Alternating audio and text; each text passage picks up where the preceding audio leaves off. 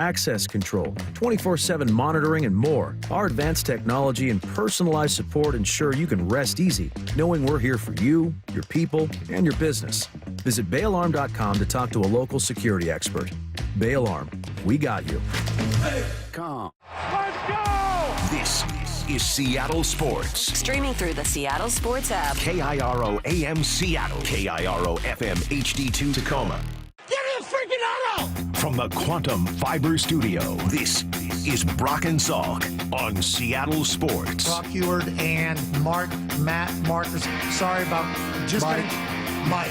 Heward, not exactly Joe Cap there in the pocket. Now here are your hosts, Brock Heward and Mike Salk. Hello, everybody. Good morning. It is the Brock and Salk Show on Seattle Sports on 710, seattlesports.com, Seattle Sports app, podcast platforms, all of them, video streams, wherever you like to find them. YouTube is a great new spot for us. Well, sort of new at this point. So you can watch the video. We're here. We're on video. I had a dream last night that I fell asleep during the show while talking. So I hope that doesn't happen to me today. There was like an extra long pause, and then I got into the control room where you guys are in the break, and you were like, what happened? I was like, I think I fell asleep mid-sentence. And you were like, yeah, it definitely paused for a moment. I was like, yeah, I don't know what happened. Everything went dark. I must have fallen asleep. But thankfully, I continued. So hopefully that doesn't happen today. I did legitimately wake up a little concerned, and I didn't want to get up. As you might imagine, today was one of those days after a dream like that where you'd really like to lay in bed, and that 4:30 alarm does not feel like something you're real interested in. But Maura, there's always something that gets you out of bed, right? Most days it's the fear of being fired or ridiculed by your peers here at work. Or made to sing. Or made to sing. Yes, exactly. Or even have to write lyrics to a song that you are co-opting for the experience. And the negative side of getting up can often be a great motivator. If you don't get up, here's what's going to happen to you. It's a cause and effect situation. But then I started thinking, I'm lying in bed and I'm like, maybe I don't feel good. Maybe I'll call in sick. I don't do that very often. Maybe I'll just call in sick today. And then, there's obviously more guilt that goes with that. Like, I'm screwing my teammates. That's not right. They'd have to do the show by themselves. And that's, I've planned it. And then after I kind of went through all of that in my head, and this is all in about 5 seconds. It's not like a long drawn out process. I realized that I had a phenomenal reason to wake up today. And that's that I'm really excited to talk to Sean McDonough. And there are a couple of guests that we have now and again. Sean is on the list that are just especially meaningful for me, and he's going to join us at 8:30. I grew up, listening to Sean call Red Sox games. He is in many ways like my Dave Niehaus growing up. Like he's the guy I associate with childhood baseball. So I love talking to Sean. Plus, he's just an incredibly interesting, informative, opinionated guy. And he's in the middle of calling the Four Nations matches, or games rather, for ESPN. I don't know why I keep calling them matches, but that's awesome. So we're going to get talking about that and everything else. And I don't know. That was my reason today for getting out of bed. So he's your, like how Lyle told you guys he grew up listening to you. Are you going to tell McDonough you grew up listening to him? I have before. I mean, he knows. He knows I grew up listening to him. And I'm just saying you guys didn't love that. No, that's true. It made you feel old. That's true. Yeah, but Sean's older than me. I mean, what are you going to do? I did grow up. He was really young then. You then. guys are older than Lyle. I know. He was really young when I was watching and listening to him on Channel 38 in Boston. But he, he's a legend. He's one of the all-time greats. So I am looking forward to chatting with Sean McDonough, and the fact that we get to do a little of everything at 8:30 with him is always fun and exciting. So everybody not everybody, almost everybody reported. Turns out Donovan Solano did not. We'll dig into that in a few minutes and need to know. I did find myself kind of looking at Solano briefly yesterday, and okay, well, what does it look like? Because he's supposed to now kind of fill the Justin Turner role, right? We spoke yesterday, and I said, well, Luke Raley, they're maybe going to ask him to do more than they did a year ago. This is going to come all the way back to Solano. And I felt like that's the vibe I had gotten from the organization, was that they maybe wanted to try to trust Raley a little more and see if he could do it against lefties, and Dan's maybe not as interested in platoons. Okay. And then I heard yesterday from other folks who were maybe more connected than I am, saying that they think that that's not going to happen, that it's still going to be more of a platoon situation there, and that Luke is still mostly just going to be playing against right-handers, with Solano filling the other side of that platoon, essentially the Justin Turner role from last year. I'm like, okay. I don't know whether that's true or not. We'll find out. I mean, it's not like this is set in stone, and obviously how these guys play and how they perform is going to matter, right? It's going to affect these decisions. But I just went and looked at Turner's productivity from last year, just while he was here. He was really, really good while he was here. I knew he was good. But when I looked at the numbers, they were better than I remembered them being. And he signs yesterday with the Cubs, right? What, $6 million plus the possibility of adding another 2 or so onto that in performance bonuses. So not huge money, more than the 3.5 that the Mariners gave to Solano, but not huge money. And it did say that he turned down bigger offers because he wanted to be a Cub. Okay. Maybe the Mariners are one of those bigger offers at some point in the offseason. And if that's the case, then both he and Carlos Santana, 2 guys who would have been brought in for the same role, would have both turned them down in order to go elsewhere for similar or less money. But I don't know what their conversations were like with Turner. But man, guy put up more than 1 win, 1.2 WAR in just 48 games. That's that's what, 3.6 over the course of a full season? That's a tremendous job, and big time numbers from Justin Turner last year. Just for record, just for reference, in his career, Donovan Solano has only 1 season at that level of production.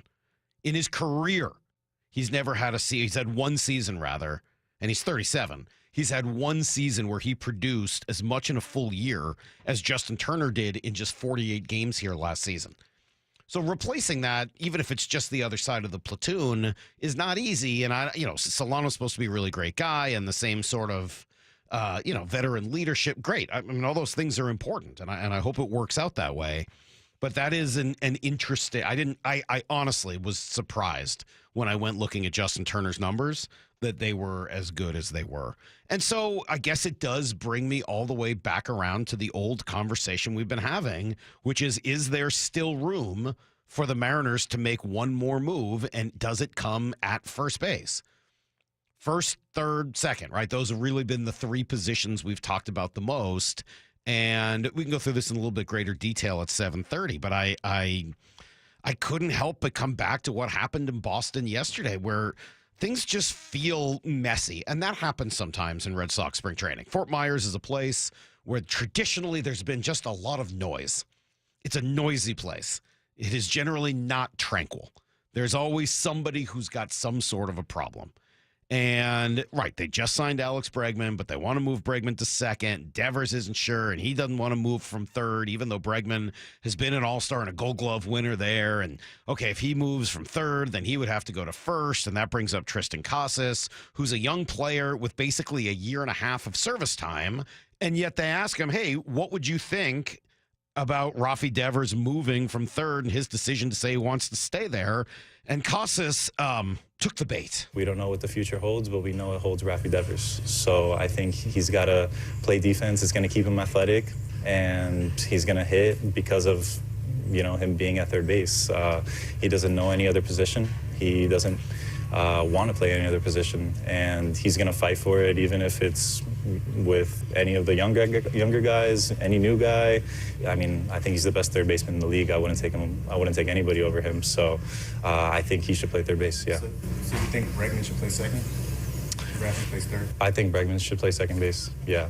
And then he goes on to thanks for the input, Tristan. I'm sure his manager's wild about that. He goes on to talk about which minor leaguers should stay in the minor leagues and how he should stay at first base. And there's a lot in there. That's just sort of the basics. And now, of course, he's being skewered around Boston by everybody in the media, who I think somewhat correctly is like, hey, man, you're a young first baseman who's done squat in the league, not the manager. How about not taking the manager's job and just doing your own job at first base? All right, so does all of this a long way of saying, does Tristan Casas become available again? And if he is, do the Mariners put aside the fact that they say that he wouldn't be a good fit for this ballpark and think about trading for him? Especially if the Red Sox become interested in getting rid of him because they don't want to deal with the noise. The noise there might not be the same as the noise here. We could use a little noise here in Seattle. We could use a little of that, charisma and charm, et cetera, in a way that I'm not sure they truly need in Boston. You look like you want to say something, Lyle.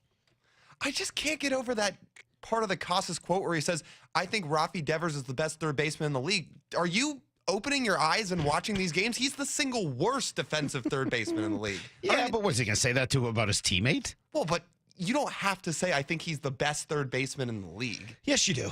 Yeah, I got no problems with that. What I don't think makes any sense is saying it at the expense of your new teammate, Alex Bregman. I got no problem with anybody backing the guy in their team, even if they sound ridiculous. I got no problems with that.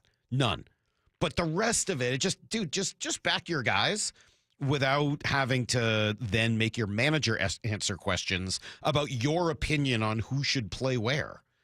Whatever. The point of the matter is, if it makes him available and maybe available for less than he would have been before, do you go and try to find a way to bring him here? He's not even eligible for arbitration until next season. You have 4 seasons of club control for a guy with mammoth power who can really hit. I don't know why his WAR numbers are as low as they are, but looking at just the offensive numbers, they're pretty phenomenal.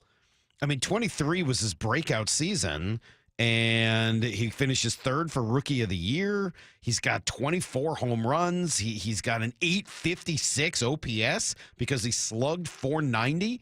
And if you want to say, all right, that's just Fenway, all right, fine, Fenway helps. But a 129 OPS plus takes that into account and says that he's 29% better than the average hitter. Like, that guy's pretty good. All right, he doesn't run. Fine, he's going to play first base for you. But he hits, and he hits for a whole lot of power. Maybe some of those doubles go away here at this park, but 24 home runs. And by the way, he's only going to be 25 this year with 4 years of club control.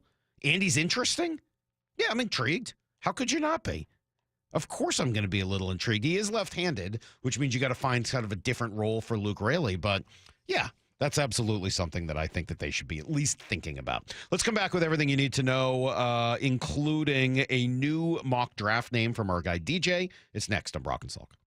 Seattle Sports, your home for Bump and Stacy. The Mariners win the AL West if what? There is a longing for a good team that I have, that everyone from around here has, that creates a lot of emotions. Simultaneously, I want to feel excited about this season. Yes. I want to see a path. The Mariners win the American League West if Julio Rodriguez reaches his fullest potential. I think if Julio Rodriguez is the MVP candidate that we all know that he has inside of himself. Streaming live on the Seattle Sports app.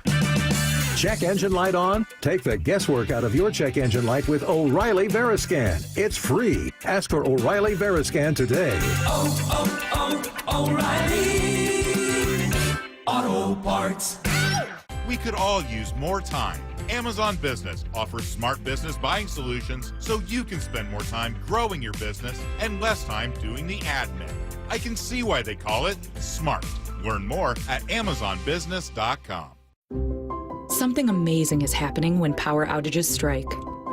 Teams are powering through them. That's because CDW Solutions architects are building more resilient IT and electrical infrastructures with Schneider Electric.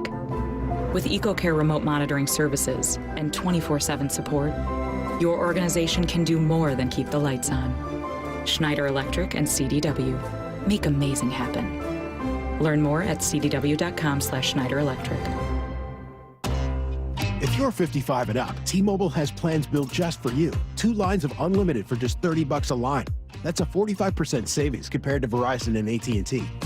But don't just take our word for it. It's not just the savings that are great with our T-Mobile plan. There's all this value from all these other things that T-Mobile offers. T-Mobile has been such a savings for us. We love it. Switch today and get 2 free 5G phones like the Motorola Edge with Turbo Power charging that gives you power for the day in just 15 minutes. And customers 55 and up can get 2 lines of talk, text, and data for only $30 a line. Go to T-Mobile.com/choice55 to learn more. With AutoPay plus taxes and fees, plus $5 per line without AutoPay. Debit or bank account required. 45% off 2 lines versus AT&T Starter and Verizon Welcome. Plan benefits vary. Motorola Edge on us with 24 monthly bill credits and new line for well-qualified customers, plus tax and $35 per line connection charge based on usage and configuration. Discover LeMay, America's car museum in Tacoma. Explore 300 world-class cars, 100 years of history, and a Shinka exhibit with 50 iconic Japanese sports cars. Thrilling race simulators and fun for the whole family. Visit americascarmuseum.org. Safety comes first. When money is tight, Buc-ee's has you covered with available financing. For oil changes, wiper blades, brakes, tire rotation, tune-ups, and factory maintenance, it's Buc-ee's Complete Auto. No appointment necessary and financing's available. Check Buc-ee's.com for the location near you. There are some things you wouldn't mind being stuck with, like a large unexpected inheritance. An always on the verge of death phone that has to be plugged in just right so it charges is not one of those things. Switch to Verizon and we'll pay off your old phone. Up to $800 via prepaid MasterCard so you can get a new one. Just trade in any phone from our top brands on any unlimited plan. With new line on my plan. Additional terms apply for trade-in and pay off your phone offer. See Verizon.com for details. Michelle Smallman here. Dreaming of seeing your team draft their next superstar? Travel Wisconsin is sending 10 lucky fans and a guest to the draft in Green Bay, Wisconsin. Witness unforgettable moments and make memories that will last a lifetime. Don't miss out. Enter Travel Wisconsin's Dream Draft Sweepstakes. Visit travelwisconsin.com/draft to learn how you can win a trip to experience the biggest moment of the offseason. Epic moments that become lifelong memories are waiting to be discovered across Wisconsin. Terms and conditions apply. The John Schneider Show. Every Thursday until draft day on Wyman and Bob. Listen live Thursdays at 4 p.m. or watch the interviews on the Seattle Sports YouTube page. Start the year fresh with Washington Energy's New Year, New Home Sales event. Upgrade and save 15% on energy-efficient Bryant heating systems for your home. Keep cozy and safe this winter storm season with 15% off Honeywell whole home generators. Prepare for spring with 15% off beautiful Anderson windows and reliable Simonton doors. All on sale now for a limited time. It's the New Year, New Home Sales event with Washington Energy Services, bringing good energy to your home. It's Comedy Night at Emerald Queen Casino Event Center, Sunday, May 4th, with Michael Blaustein. My gym costs $9 a month. Guys, I go to the gym for the same price as an airport muffin. Tickets at emeraldqueen.com. So, I'm obviously single. Don't miss this hilarious high-energy show. Michael Blaustein, May 4th at Emerald Queen Casino, the entertainment capital of the Northwest. 21 and older. Need gambling help? Call 800-547-6133 or visit emeraldqueen.com. Steamers get stolen. A steamer is a car running unoccupied to warm up or stay warm during cold temperatures. Every winter, Washington State sees an uptick in auto theft, and a major reason is steamers. So do not leave your car running unoccupied. You won't see it again. Share this information with friends and family. Prevent the theft and keep you and your vehicle safe. Don't get caught with your car running. These tips are brought to you by the Washington Auto Theft Prevention Authority. You've heard the saying, you never get a second chance to make a first impression. Since 1926, my family's been helping local businesses make great first, second, and long-term impressions. We know how to make your company look good with quality uniforms, logoed apparel, floor mats, linens, and more. If you're paying for linen service or doing it yourself, let's have the conversation. The information and quote are free, but the savings and service can really add up. Visit suplinen.com. Superior Linen Service. It's what we do. Need to know. 15 minutes past every hour with Brock and Salk. Here's what you need to know. Up first. Well, after all the good news from the first couple days of spring, the Mariners did have a small challenge to work through. Donovan Solano's not yet arrived, having visa issues, which aren't uncommon heading into spring, but do seem a little bit rare for a 37-year-old veteran of 11 big league seasons. We'll see if that gets taken care of. By all accounts, should be by the end of the week. Julio Rodriguez spoke with the media yesterday, and he's excited about the way the team looks. Really excited. You know, like the beginning of the year it is what it is, you know. But I feel like I definitely took with me, like, the last 6 weeks, what we did as a team, what we did as an organization, and everything, you know, just kind of how we continue to push forward. We were right there again, so I definitely took those last 6 weeks with me into my off season and kind of try to carry into this year. I think we have a really talented group. You know, maybe a lot of people don't want to see it like that, but like that's kind of their opinion, and like I don't really care about that. And I just think that this group has what it takes, and I feel like, you know, I think that's something that we just, you know, continue to be focused, continue to be fighting as a team. And I think that's the only way that we're going to get through. Yeah, he went on to say that he liked that everyone was back together and that there's just a natural sense of familiarity. And I'm sure all of those things are true. Look, whether he wishes that they had been more active in the offseason or not, the fact that their best player and one of their leaders of this clubhouse does not come out and say, you know, complain like we've seen before, not from him, but from others, that's good news. You can debate whether or not you think that they should have done more, or if he really behind it all thinks that, but he's not saying it publicly. He's bought in to what the organization is doing, and that's definitely a good sign for the start of spring. Here's the second thing you need to know. Mock draft 2.0, according to our guy, Daniel Jeremiah. He's got the team going with a big fella. Seattle dressed the interior of the offensive line. I wish Gray Zabel could clone himself, but he takes care of one of those positions. Somewhere up there. Yeah, it's a big one for him. All right, he is Gray Zabel out of North Dakota State. So in this version, if you remember, DJ had Kenneth Grant for the Seahawks in mock draft 1.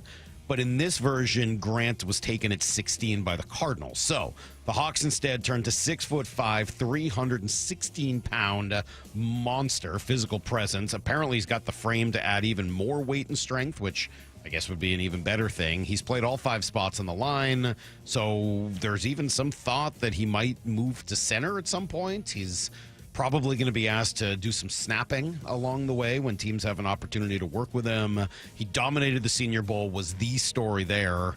So that's a name that I'm sure we're going to hear quite often. I like what DJ said. Could they clone him and maybe make a couple versions of him, one for each spot that they need in the interior of that line? Here's the third thing you need to know.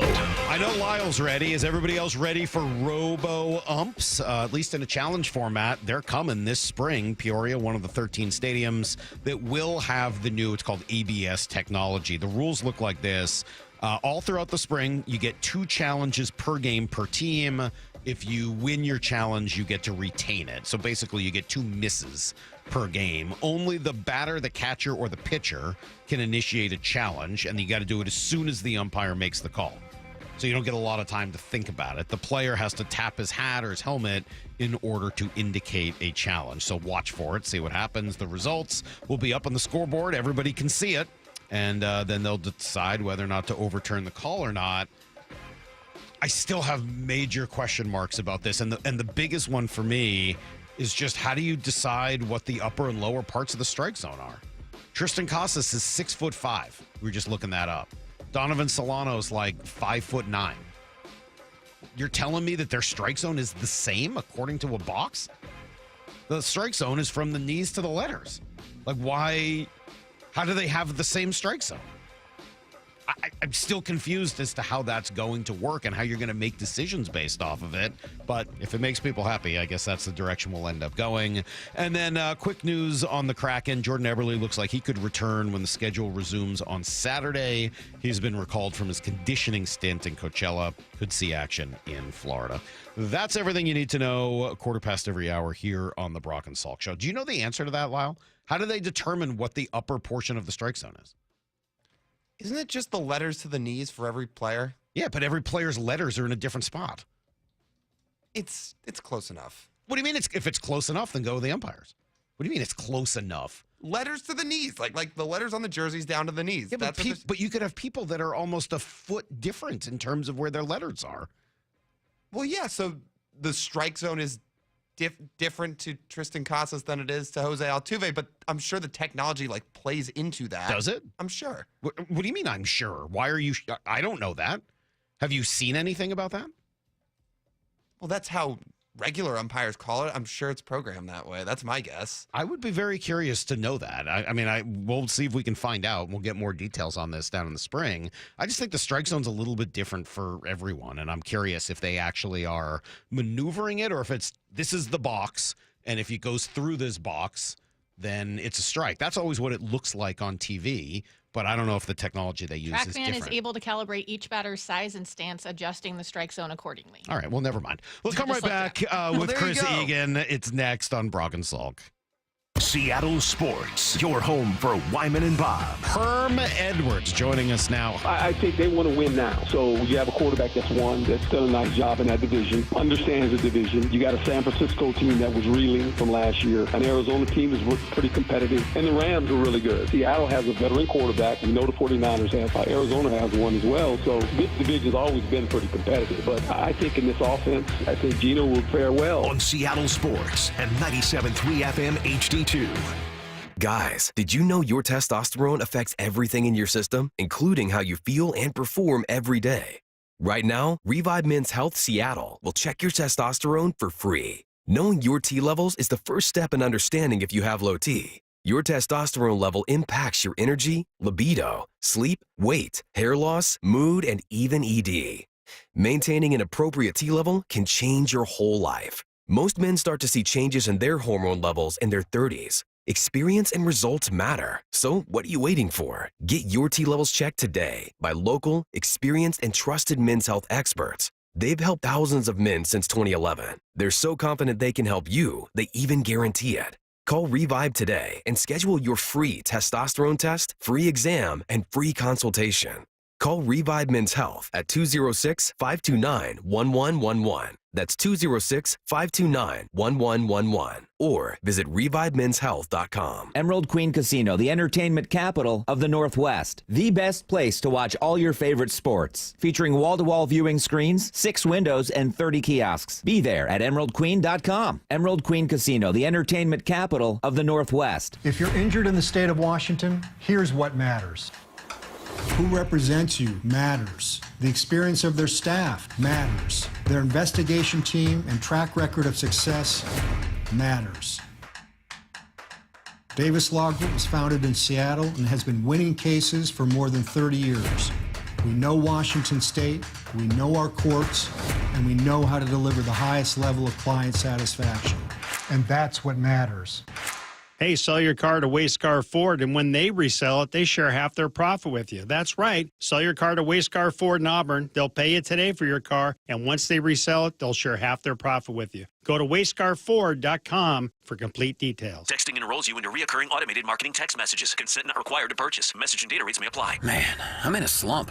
My energy took a nosedive out of nowhere, and I just don't have the motivation to get things done. You're over 40. Could be lower testosterone. Have you tried Nugenix Total T? Nugenix, the testosterone booster on TV? That's right. Look, I felt the same plunge in my energy after I turned 40, so I tried out Nugenix to see if it would help me. Did Nugenix make a difference for you? Night and day. My stamina's way up now. I'm building lean muscle at the gym. I'm totally back on my game. And you could be too. Just send a text to Nugenix. They'll send you a complimentary bottle so you can try it for yourself. Text ROCK to 321-321 right now for your complimentary bottle of Nugenix Total T. It's the #1 selling testosterone boosting brand at GNC and Walmart. Do it now and they'll also send you a bottle of Nugenix Thermo X, their newest, most powerful fat burner ever, absolutely free. Text ROCK to 321-321. That's ROCK to 321-321. These statements have not been evaluated by the FDA. This product is not intended to diagnose, treat, cure, or prevent any disease. Bonneville International radio station contests are open to participants 18 years of age or older that are residents of Washington State unless otherwise specified. Employees or agents of the station, Bonneville International Corporation, other area radio stations, or any entity associated with the contests are not eligible to win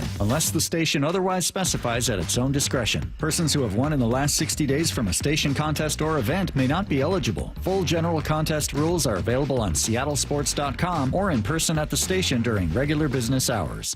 Seattle Sports is heading to Arizona for spring training baseball. Go behind the scenes with Brock and Salk all next week from 6 to 10 on Seattle Sports. It's time to go all in at Toyota of Kirkland. All in on their commitment to quality, innovation, and durability that makes Toyota of Kirkland certified pre-owned and used vehicles the best in the market. When a product is made better, it lasts longer, and Toyota of Kirkland is the place to be to go all in on your next used vehicle for that reason. With a large inventory of certified pre-owned and used vehicles with incredible savings, why not visit their wonderful staff and beautiful showroom today at Toyota of Kirkland or online at toyotaofkirkland.com and go all in on your next car. You know, someone asked me the other day, do you know how many devices the average home has connected to their Wi-Fi network? It's way more than I thought. So I actually went home and counted how many connected devices I own. It's more than a dozen. All to keep me connected to the good stuff. Streaming, gaming, all the interneting, you name it. Xfinity knows that the number of devices we have connected to our internet is growing by the year. And that's why they engineered their gateways to handle hundreds of connected devices. Hundreds, for real. And now through March 18th, get Xfinity Gig Internet for $25 a month for a year with no annual contract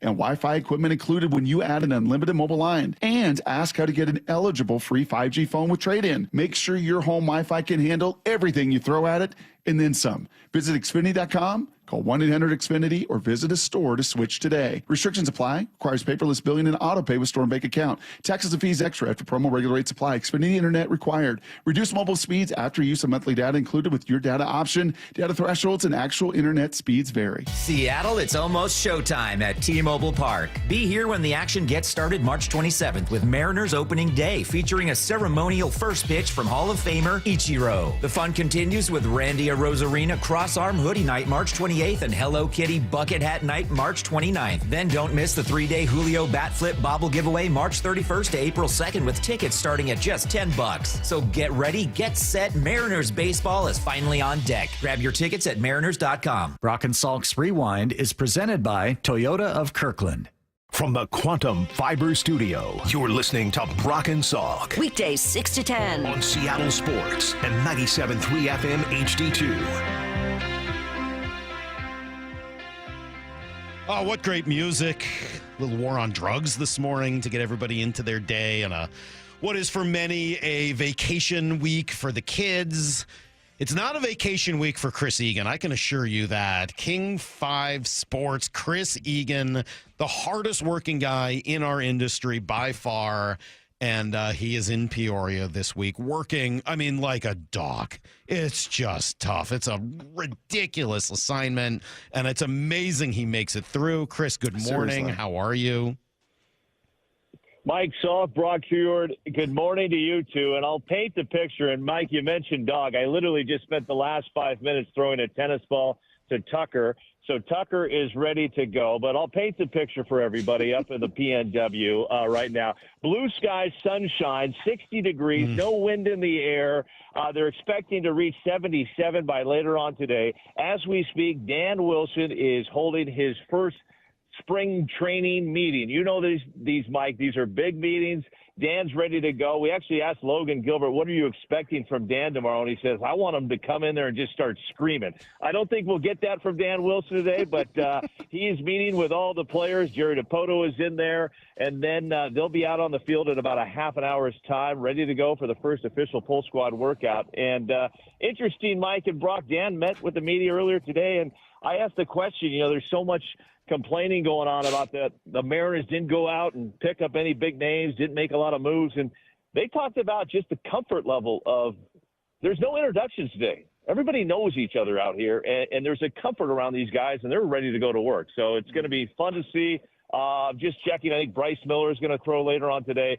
But Brock and Mike, the big news yesterday, Matt Brash throwing fastballs yesterday. So good stuff there. Why are you treating us like we're news anchors? We're not news anchors. We're just radio hosts. We're not reading off a prompter. Formality. No, I like it.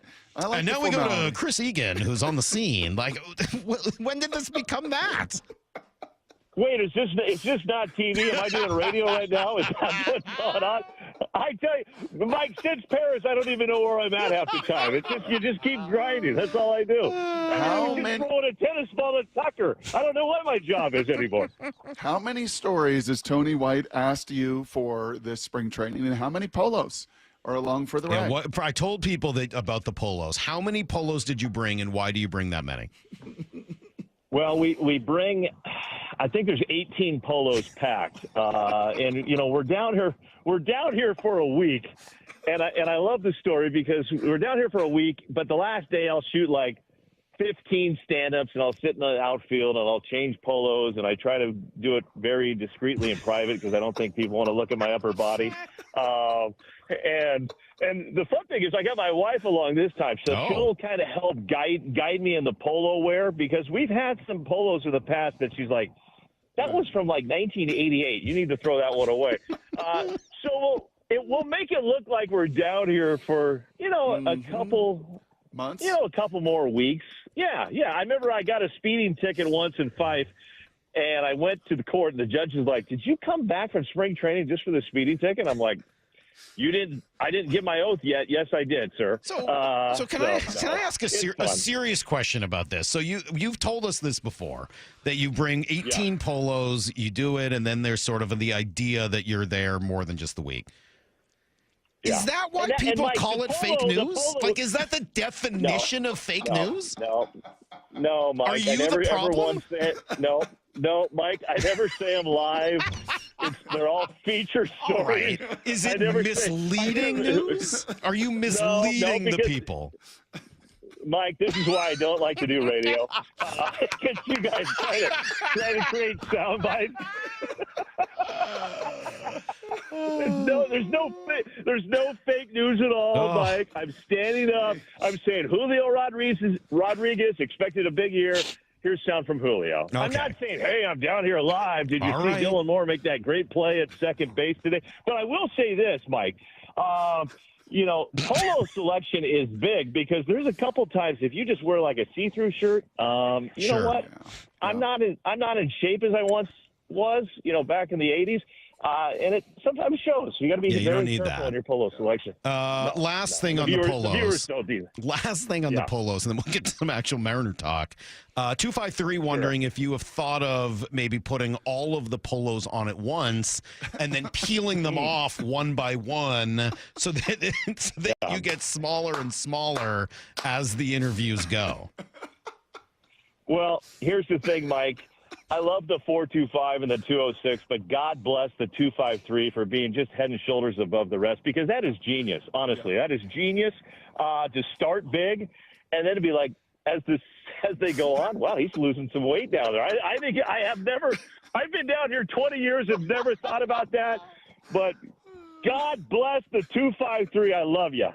That's why I'm from there. That's why I represent the 253, because there's just some geniuses out there. And I'm going to start that move maybe tonight. My head hurts from laughing. I know it's early, Egan. It's early in camp. As you mentioned, Dan's having his full first presser with the media, which he'll do kind of on a daily basis now. But any sense, because you've been down there so many times and you covered Scott Service's last, 9 spring trainings, any sense of something different? Kind of like Pete to Mike McDonald. I know it's early, but any sense of something different from Scott to now Dan Wilson full-time? Well, I think we saw a little bit in September and how they played then. Mm-hmm. And I think they're just hoping to carry that momentum, with Seitzer and Edgar Martinez, working the hitters right now. I think there is obviously a sense of frustration from all the guys we've talked to already about missing the playoffs 2 years in a row by one game, and you can't go back. You only can go forward, but there's just a sense of we have to battle every single night, and it has to start right out of the gates. And so, why didn't they have that mentality last year, the year before? I don't know. Like I said, you can't go back, and all you can do is move forward. But I think this is definitely a manager they're excited to play for.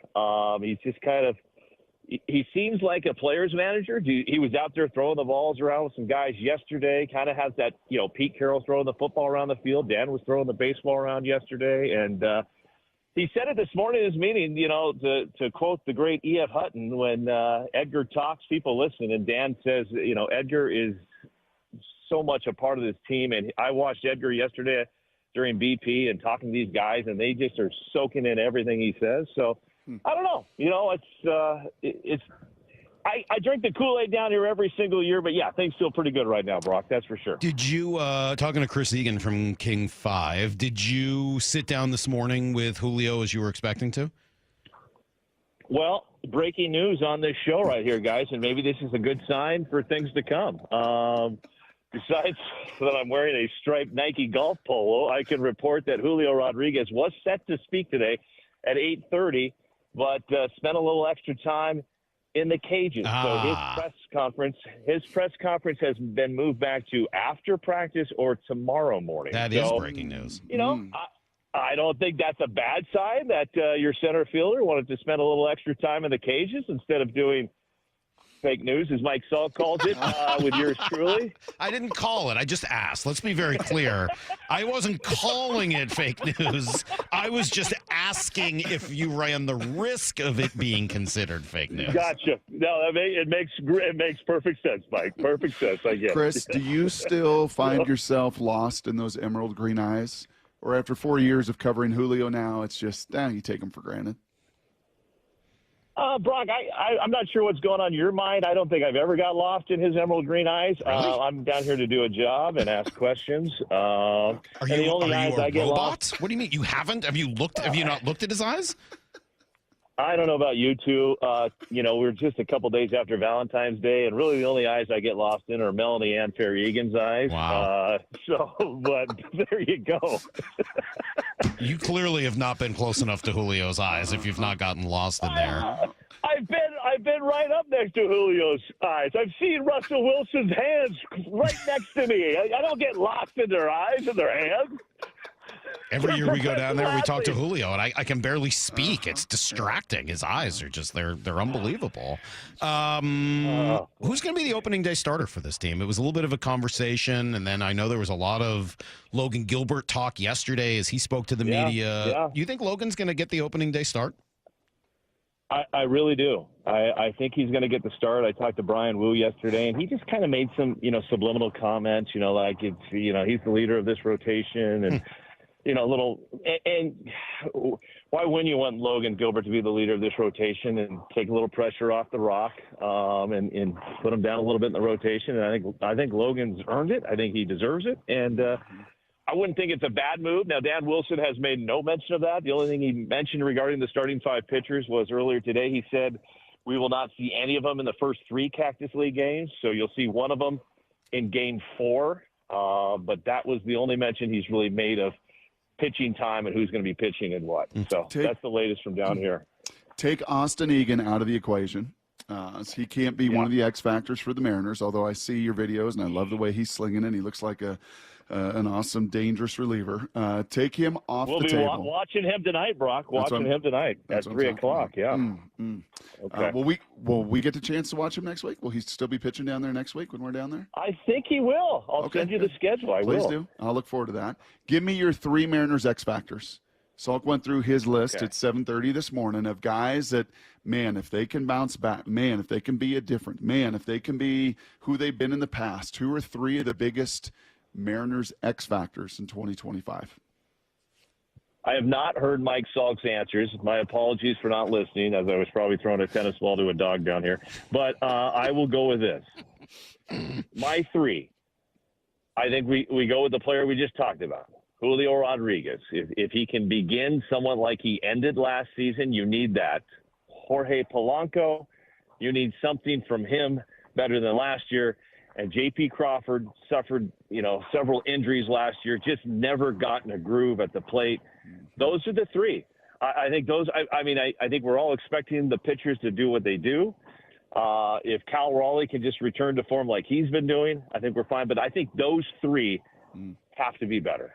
I think you could look at 8 players last year that bottomed out, and if we're truly thinking that all 8 are going to bottom out again, then I just don't see it happening. But those are the 3 I think you really need to have better numbers than last season. Yeah, we didn't see it that differently. I didn't have Polanco, and to be fair, I said Julio was in his own category, so it was my 3 after Julio because Julio he's everything, right? Really the rest of it you can kind of all throw out. If Julio's not great, then it doesn't really matter that much. He's the guy that makes this work. My 3 after Julio were Arozarena, Crawford, and I said Luke Raley. Polanco's not a bad. Certainly, it makes sense. I don't know whether I see that as like a likely big time bounce back, all of that. I'm just pretty nervous about that one. But Luke Raley showed signs of breaking out last year. Randy Arozarena was their biggest addition, and he's one of the highest paid guys in this team. And we honestly have not talked that much about him. You're getting a full season of Randy Arozarena. In theory, that should make a pretty big difference. And he came in blonde, Chris? Do I understand that? He came in blonde? Yeah, somewhat blonde. I'd kind of go back, Brock, to a Demolition Man haircut. Is kind of what it looked like a little bit from a distance, so nothing wrong with that. We asked Dan Wilson about it, and he said, I love the haircut. Ryan Divish didn't think it was great, but I didn't think it looked bad. To Mike's point, I chatted with Luke Raley yesterday, and I'm with you there, Mike, on that 100%. And the thing that makes me feel better was just I asked him about that comfort level. And last year, he was a new kid on campus here. And he says it was tough to kind of show the type of player he was. And this year, I think this is a guy that just he is heart, he is hustle. He'll lay down a bunt. It doesn't matter what it takes to get the guys on base. And I think you're going to see a more fired up Luke Raley this year that's not afraid to show that, because I think last year it just took him some time to like kind of know his place with his organization. And he's coming into this camp that, you know, he's been here. This is family. I know these guys and I'm not afraid. So I think that's a great call on Raley, and I expect him to be a really big part of this organization. Although I did ask him about first base and outfield, and he says, well, I kind of miss outfield a little bit. So, you know, so we'll see what he does at first. The great Chris Egan, my last question for you, from the 206 to the 425 to the 253 to the 509 to all of them that are going to venture down there to Peoria. Wow. What are some musts? What are some must-see, must-experience down in, as a veteran as you are, of spring training after all these decades? What are some musts from all of those that will venture down from the great PNW to Peoria? Okay, I'm gonna keep this really simple for everybody. Everybody likes to go online and get the fancy tickets behind home plate, first base line, third base line. Scrap it. Maybe do that once. Get the blanket, get out on the grass. The sun is shining. Grab a couple beers, drink so much that you almost pass out, you know, with the family out there, and you're just soaking in America. I mean, you're just soaking in America out there in center field. I mean, I think it was one of the best spring training games. We took the family down. The kids are running around. I don't even know where they're at. I think I had 3 beers and passed out in center field. I don't even remember if I got past the 5th inning, but my wife says incredible family moment. So can't go wrong there. Make sure you put some sunscreen on, Brock, right away. I've already got burnt. You know, that sun's stronger than it is. I remember my mom telling me about that. Yeah, but no, it's fun. Just soak it in. And Brock's going to love this, Mike. And I tell you, you guys are going to spend a whole day.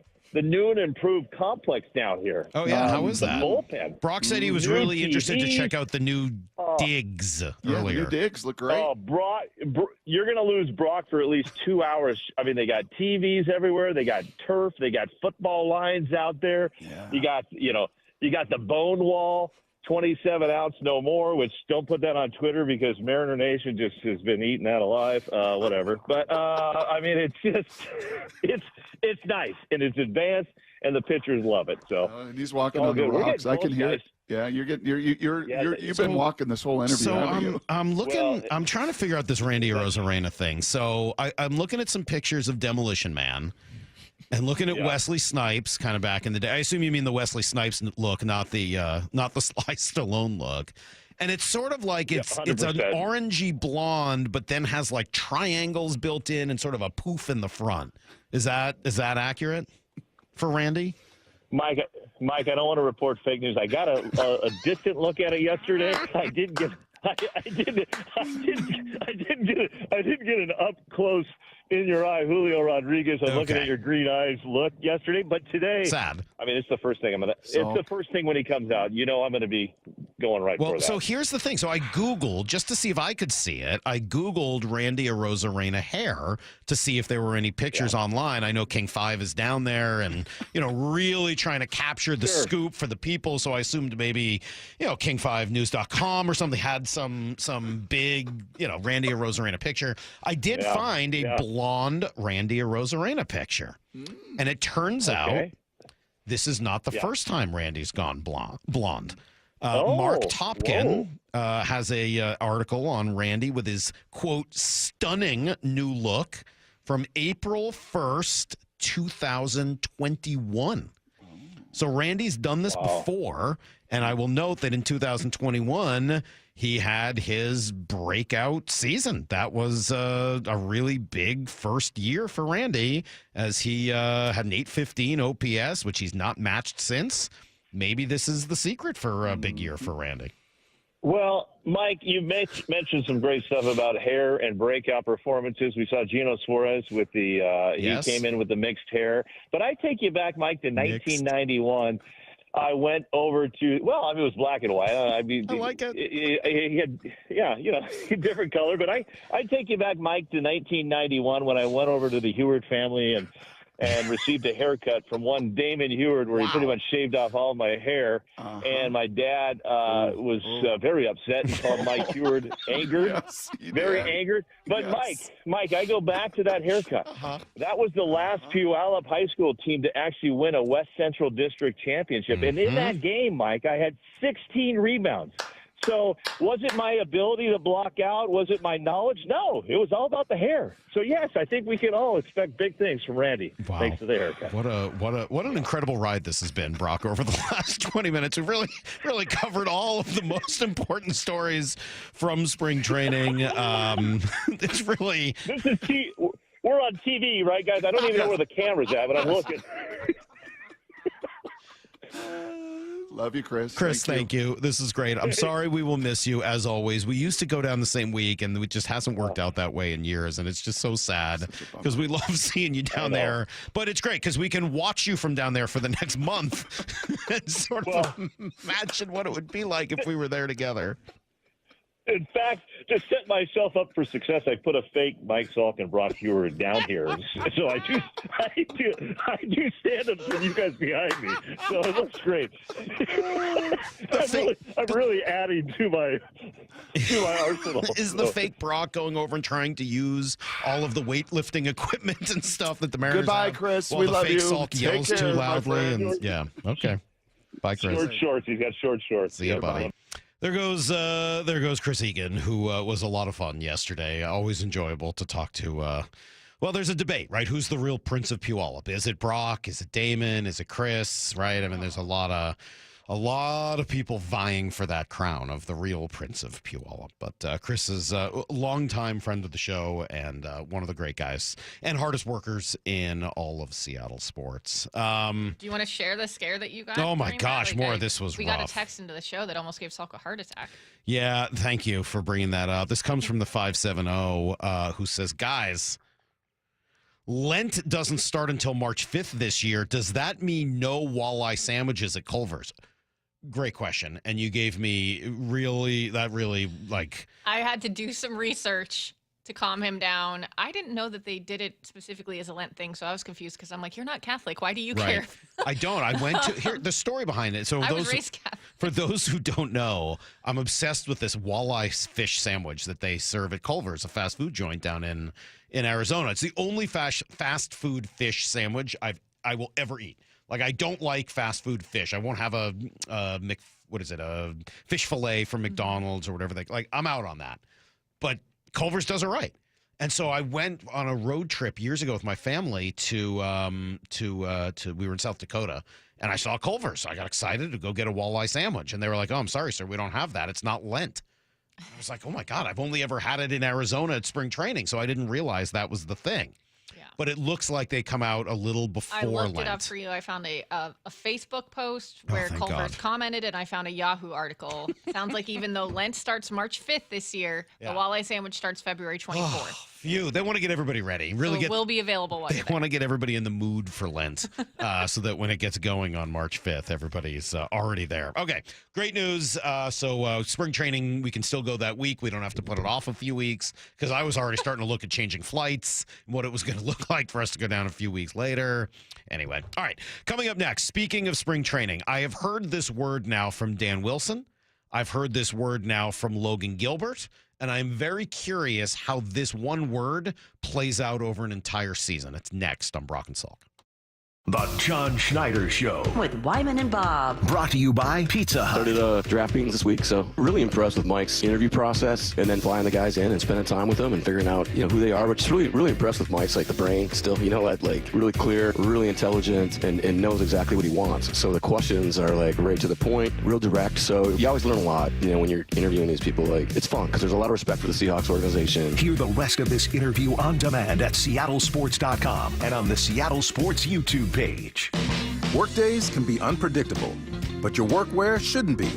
With the Cintas Apparel Plus program, you'll have freshly laundered garments for everyone on your team delivered every week. Cintas has workwear for just about any job imaginable, with high-performance fabrics and an uncompromising fit that stretches and moves with you. Don't leave looking and feeling good to chance. Visit Cintas.com. Oh, I'm ready! And get ready for the workday. Hi, welcome to Staples. Hi, I hear Staples can print it all for my business. Oh, if you can think it, Staples can print it, and will beat any print quote. Oh, great. I'm thinking new brochures and yard signs. No problem. I'm thinking calendars, t-shirts, and pens. Totally. I'm thinking Staples is the place for printing. I thought you might think that. Right now at Staples, get up to $250 off your print purchase. Ends 4/5 exclusions apply. Visit staples.com/print for offer details. Price match guarantee valid in store and staples.com/print. Visit staples.com/price match for details. Workdays can be unpredictable, but your workwear shouldn't be. With the Cintas Apparel Plus program, you'll have freshly laundered garments for everyone on your team delivered every week.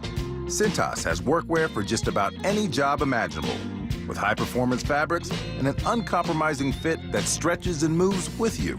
Don't leave looking and feeling good to chance. Visit Cintas.com. Oh, I'm ready! And get ready for the workday.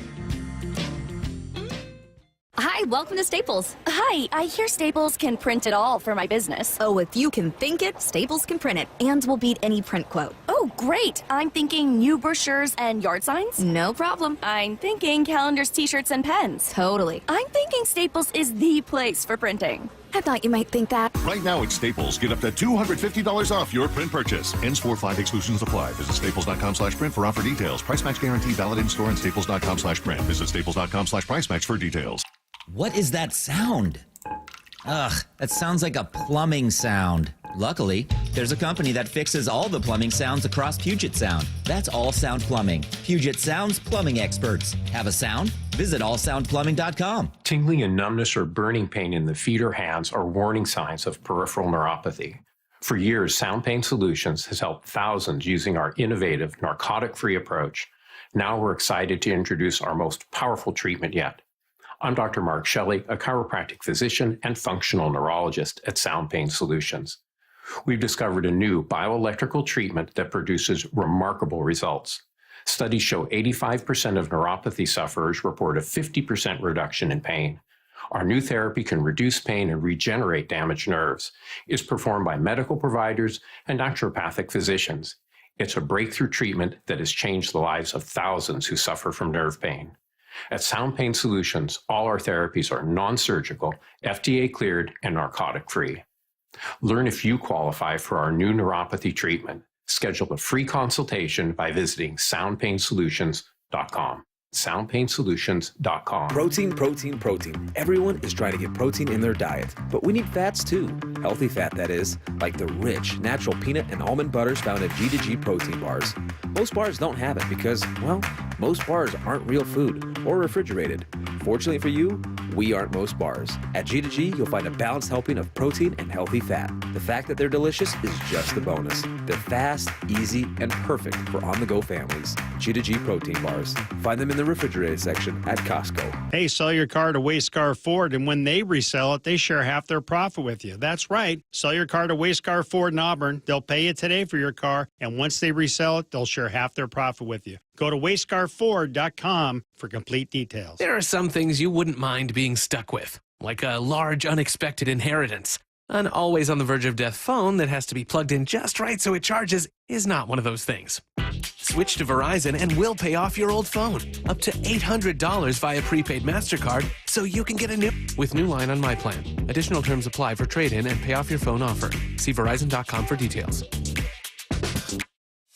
If you love to travel, Capital One has a rewards credit card that's perfect for you. With the Capital One Venture X card, you earn unlimited double miles on everything you buy. Plus, you get premium benefits at a collection of luxury hotels when you book on Capital One Travel. And with Venture X, you get access to over 1,000 airport lounges worldwide. Open up a world of travel possibilities with the Capital One Venture X card. What's in your wallet? Terms apply. Lounge access is subject to change. See CapitalOne.com for details. Let's go! This is Seattle Sports. Streaming through the Seattle Sports app. KIRO AM Seattle. KIRO FM HD2 Tacoma. Home of the Seahawks, Mariners, and everything Seattle sports. This hour of the Brock and Salk Show is powered by Star Rentals, preferred supplier to the West's best contractors. Get me a freaking auto! From the Quantum Fiber Studio, this is Brock and Salk on Seattle Sports. Brock Ewert is my hero. Jay Buhner just punched me in the kidney. We're going to excuse you on the interview. Doesn't really work that way, Sherm. This is a show that has my name on it. It kind of does, though. Now here are your hosts, Brock Ewert and Mike Salk. Hello! Brock, what do you like to say about when coaches repeat themselves?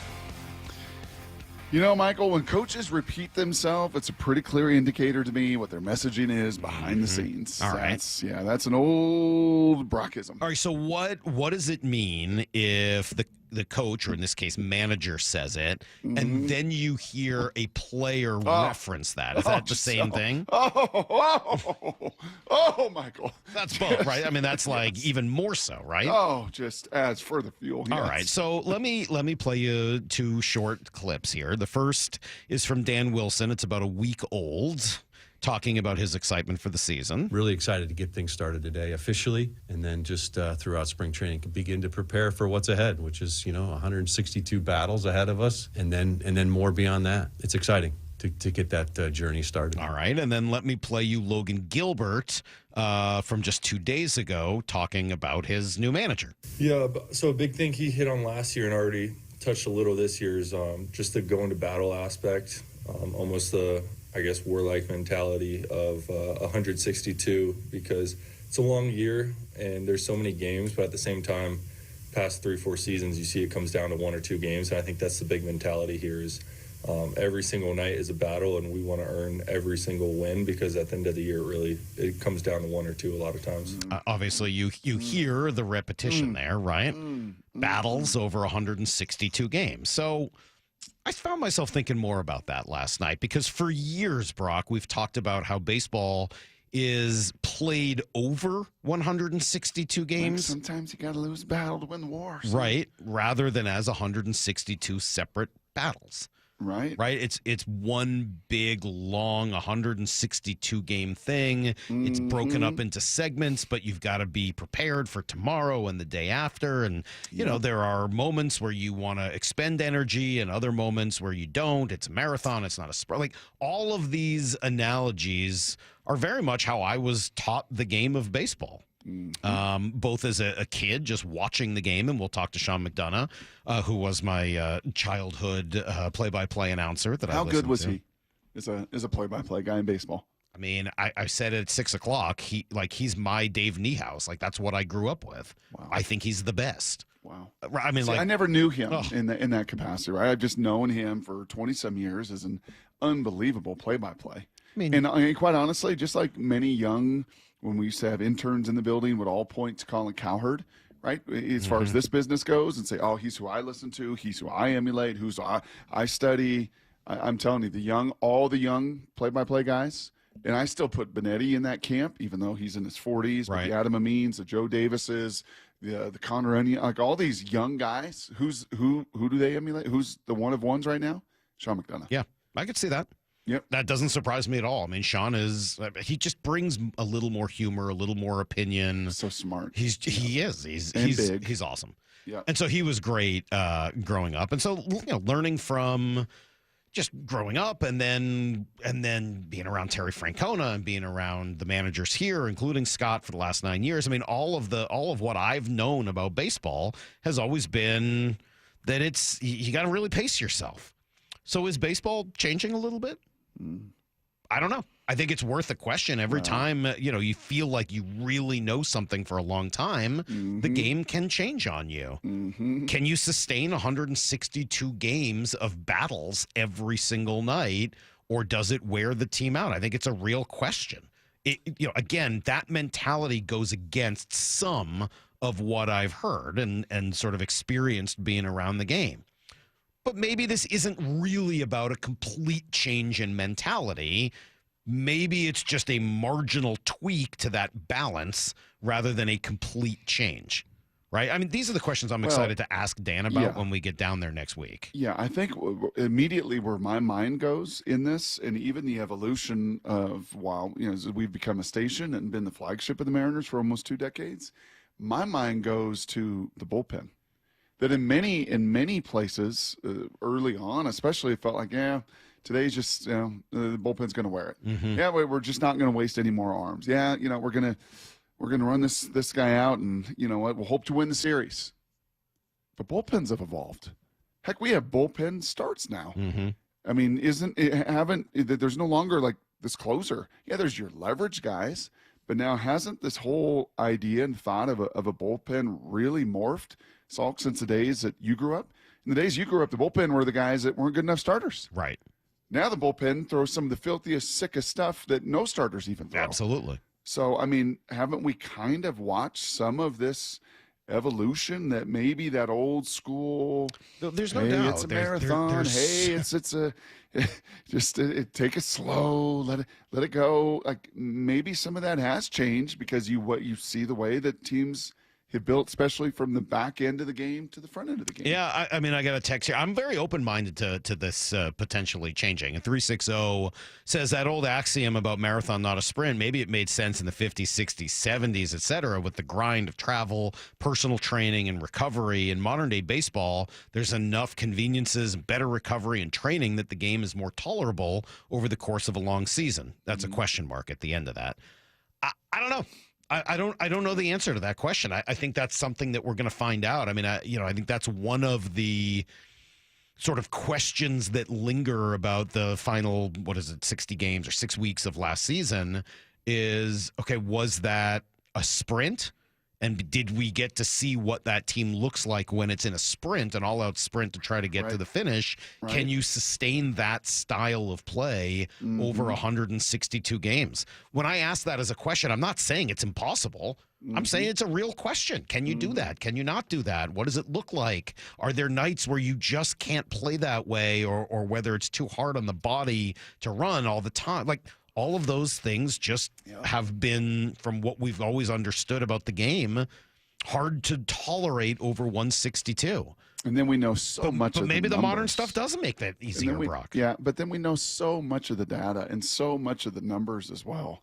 And I remember talking to Scott last year before the start. I think it was either the start of the Tiger series or one of those series, and just looking the way that his mind kind of laid out that series and the next series. And it's like, well, when Scoople's up there, like that's going to be the odds tell you. Like, I mean, the number's pretty clear. Like, we got to get this one. So when you're not facing Scoople and you may be facing the lesser guy, are you going to expend more, as you say, quote unquote, energy? But it's more of your resources, your leverage guys, your high end bullpen guys, to make sure you get that win, because the next day against that dude, the numbers tell you and the odds tell you that battle is going to be very, very difficult to win. I got a text here from the 509. It says, hey, this is a really interesting topic about the 162.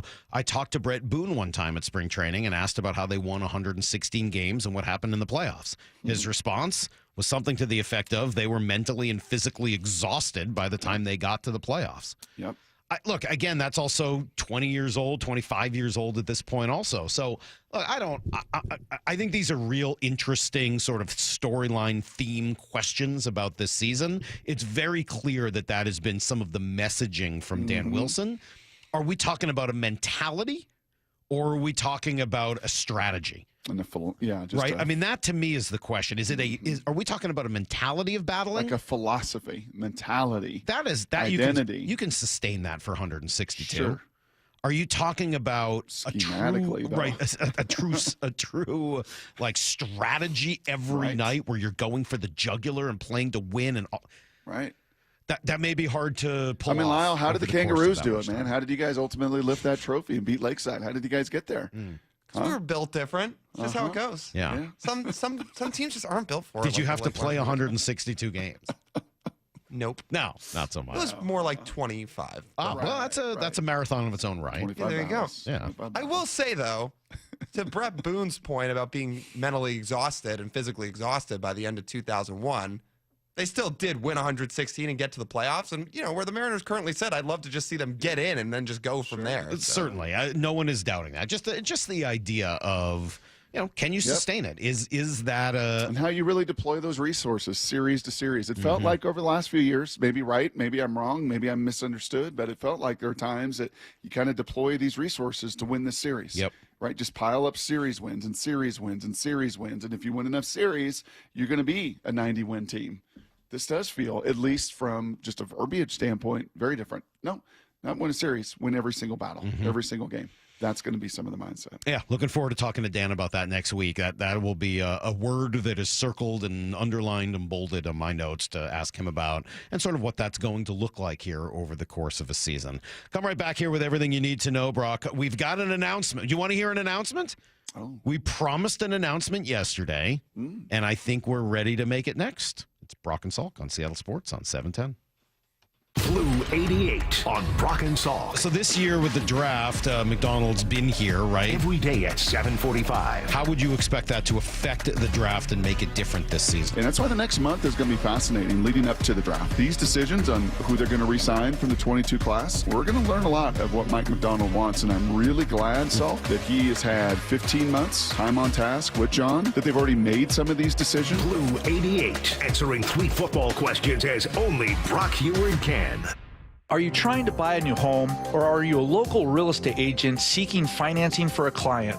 We're all tired of dealing with banks, credit unions, and endless guidelines. Wouldn't it be nice to go back in time when we had common sense lending? Hi, I'm Scott Riereka, CEO of Legacy Group Capital based in Bellevue. We are one of the largest local private portfolio lenders in Washington. We've helped thousands of home buyers and real estate investors reach their financial goals by leveraging the Legacy Common Sense borrowing platform. What that means is we lend our own money, we make our own decisions. If your deal makes sense, we'll get it done. Whether you're purchasing a new piece of real estate or refinancing an existing loan, bridge loans, construction, or regular home loan, it doesn't have to be as difficult as banks and lenders make it. If you're trying to grow wealth through real estate acquisition, come talk to the experts in private lending. Call 425-635-4700 or LegacyG.com. Legacy Group Capital, your common sense lender. LegacyG.com. Diabetes, high blood pressure, anxiety meds, everyone's on them. If you're a 50-year-old male, maybe a bit porky, and you may even have type 2 diabetes, $1 million of term insurance may only cost you about $200 a month. Call Term Provider. Speak with Big Lou at 800-777-1225. Big Lou will find a term life policy for you even if you have type 2 diabetes, are overweight, or have high blood pressure. Term Provider has helped thousands of people like you who think they can't afford term life insurance. To buy $1 million of affordable term life for you, all you need to do is call Big Lou at 800-777-1225. Lou will make sure the scales are tipped in your favor. Call 800-777-1225. Big Lou will answer your call and work to fit you into a term life policy that you can afford. Remember, Big Lou's like you. He's on meds too. Call 800-777-1225. 800-777-1225 or biglou.com. Endless hours of research, seeking referrals, dozens of calls. Hiring the right attorney can be a challenging process during an already difficult time. J.P. Pendergast with Pendergast Law explains. In Washington State, Tom, there are thousands of attorneys to choose from. Referrals and online research can be helpful, but discovering the right attorney requires a conversation. It can be hard to identify integrity and authenticity without that interaction. So, what do you recommend? We encourage anyone looking for personal injury representation to call for a free consultation with our team before making a decision simply based on referrals or online research. Accident victims need an attorney that listens, demonstrates honesty, and is genuinely understanding of their unique circumstances. The care, attention, and preparation that our firm provides throughout the case mirrors the effort involved when taking on the insurance companies. Save time and avoid mistakes after an injury. Contact the caring and compassionate team at Pendergast Law. If you or a loved one has been injured in a car accident, call Pendergast Law. we can help. It's Comedy Night at Emerald Queen Casino Event Center. Sunday, May 4th with Michael Blaustein. My gym costs $9 a month. Guys, I go to the gym for the same price as an airport muffin. Tickets at emeraldqueen.com. So, I'm obviously single. Don't miss this hilarious high-energy show. Michael Blaustein, May 4th at Emerald Queen Casino, the entertainment capital of the Northwest. 21 and older. Need gambling help? Call 800-547-6133 or visit emeraldqueen.com. We are Seattle Sports, the home of the Seahawks, Mariners, and everything Seattle sports. Watch your favorite show live at seattlesports.com. Bring on the sunshine with a trip to see your Seattle Mariners. Come to sunny and warm Peoria, Arizona for another great year of spring training baseball. There's no better time to wind up at the Peoria Sports Complex where you can see all your favorite Mariners up close. Spring training in Peoria has plenty of sunshine, warm temperatures, and the best seats in baseball. It's family fun for all ages. Book your trip today. Support your Seattle Mariners in Arizona for another exciting spring training season. Get your tickets at peoriabaseball.com. 1877 Cars for Kids. KARS Cars for Kids. 1877 Cars for Kids. Donate your car today. Donate today at carsforkids.org. That's cars with a K. Your car can be picked up as soon as the next day. Receive a tax deduction and vacation voucher. 1877 Cars for Kids. Donate your car today. Now accepting donations of land, homes, buildings, or any kind of real estate. The LJ way is the Lee Johnson Auto Family. Hello, hello. Welcome to Lee Johnson Auto Family. This is King. This organization's a special one. They call it the Lee Johnson Auto Family, and it's not just a name, it's not just some cliche.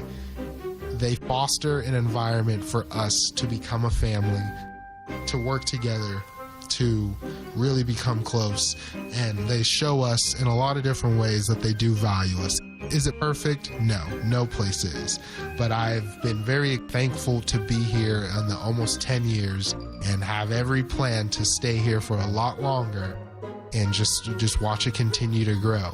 He's fun and professional, which explains why so many people visiting Lee Johnson Kia ask for him by name. The LJ way is the Lee Johnson Auto Family. Need to know. 15 minutes past every hour with Brock and Salk. Here's what you need to know. Up first. Brock, after all the good news from the first few days of spring, the Mariners did have a little challenge come out yesterday to work through. Donovan Solano has not yet arrived, having visa issues. Not necessarily uncommon heading into spring, but for whatever reason strikes me as a little rare for a 37-year-old veteran of 11 big league seasons. But I'm not going to pay his visa bill, or not that kind of visa. No, oh, I'm not gonna pretend to have any idea how all of that works. But how important is Solano? Pretty important, right? He, in theory, takes over for Justin Turner in that role from last season. Maybe he adds some positional flexibility that Turner didn't have. I just found myself looking at Turner's stats yesterday because he signed with Chicago, about $6 million plus another $2 million in incentives. And he was really, really productive here. I like. Was there any fear, though? Because the button, he was starting to button lower and lower and lower, that maybe it was just maybe the look just didn't fit anymore? I'm going to guess no, that was not a big problem. No. Okay. How about the fact that he's 40 and you want to win every battle every night? He put up 1.2 WAR in 48 games, Brock. Yep. Solano's got one season in his career at that level of productivity over a whole season. So, again, I'm not saying that Turner would have. Yeah. What? Yes. One season? In a full season, Solano has only put up 1.2 WAR once. Oh. Well, that's nice to know. Okay. Was that our announcement? No. That's just I'm just telling you what I... No, we'll get to the announcement in the second thing you need to know. All right. Julio Brock is very excited about the group staying together this year. I mean, it was huge for them to do that, to have pretty much the same group that we had last year. And, there's definitely a lot of friendships that we have built up as a group. And I think that's something really important, to go out there and compete and kind of know the guys that you have next to you and kind of know what to expect from them. That little hitting group, it's kind of fun. Mm-hmm. You watched some of that yesterday? Mm-hmm. Him and Rosarena. And we got, I think, some pretty clear details on the haircut and on the hair dye, right? Is that you look at it now after the fact, do you see Wesley Snipes in Rosarena's haircut? Because I don't. I did, yes. You saw Wesley Snipes in Yeah, that? I sent you the Wesley Snipes. I know. You didn't think that worked? No? I don't think so. But I think Julio has hinted at maybe he's going to go blonde. Maybe they're all going to go blonde. Roble's going to go blonde, or Rosarena going to go blonde, Julio going to go blonde. You go blonde to win 162 battles. So that's how you're going to go. You know what? I'm looking at this again. I think I might have screwed up that Solano stat. I want to be fair to Donovan. Yeah, that doesn't feel. He's got 3 seasons. Okay. 2 at 1.5, 1 at 1.7. So he's done it 3 times. But never a 2 WAR. So No, 1.7 is the 1.7. That's Okay. the max for his career. All right. Thanks. Here's the second thing you need to know. All right, mock draft 2.0, according to our guy, Daniel Jeremiah. More on that in a moment. Here's what he thinks the Seahawks will do at 18. Seattle, dress the interior of the offensive line. I wish Gray Zabel could clone himself, but he takes care of one of those positions. Somewhere up there. Yeah, that's a big one for He him. says Gray Zabel, Brock, 6'5", 316, interior offensive lineman out of North Dakota State. In this version, if you remember, Kenneth Grant, the Michigan D tackle, was his guy in the first mock draft. Yep. In this version, Grant was off the board at 16. To Arizona. So they take Gray Zabel. Mm-hmm. Yeah, versatile dude. I think the question there is, like, what is the upside? Like, what is the ceiling? We know he can play all 5 positions. We know he's pretty interchangeable. You know, to DJ's point there, you wish you can kind of clone him. Is he a Pro Bowl kind of caliber guy? Is he a difference maker athletically? He's big.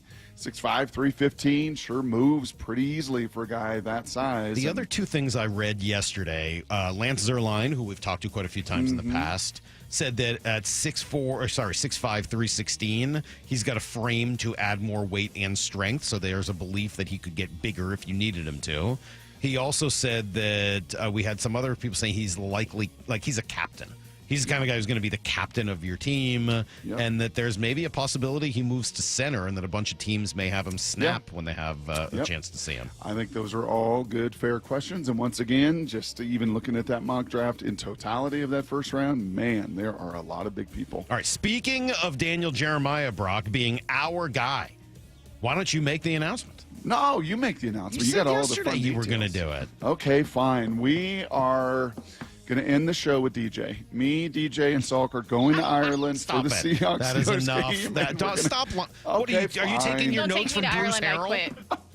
Yes. Jeez. No, that's my. Hey, shh, don't talk about Bruce that way. No? No, we got to save that for later. No, DJ, we were talking about this last time we was on. Can we keep this going? Can we find a way, like Geno Smith, to get to common ground to work an extension? And DJ is going to do 5 shows. 6 or 5 the entire month of April, and then 1 after the draft as well. So we're going to have a half dozen more shows with DJ through April and after the draft, and that is a home run. Salk, did he make you commit to being here? Here's the third thing you need to know. Was that part of the negotiation? Yes. Salk has to be here? Wait, did he make me commit to be here or not be here? Man, this is getting ridiculous, by the way. I was out with Bump on Monday golfing, and he's like, oh, yeah, I'm going to Vegas on Wednesday for this golf thing. He's like, yeah, I just told Stacy I'm on the Salk plan. I was like, well, how did I become the guy? That's ridiculous. I have people telling me, don't you sleep in all the time? Don't you? Lyle's ready for the Robo-Ums, Brock. Are you? We're going to have a little challenge format in the spring. Peoria, one of 13 stadiums that will have the new ABS technology. The rules will be you get 2 successful challenge or 2 unsuccessful challenges per game. So you get as many as you want, but once you hit 2 that are wrong, you're done for the day. The only people who can call the challenge are the batter, the catcher, or the pitcher, and the results will be displayed on the scoreboard television broadcast to communicate whether the call was overturned or upheld. Have we seen this in the minors? Yes.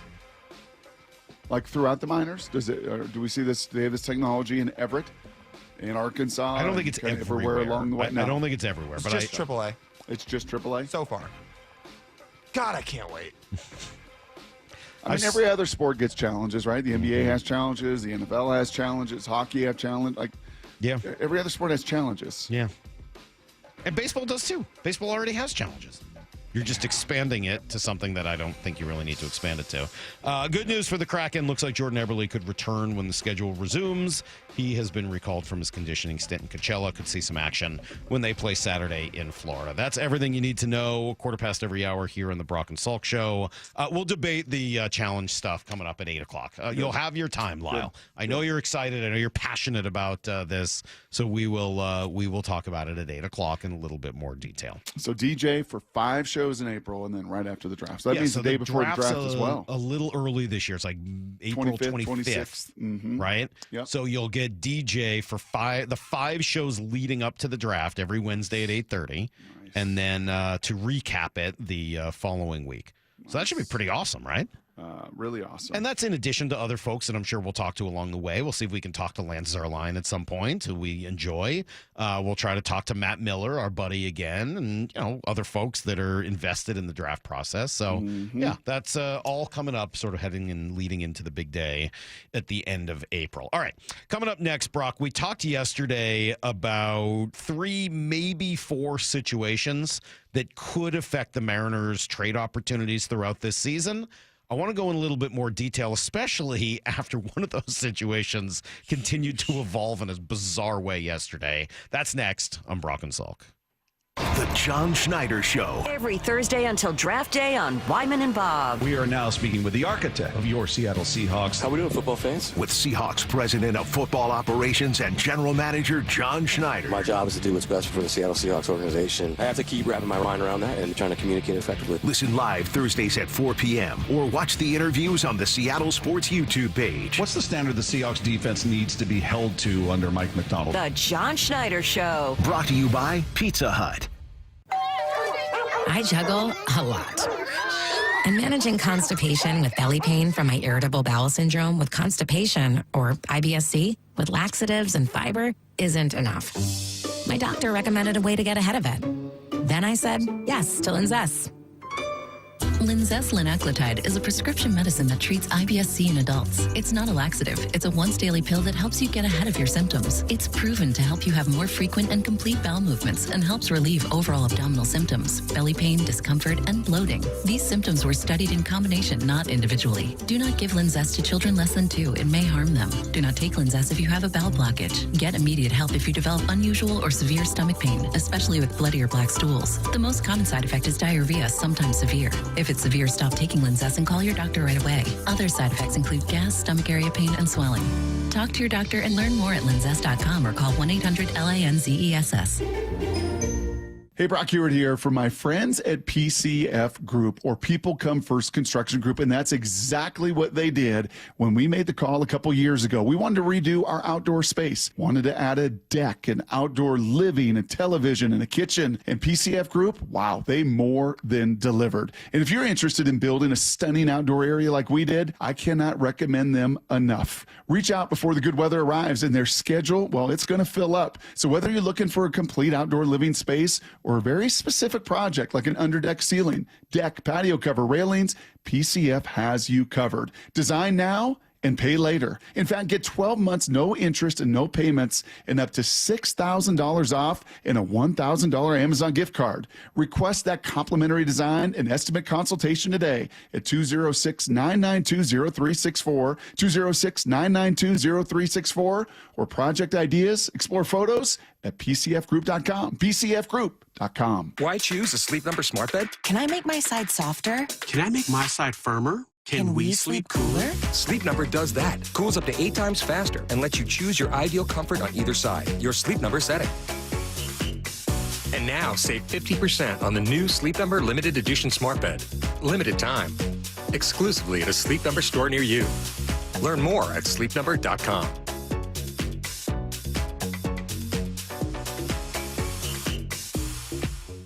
This is a story of the one. As a maintenance specialist for university housing, he knows college students can major in wear and tear. Plus, housing so many students doesn't leave a lot of room to house all the supplies he needs. That's where Grainger comes in. With over 1 million industrial-grade products and fast, dependable delivery, Grainger carries the quality products he needs so he doesn't have to. From a new door hinge to a whole new faucet. Call, click Grainger.com, or just stop by. Grainger, for the ones who get it done. Guys, did you know your testosterone level impacts your energy, libido, sleep, weight, hair loss, mood, and even ED? And right now, Revive Men's Health Seattle will check your testosterone for free. They've helped thousands of men since 2011 feel and perform better. They're so confident they can help you, they even guarantee it. Schedule your free testosterone test, exam, and consultation today. Call 206-529-1111. That's 206-529-1111. Or visit ReviveMen'sHealth.com. The John Schneider Show. Every Thursday until draft day on Wyman and Bob. Listen live Thursdays at 4 p.m. or watch the interviews on the Seattle Sports YouTube page. It's time to go all in at Toyota of Kirkland. All in on the largest savings opportunities on the largest inventory of Tacomas, Tundras, Prius, and the BZ4X. The incredible team at Toyota of Kirkland is all in on your car buying experience. They'll set you up with a test drive and you can take that car home on the same day. Come on down to Toyota of Kirkland and get all in on the best deals with the best inventory. Check out their wonderful showroom today or go all in online at toyotaofkirkland.com. O'Brien. Just Cause Legal knows the value of standing up for what's right. If you've been involved in a car crash, Just Cause Legal is here to fight for you with an aggressive team dedicated to securing the compensation you deserve. Just Cause Legal makes the process as painless as possible. Don't wait. Time is critical. Get the help needed today. Visit justcauselegal.com or call 253-859-8899 and meet your legal lifesavers. Just Cause Legal, fighting for you. You've heard the saying, you never get a second chance to make a first impression. Since 1926, my family's been helping local businesses make great first, second, and long-term impressions. We know how to make your company look good with quality uniforms, logoed apparel, floor mats, linens, and more. If you're paying for linen service or doing it yourself, let's have the conversation. The information and quote are free, but the savings and service can really add up. Visit suplinen.com. Superior Linen Service. It's what we do. Calling all pickleballers, Champions of Change and Safeway announced a multi-city pickleball tournament, including celebrity games with Seahawk legends Doug Baldwin, Mike Bennett, Cliff Averill, and more. In collaboration, Nourishing Champions campaign will be raising awareness and accepting donations to provide nutritious foods for student athletes in under-resourced high schools. You can help by donating at your local Safeway checkout. Open to all. The tournaments are in Seattle, Lacey, and Spokane. Register today at championsofchangefoundation.org/pickleball. From the Quantum Fiber Studio, you're listening to Brock and Salk. Weekdays 6 to 10. On Seattle Sports and 97.3 FM HD2.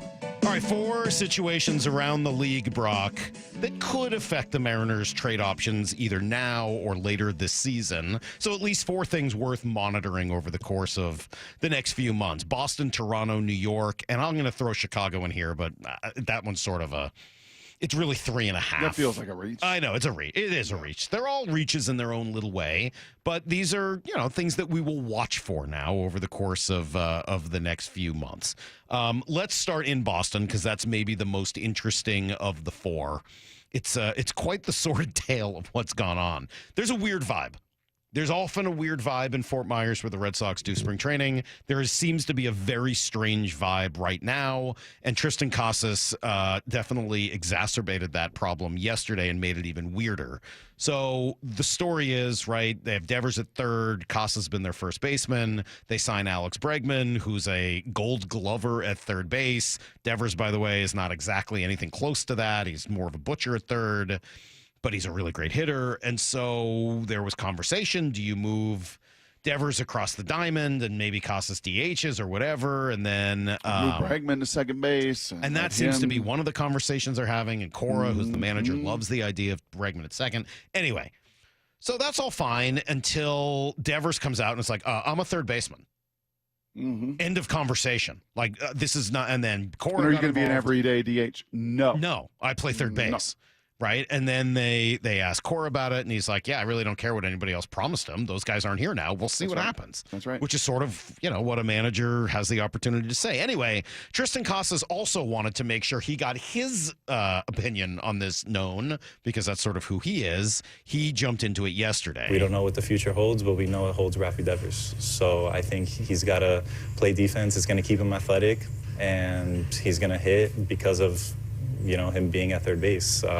He doesn't know any other position. He doesn't want to play any other position, and he's going to fight for it, even if it's with any of the younger guys, any new guy. I mean, I think he's the best third baseman in the league. I wouldn't take anybody over him. So I think he should play third base. Yeah. So you think Bregman should play second? Bregman plays third. I think Bregman should play second base. Yeah. Which is great. I'm sure your new teammate who's been in the league for a long time is excited to hear you say that. Yeah. How many years does Costas play? 1.5, really. One and a half. He's got he's 2 seasons of service time. Interesting. Bregman's multiple World Series winner. Sure. Yeah. Anyway. You go, guy. You go. Anyway, as you can imagine, folks in Boston are, the media's all over this. Anyway. Love it. Weird vibe. Yeah.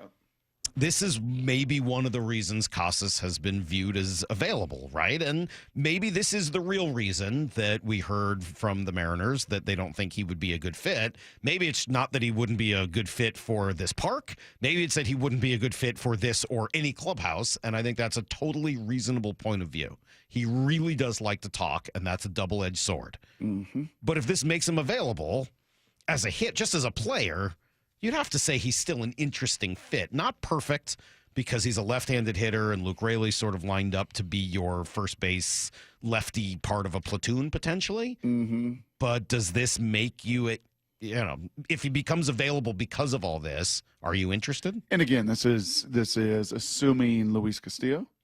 I don't know what it's assuming, to be honest with you. Maybe it's prospects. I don't know. Well, so the Red Sox are still seemingly interested in Dylan Cease. There's been some smoke about that in Boston over the last week. So it doesn't seem like they're totally out on the idea of more pitching. Mm-hmm. Yeah, I mean, these things always come back to at what cost to you. What if they want to what if the Red Sox want to get rid of him?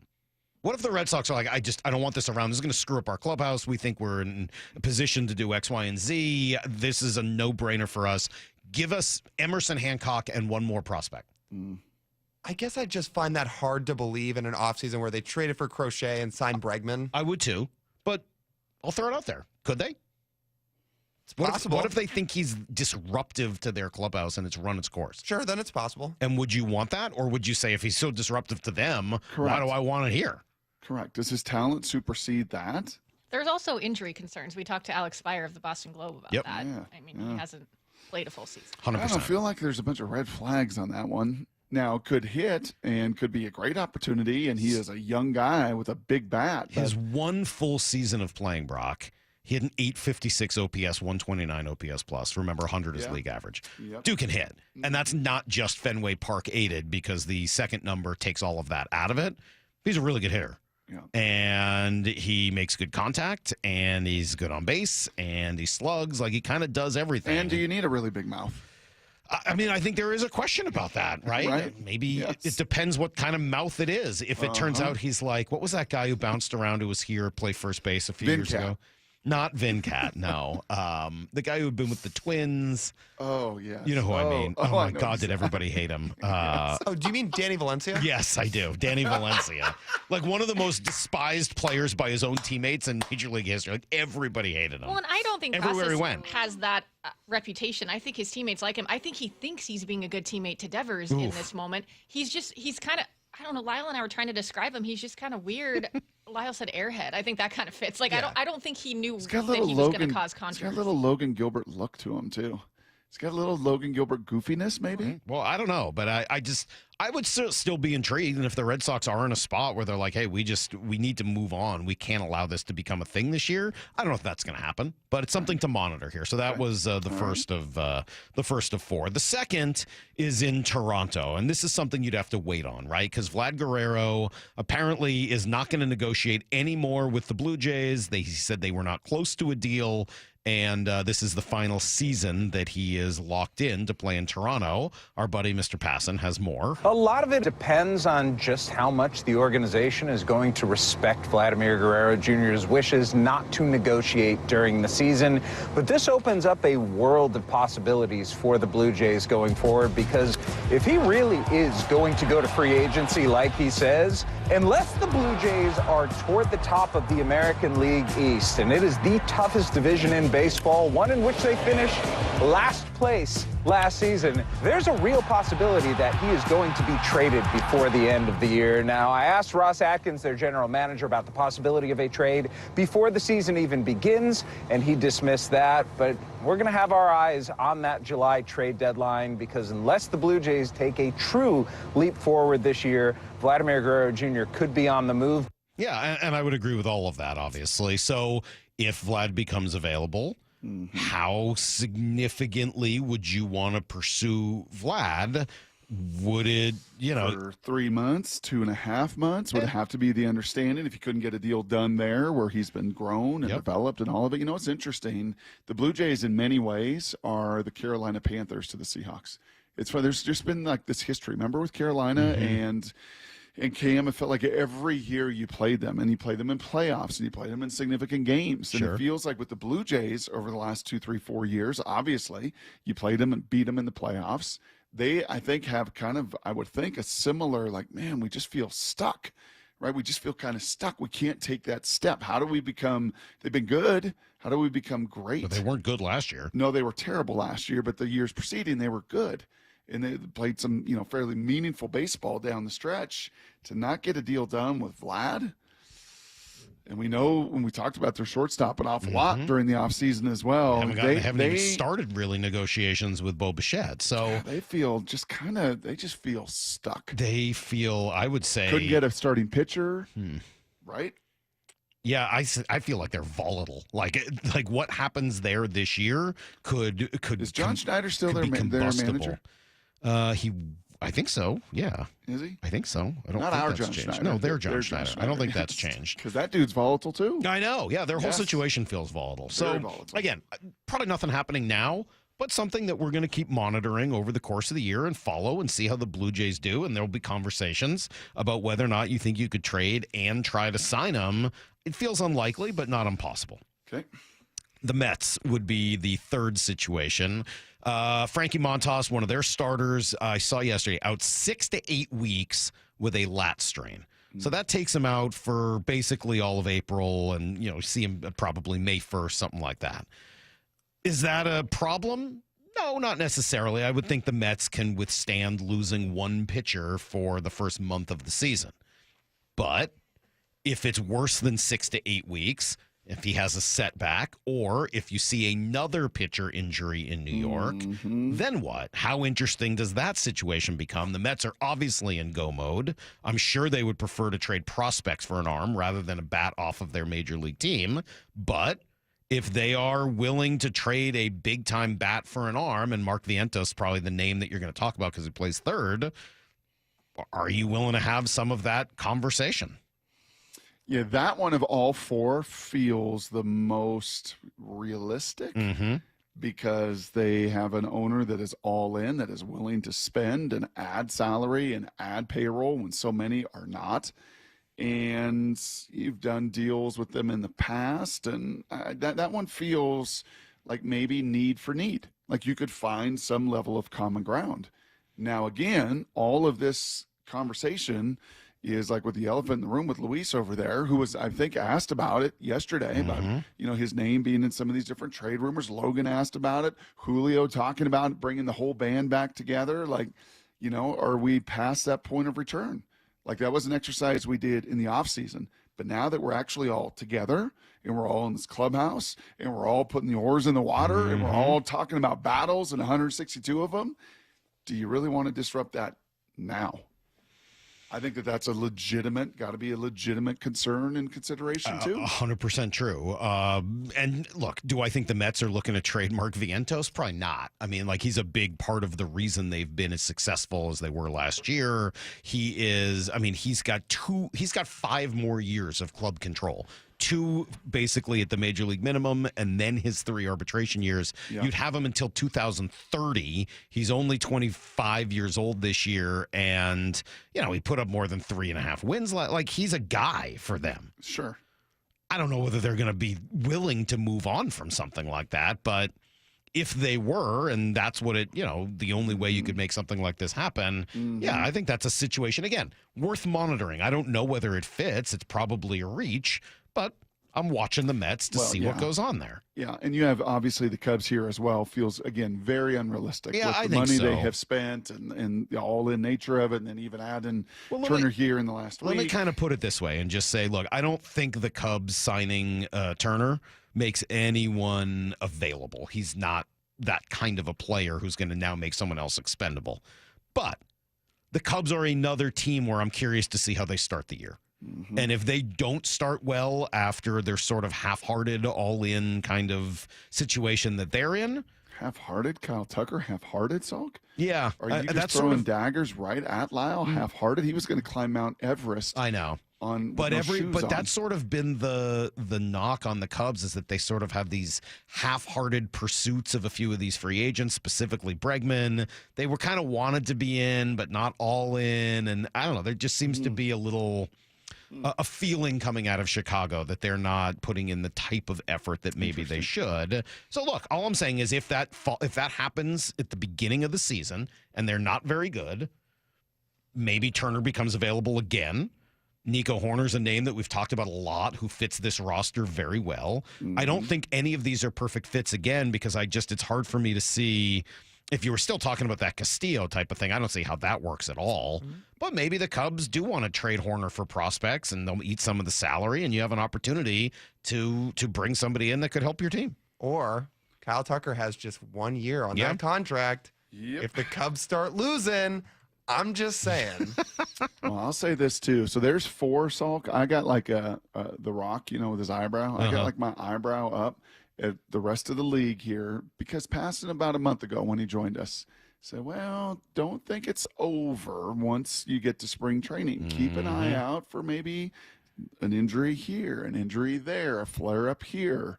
And that is where you really hope in Emerson Hancock and the Logan Evans and some of you, not necessarily just trade those guys, but that you feel further good about them and you further enhance this best of rotation in all of baseball. So I'll keep my eye open to the rest of this league as well, especially those contenders that still need pitching, because it is a surplus of yours.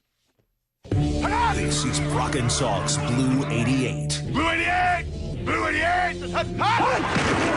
We take you to the field as Brock Ewart breaks down 3 football questions as only he can. Now here's your hosts, Brock Heward and Mike Salk.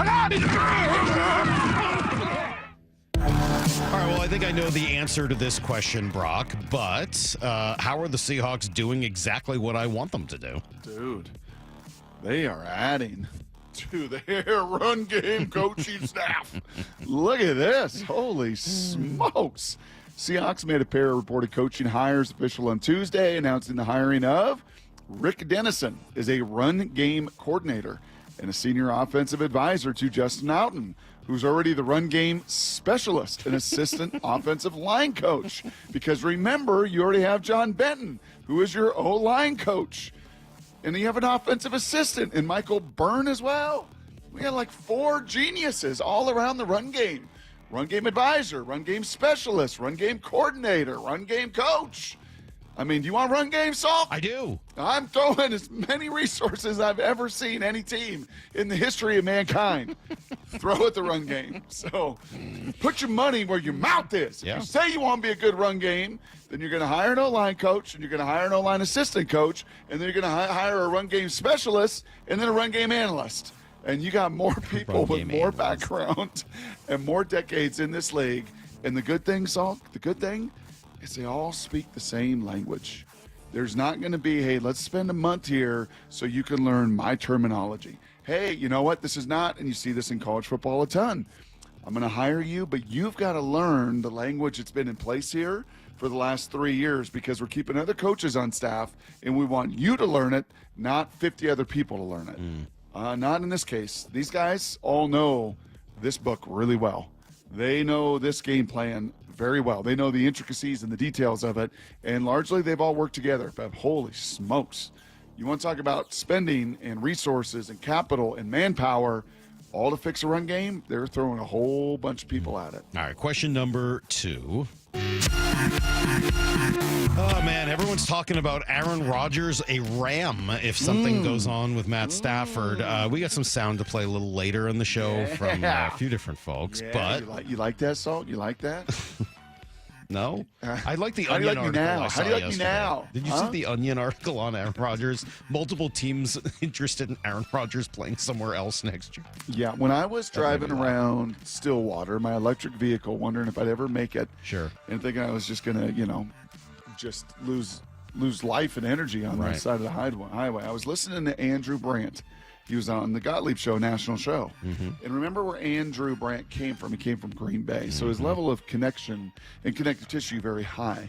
Do you know how many teams were interested in Aaron Rodgers 3 years ago?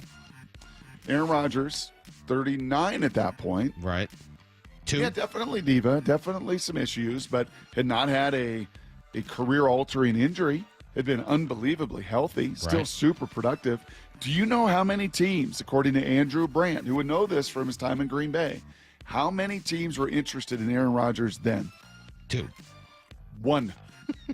The Jets were the only team that called on Aaron Rodgers then. Fast forward 2 years, and look at the nonsense, and look at the injury, and look at, the body, the legs have just slowed down. Its game has slowed down. If one team was interested then, you're telling me multiple teams are going to be interested. It does seem now? unlikely. Yeah. It feels unlikely. Especially a great genius like Sean McVay and all. Like, really? He's going to be interested? This feels like either. Yep. Yeah, this feels But like the Stafford wrong. one is actually, I think, maybe the best comp for Geno. It's not Brock Purdy. It's not some of these young QBs. I think maybe the best comp to have a reasonable, hey, what is my house really worth? This is one right in the cul-de-sac, right? This is one, hey, you've competed against this guy. Right. Hey, this guy is actually a couple years older than you, has a little wear and tear. This guy, like you, has a tremendous arm with great accuracy when everything is right around him. And this guy is going to be now a Super Bowl champ, so there's a premium, and don't you dare put yourself in that, say, if you're Geno's camp, say, hey, whatever Stafford gets, I get. Nuh-uh. But that should give you a pretty good, I would think, healthy, reasonable data point to finish a contract negotiation off. All right, question number 3. Yesterday, you were talking about how the market supply for the first time was really good for the Seahawks, right, in this draft. Any other areas where we could see this play out besides wide receiver and defensive line? Yeah, I think that tight And end offensive position. line, yeah. I think that tight end position, because of the importance in this system. When you're talking about this run game, Salk, and you're talking about this coordinator, and this system through the decades has always relied on not one tight end, but loves 12 personnel. And all that 12 personnel, one back and 2 tight ends, does to a defense. And I know some of you say, well, hold on a second. You got Fant and A.J. Barner. That's fine. You got Fant at a pretty good number, too. He's going to make some pretty good coin. There could be some salary cap relief if you're interested. Mike Mayock getting back into the whole scouting world yet again. Yeah, to his eye, not just the big people in the interior of the offensive line and defensive line, he likes this tight end group too. Again, quality at the top. Another Michigan guy, Loveland. I think he's a first-round pick. I think Tyler Warren from Penn State is fascinating. He's a first-round pick. Mason Taylor, son of Jason Taylor. I think I like him more than most people, but he kind of flashed at the Senior Bowl, and I think at worst he's going in the second. There are quality tight ends throughout all 3 days. Yeah, they're going to draft a tight end. They're going to. I don't know like where, but you got some compensatory picks in the 4th and the 5th round. Like, you're going to draft a tight end. You got a lot out of AJ. What a great rookie year as a 4th rounder. Absolutely achieved, and then some. But in this system, especially, you're going to want that. And if it's a trait and a unique trait, and this isn't this what this class has. You got some blockers. You got some speedsters. You got some. I think DJ said this yesterday or earlier in the week. He's like, I'm now looking at tight ends in two camps, kind of the Kelsey camp and the Gronk camp, and just putting them, stacking them that style, that way. That, heavy blocker, but can be a seam route guy versus nope, hyper versatile, almost H-back tight end. And this draft's got a lot of those different types all over the rounds. Fun. All right, there you go. That is today's Blue 88. So what does Matthew Stafford make? What do you think they end up settling on there? And are you with me? Do you think that would be the single best data point of reasonableness. Why do you think it is? I mean, Matthew Stafford because of the age, because of some of the strength in their skill set. They can both throw the ball the heck out of the ball. Mm-hmm. Yeah, you've competed against him. You've gone head to head against him. Stafford's been a little bit ahead of you and obviously won a Super Bowl. But if he's making $45 million, yeah, and he won a playoff game in nearly a second this year, right? So he's not going to be happy making 35. No, he needs more money. Give me 45. Give me 50. And then what do you think you're basing Geno off? $5 million less? Probably. Yeah, probably. Yeah, that sounds right. $5 million less than Stafford? That sounds about right. And again, I come back He's a to little younger, right? Yeah. Geno's a little bit younger. Yep. But not nearly as accomplished. Correct. But a little more athletic. Yeah, I think that sounds about right. $5 million less a year on an average annual value type of thing, and these things are obviously more complicated because. And again, you would love that to be Matthew making 45 and Geno making 40. Sure, and that's a number, as Greg Bishop said, that you feel 35. You feel great about. But what if he's making 50? Yeah, then I think you're going to have to swallow a little bit hard and say it's probably closer to that 45 million. Yeah. So, but I think as far as all the data points and all the QB movement, all the things that could happen, that is one. And I wonder if the two sides, Geno's agent, Stafford's agent, those sides can play a little chicken. Like, I'm not signing until especially the Geno end of things. Baseball over the last few years, Brock, has made some pretty significant changes to its rules. I think what we're going to watch in spring training may be more significant than any of them. We'll discuss next on Brock and Salk. Seattle Sports, your home for Wyman and Bob. Is the Seahawks offense currently built like Clint Kubiak wants it to be, Dave? You have seen instances of an offense or a player that just responds to coaching really well because the defense looks like it's fixed. It started off rough, but the offense, you just hope that there is some kind of a message or some kind of a way that they run their offense that certain players that are key to making the offense good respond to positively. Streaming live on the Seattle Sports app. Largest organ of your body. Huh? That's why you should shower with Old Spice Super Hydration Body Wash instead of plain old bar soap. Love your skin by super hydrating it with vitamin B3 and glorious notes of vanilla and shea. Did you know that my super hydrated skin is the second largest organ of my body? The first is my heart. Old Spice. Men have skin too. Old Spice Super Hydration Body Wash. 24/7 renewing moisture. With daily use. This sandwich is not just spicy, it's flavorful. Hi, this is Matayo. And this is Elsa. And a little thing I love about the Chick-fil-A Grilled Spicy Deluxe Sandwich is that spicy kick. Because the spice comes in at just the right moment. Oh, no. A little thing I love is that cilantro lime sauce. It's a fun blend of zesty and bold. That's what really makes me happy. Are you going to eat all your fries? Order a Chick-fil-A Grilled Spicy Deluxe Sandwich and a Diet Dr. Pepper on the Chick-fil-A app for a limited time. Real guests paid for their testimonials. Hi, Justin Shirley, CEO of State Roofing and Exteriors. For over 55 years, you've trusted us for roofing, siding, windows, decking, and gutters. Call 866-ROOF-ROOF or visit stateroofing.com today to schedule a free estimate. State Roofing and Exteriors. So I formed Davis Law Group about 30 years ago, and I would get, the same questions from people about what to do in the case of an accident. Do you need a lawyer? To the point where I decided that I would at least write a book which would answer the common questions that I would receive as a lawyer. Once I wrote my first book, it proved to be hugely popular. I decided to write then a series of books in different accident cases so that we could really teach people about their rights, how to protect them, and how to decide on whether they need a lawyer and what lawyer to hire. I've found in my career that having a client that is educated and knowledgeable about their particular type of case really helps the client and also usually ends up making the case or the claim more successful. To get your free copy of any of my Washington accident books, visit WashingtonAccidentBooks.com. Hey guys, did you know that half of men over age 50 have erectile dysfunction on some level? Whether you have mild, moderate, or severe ED, West Coast Men's Health can help. We don't prescribe pills and hope they work. Instead, we treat the root cause of the problem with acoustic wave therapy, which breaks down plaque, unclogs arteries, and restores blood flow. We have treated thousands of men across our 11 locations nationwide and have established ourselves as a leader in the industry. So whether you have ED, Peyronie's disease, or suffer from chronic pain, such as neuropathy, carpal tunnel, or Dupuytren's contracture, West Coast Men's Health can help.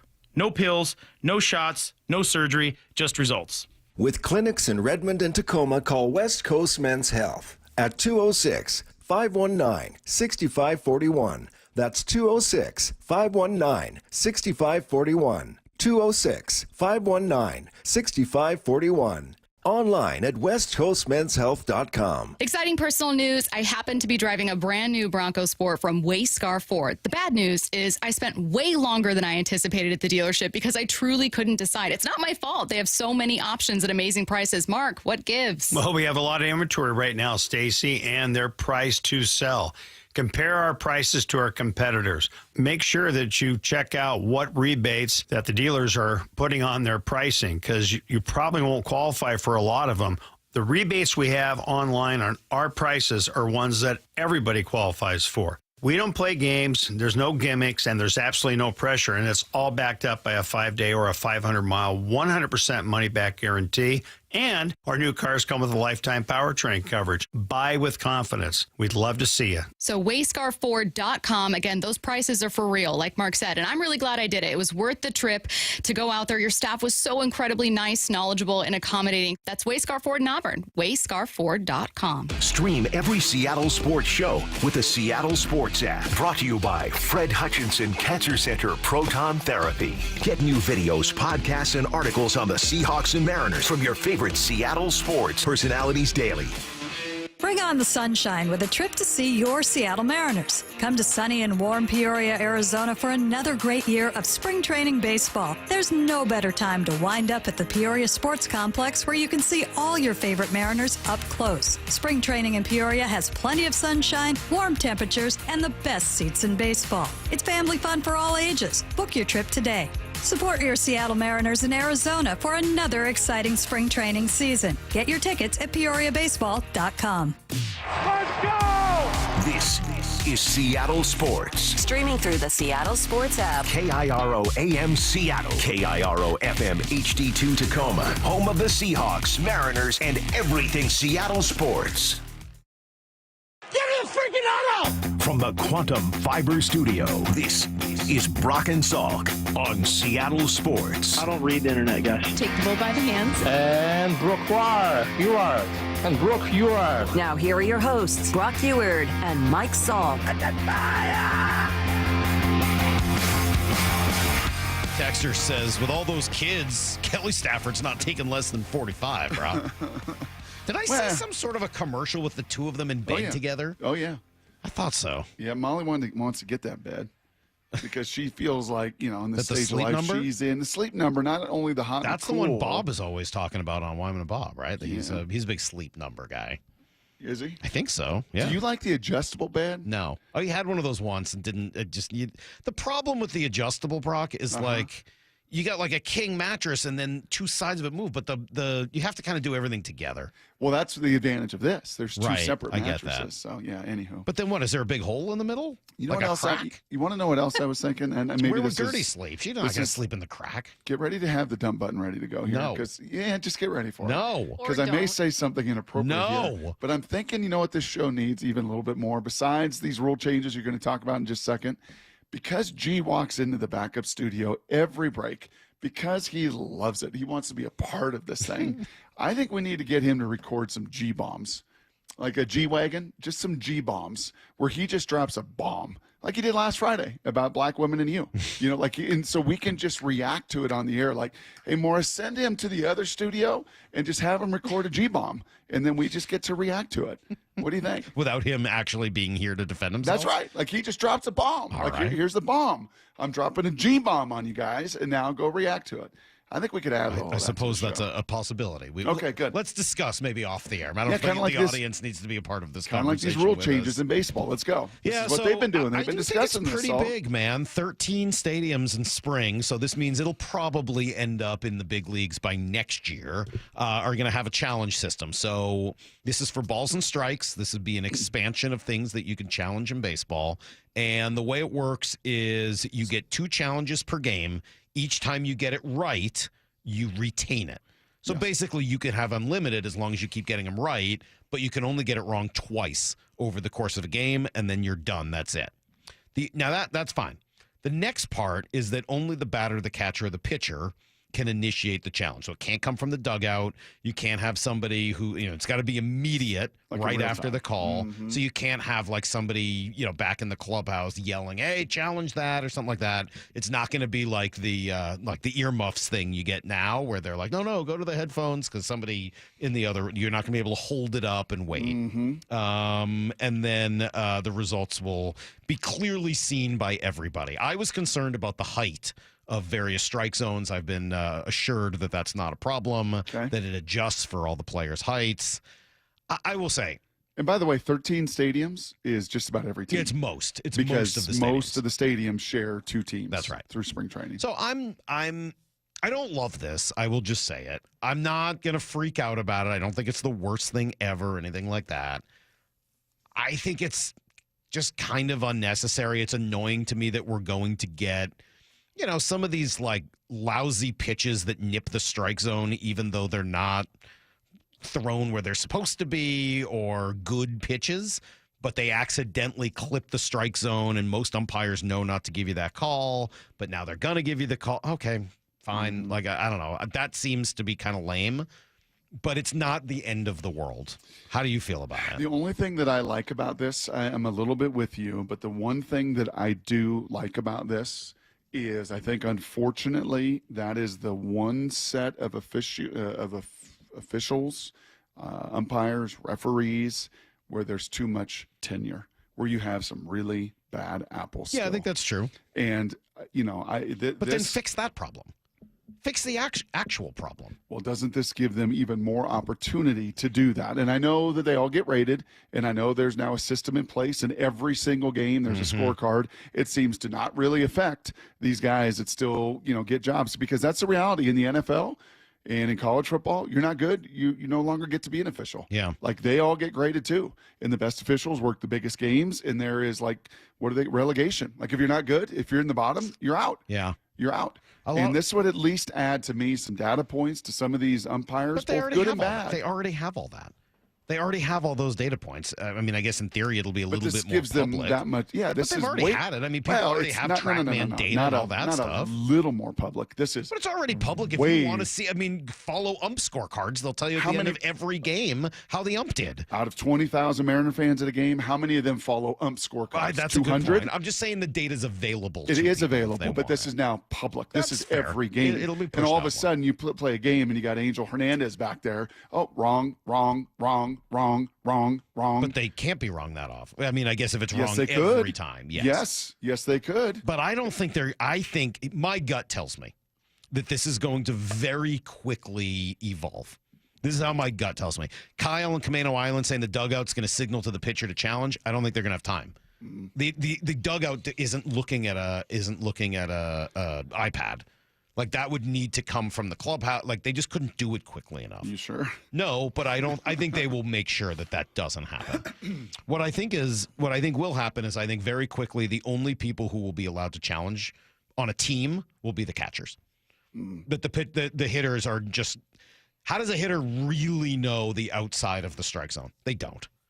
They've got a pretty good sense, but it's almost impossible for a hitter to judge what is a strike left and right, inside and out. Maybe they can be a judge of the high strike, but low, but outside, even inside, I just don't think they're going to be accurate enough to get it right often enough to make it worth them challenging. I think you are going to see that the catchers have a very good sense of what is a strike and what is a ball. They have the best sense of it of anybody, and my guess is they're going to be the only ones who end up challenging. So I like it from an accountability standpoint. Gut feeling. The other aspect that I do actually like about it is some of the strategy then involved. When do you challenge? Right? You're going to challenge the first 3 innings of a game? You're going to challenge versus... I hope not. Right? I mean, and then do you risk holding those? And And I do enjoy some of the strategy that this also employs. Well, I would agree with that, Brock. And that's why I like Lyle was saying that they had 5 challenges or something in the minor leagues. That feels like too many, too. And you better get them right. Like, don't be challenging and complaining about calls that aren't bad calls because you're going to look stupid and then you're going to lose your challenge. I could not be more on board with this. Do you like only 2 challenges? No, it should be 5. You should get a bunch. Why? Because umpires get so many calls wrong. Like I put in our email to you guys last night, I think my level of disdain and just hatred for umpires is up there with Bunning. I think they're just even. I think they're dead even. There are so many. How about this? If we're not going to use the challenge system, these umpires have to take vision tests every year. And if you fail, you're not umping games. How about that? Because there's too many guys in the league that can't see. They just miss calls all the time. Anytime I watch any of the 4 major sports, I get that baseball, I think it's the hardest of the 4 sports to ref or umpire or officiate. I find myself, if I ever turn on a basketball game, angry at the refs immediately. It takes one play, and I'm like, this is ridiculous. The second I see it, they have no clear definition of what is a charge, what is a block, what is a foul. Like, it's just, it feels like it is called almost at random. Every other sport, I don't know. I mean, in football, they get it right now with the challenge system, and I think that works pretty well. In baseball and hockey, I just don't find myself mad at the refs that much or the umps. I'm just like, yeah, all right, whatever, and just kind of moving on. Maybe you should spend more time on umpire scorecard, because those grids look like actual grid plots. Those scorecards look like grid plots. These guys have no awareness for the strike zone. Like, and part of it's because the pitching's as good now as ever, where it's harder to actually judge these balls and strikes, which is why they need this challenge system in the first place. I'm kind of okay with that. Like, I think they also do a good job of keeping it the way it's supposed to be, and you got to hit your spots, and I like a lot of that game outside the game that's being played. Remember that I years ago, that Yankees, Mariners, Castillo, it just went to extra innings, and the dude was nails every single time. Yeah. And how much, oh my gosh, how much appreciation. That's probably the guy who just got kicked out of the league. Was it Pat Hoberg? I think it might have been Pat Hoberg. I think it was. I was going to say, baseball's best umpire now cannot umpire games anymore.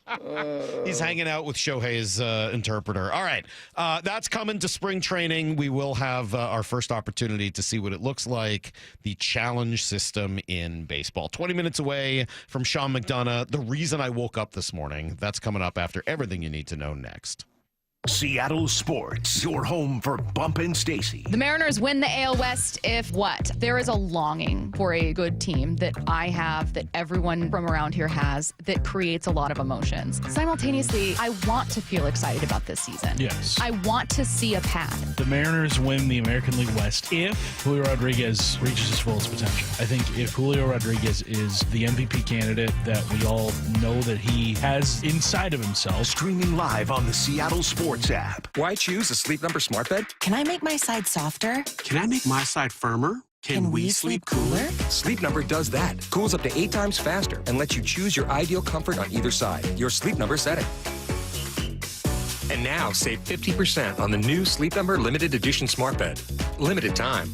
Exclusively at a Sleep Number store near you. Learn more at sleepnumber.com.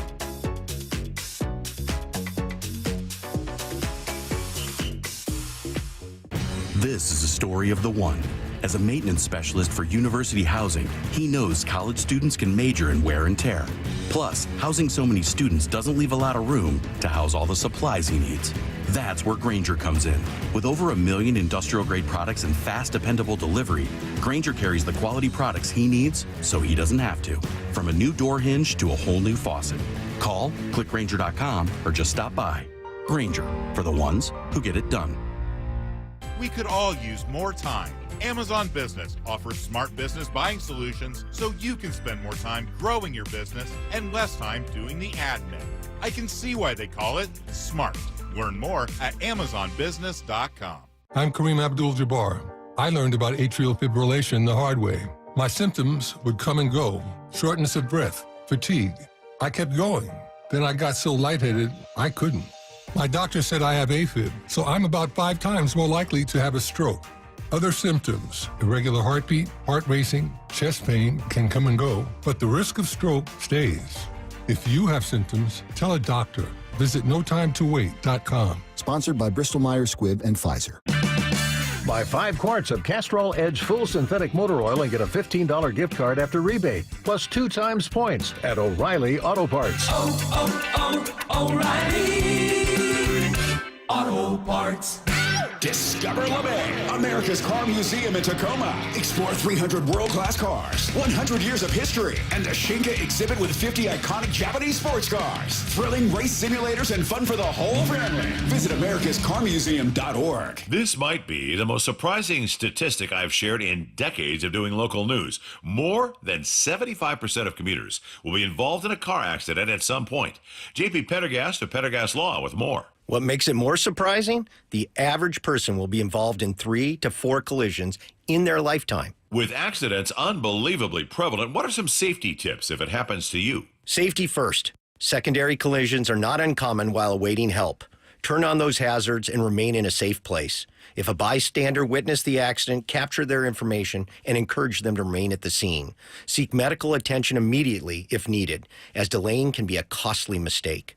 Lastly, remember that statements made to police and insurance adjusters can affect your case. Collisions are more common than we'd like to think. If you find yourself in one, follow these helpful tips and then call my friends at Pendergast Law. If you or a loved one's injured in a car accident, call Pendergast Law. We can help. PendergastLaw.com. Emerald Queen Casino, the entertainment capital of the Northwest. The best place to watch all your favorite sports. Featuring wall-to-wall viewing screens, 6 windows, and 30 kiosks. Be there at EmeraldQueen.com. Emerald Queen Casino, the entertainment capital of the Northwest. 4 down territory, going inside the game with Michael Bumpus. I like this. More quarterbacks should start doing this. Every day at 11:15 and 1:15 on Bump and Stacy. For over 113 years, Pacific Lamp and Supply Company has been your #1 lighting specialist in Washington, from the Space Needle in Seattle all the way to the Riverwalk in Spokane. With the largest lighting inventory in Washington, Pacific Lamp's knowledgeable and experienced staff can assist with any lighting issue, including intricate lighting and control designs. Plus, they work with all utilities in Washington to get you the best available lighting rebates. Pacific Lamp and Supply Company, Washington's lighting experts since 1912. Visit pacificlamp.com. Hi, Justin Shirley, CEO of State Roofing and Exteriors. With thousands of full replacements with expert craftsmanship and unbeatable warranties, we've been building roofs you can trust for over 5 decades. It's more than just a job, it's our promise to you. Protect your investment with a free Golden Pledge warranty on all GAF roof replacements over $15,000.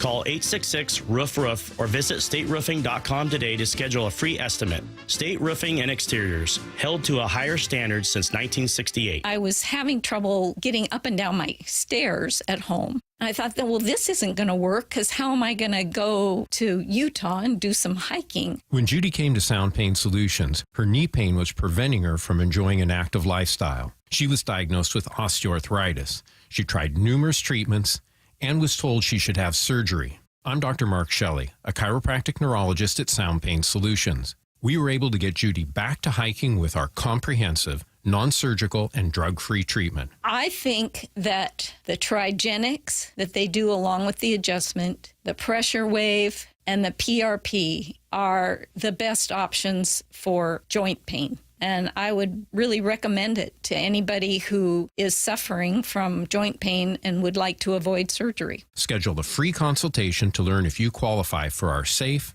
drug-free, non-surgical treatment by calling Sound Pain Solutions or visiting soundpainsolutions.com. Need to know.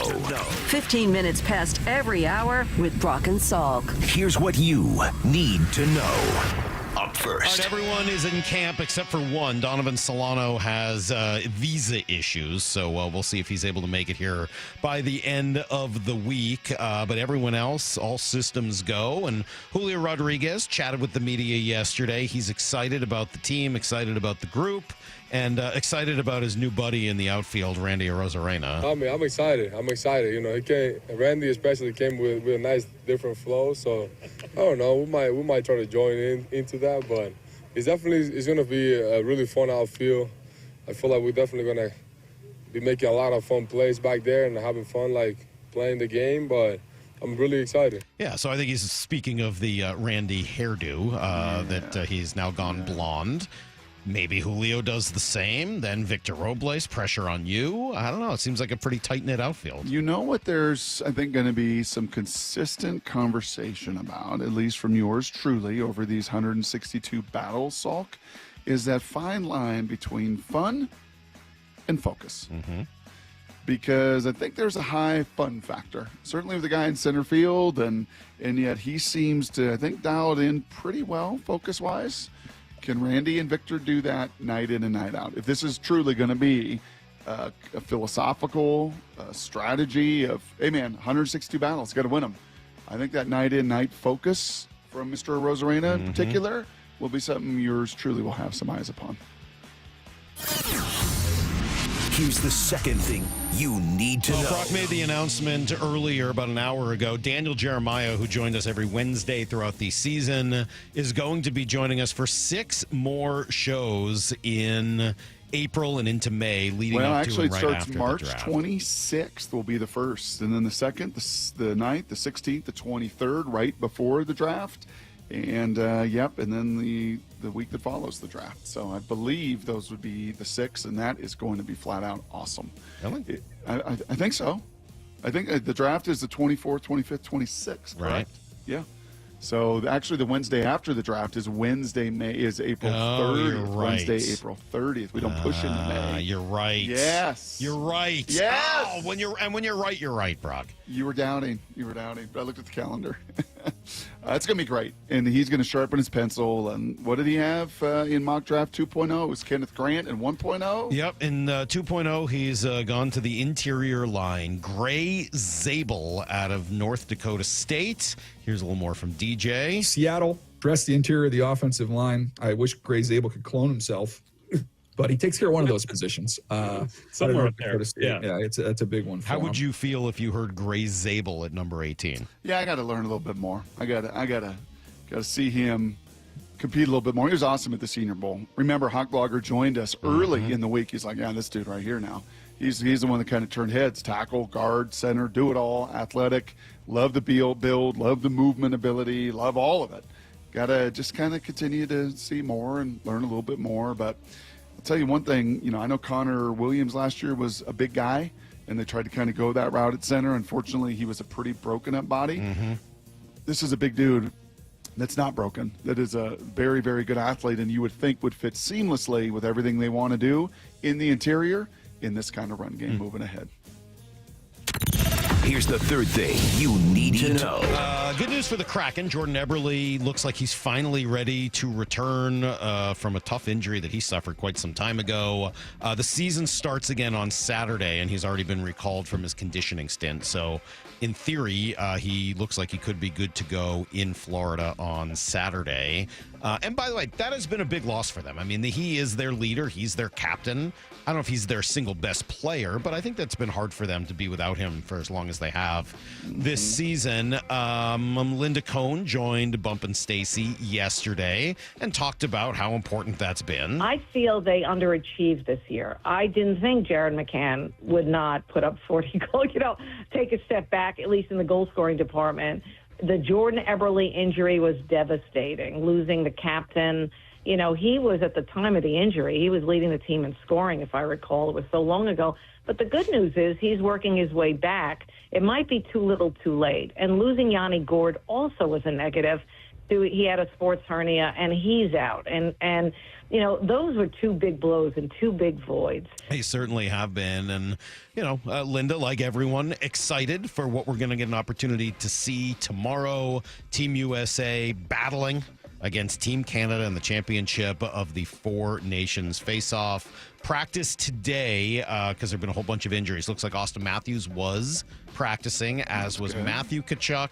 No sign of Brady Tkachuk, and Charlie McAvoy is out. Then there's this whole saga as to whether or not Quinn Hughes is going to be able to play, if he's there, if he's not there, if he's allowed to be there. Very strange rules. if they have fewer than 6 defensemen healthy, then he can play. So if weird. The ones that are there are healthy, then all 6 of them he can't play. Yeah. There's very strange, very specific rules about who can be added for injury issues. But any event, that's going on tomorrow night. We're going to talk to Sean McDonough about it in a few minutes. He's calling that game.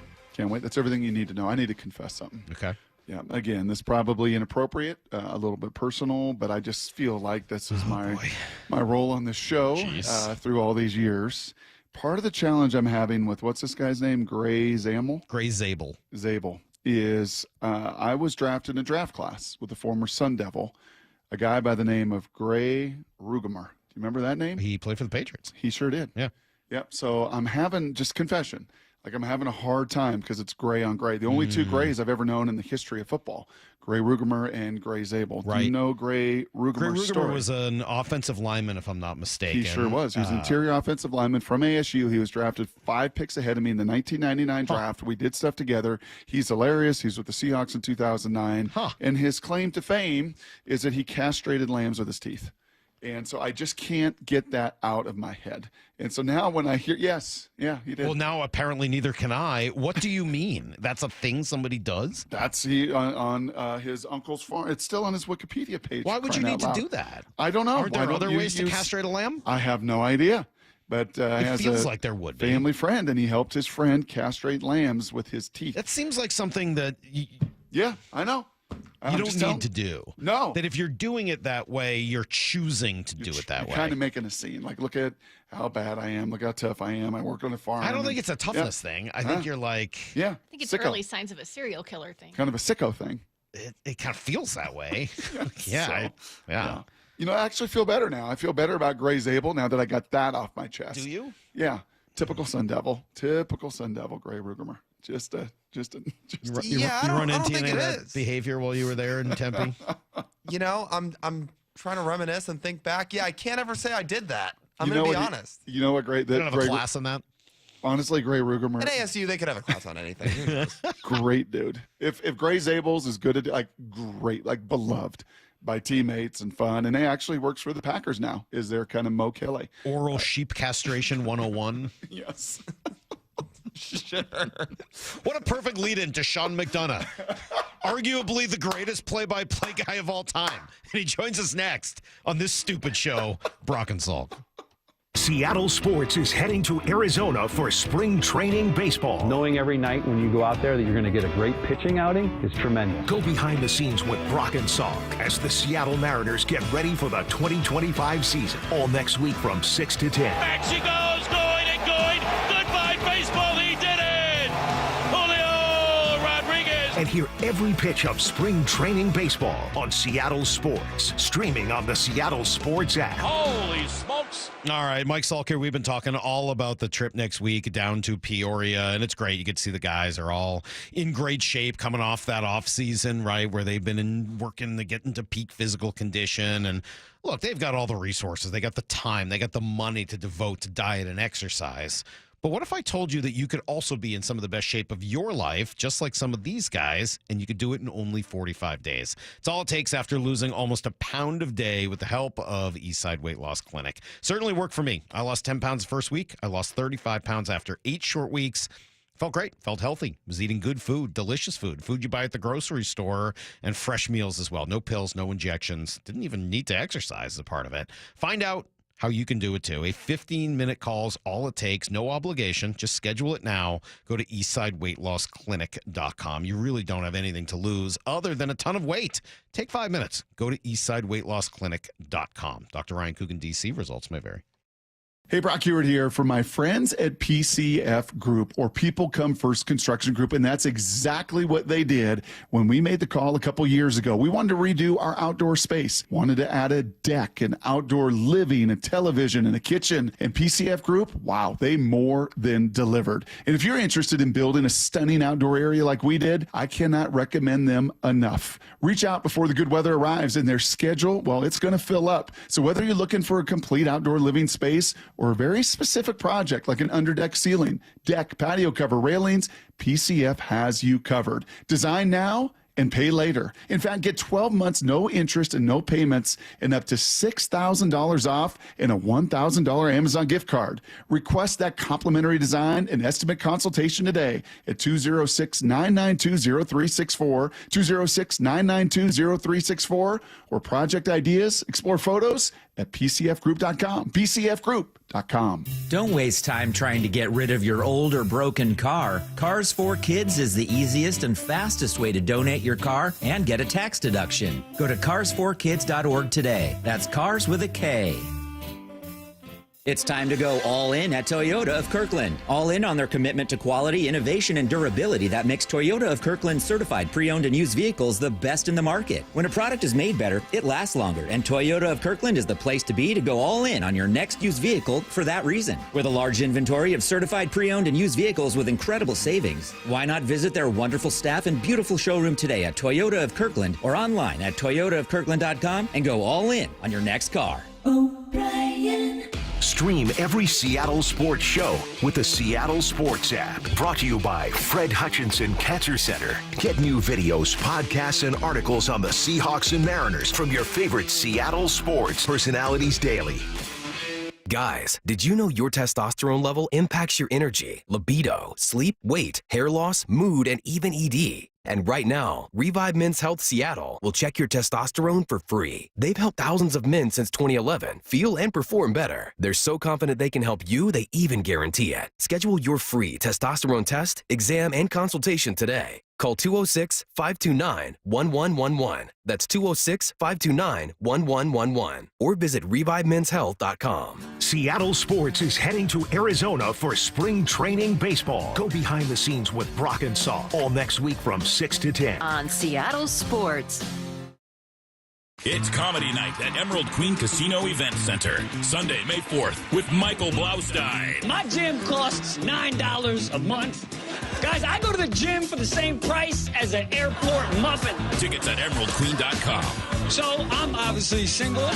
Don't miss this hilarious high-energy show. Michael Blaustein, May 4th at Emerald Queen Casino, the entertainment capital of the Northwest. 21 and older, need gambling help? Call 800-547-6133 or visit emeraldqueen.com. You've heard the saying, you never get a second chance to make a first impression. Since 1926, my family's been helping local businesses make great first, second, and long-term impressions. We know how to make your company look good with quality uniforms, logoed apparel, floor mats, linens, and more. If you're paying for linen service or doing it yourself, let's have the conversation. The information and quote are free, but the savings and service can really add up. Visit suplinen.com. Superior Linen Service. It's what we do. I've always said, the car sales in the 1980s and 1990s, earned the rep that we have today. The concerns that consumers have because of what has happened in our industry in the past, they're warranted. It's our job to show them that that's not how business is done anymore, right? It's very different business. It's much more transparent. There's much more information that's available to people. And we're much more customer focused than I think the car industry was, 20, 30 years ago. I'm more focused on providing good customer service and relationships because I think if you take care of people, money will always come. So I think just the philosophy and the focus for us has changed, where I was constantly chasing a paycheck and now I'm just constantly trying to take care of customers and employees because I know if I do that, then my paycheck will take care of itself. The LJ way is the Lee Johnson Auto family. From the Quantum Fiber Studio, you're listening to Brock and Salk. Weekdays 6 to 10. On Seattle Sports and 97.3 FM HD2. This face-off matchup is underway, and the gloves are off. Matthew Tkachuk and Brandon Hagel. Hagel from Tampa Bay, Tkachuk from Florida.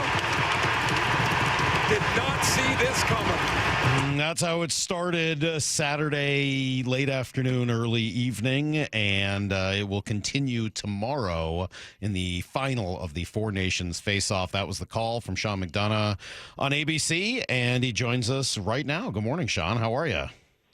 Good morning. I'm doing well. It was also the call of Ray Ferraro, who had a ringside seat for that activity and actually foreshadowed the bout that was to follow just seconds later because he heard Brady Kachuk tell Sam Bennett, they were going next. So it was certainly a wild start to the game, and I don't know if we'll have similar stuff in that regard in terms of the fights tomorrow night, but I do think we're going to have just a really awesome experience for the world of hockey. Can you just take us inside that arena on Saturday night, what the energy was like, what the vibe was like leading up to it, after those first 2, 3, 9 seconds, and then throughout that whole game?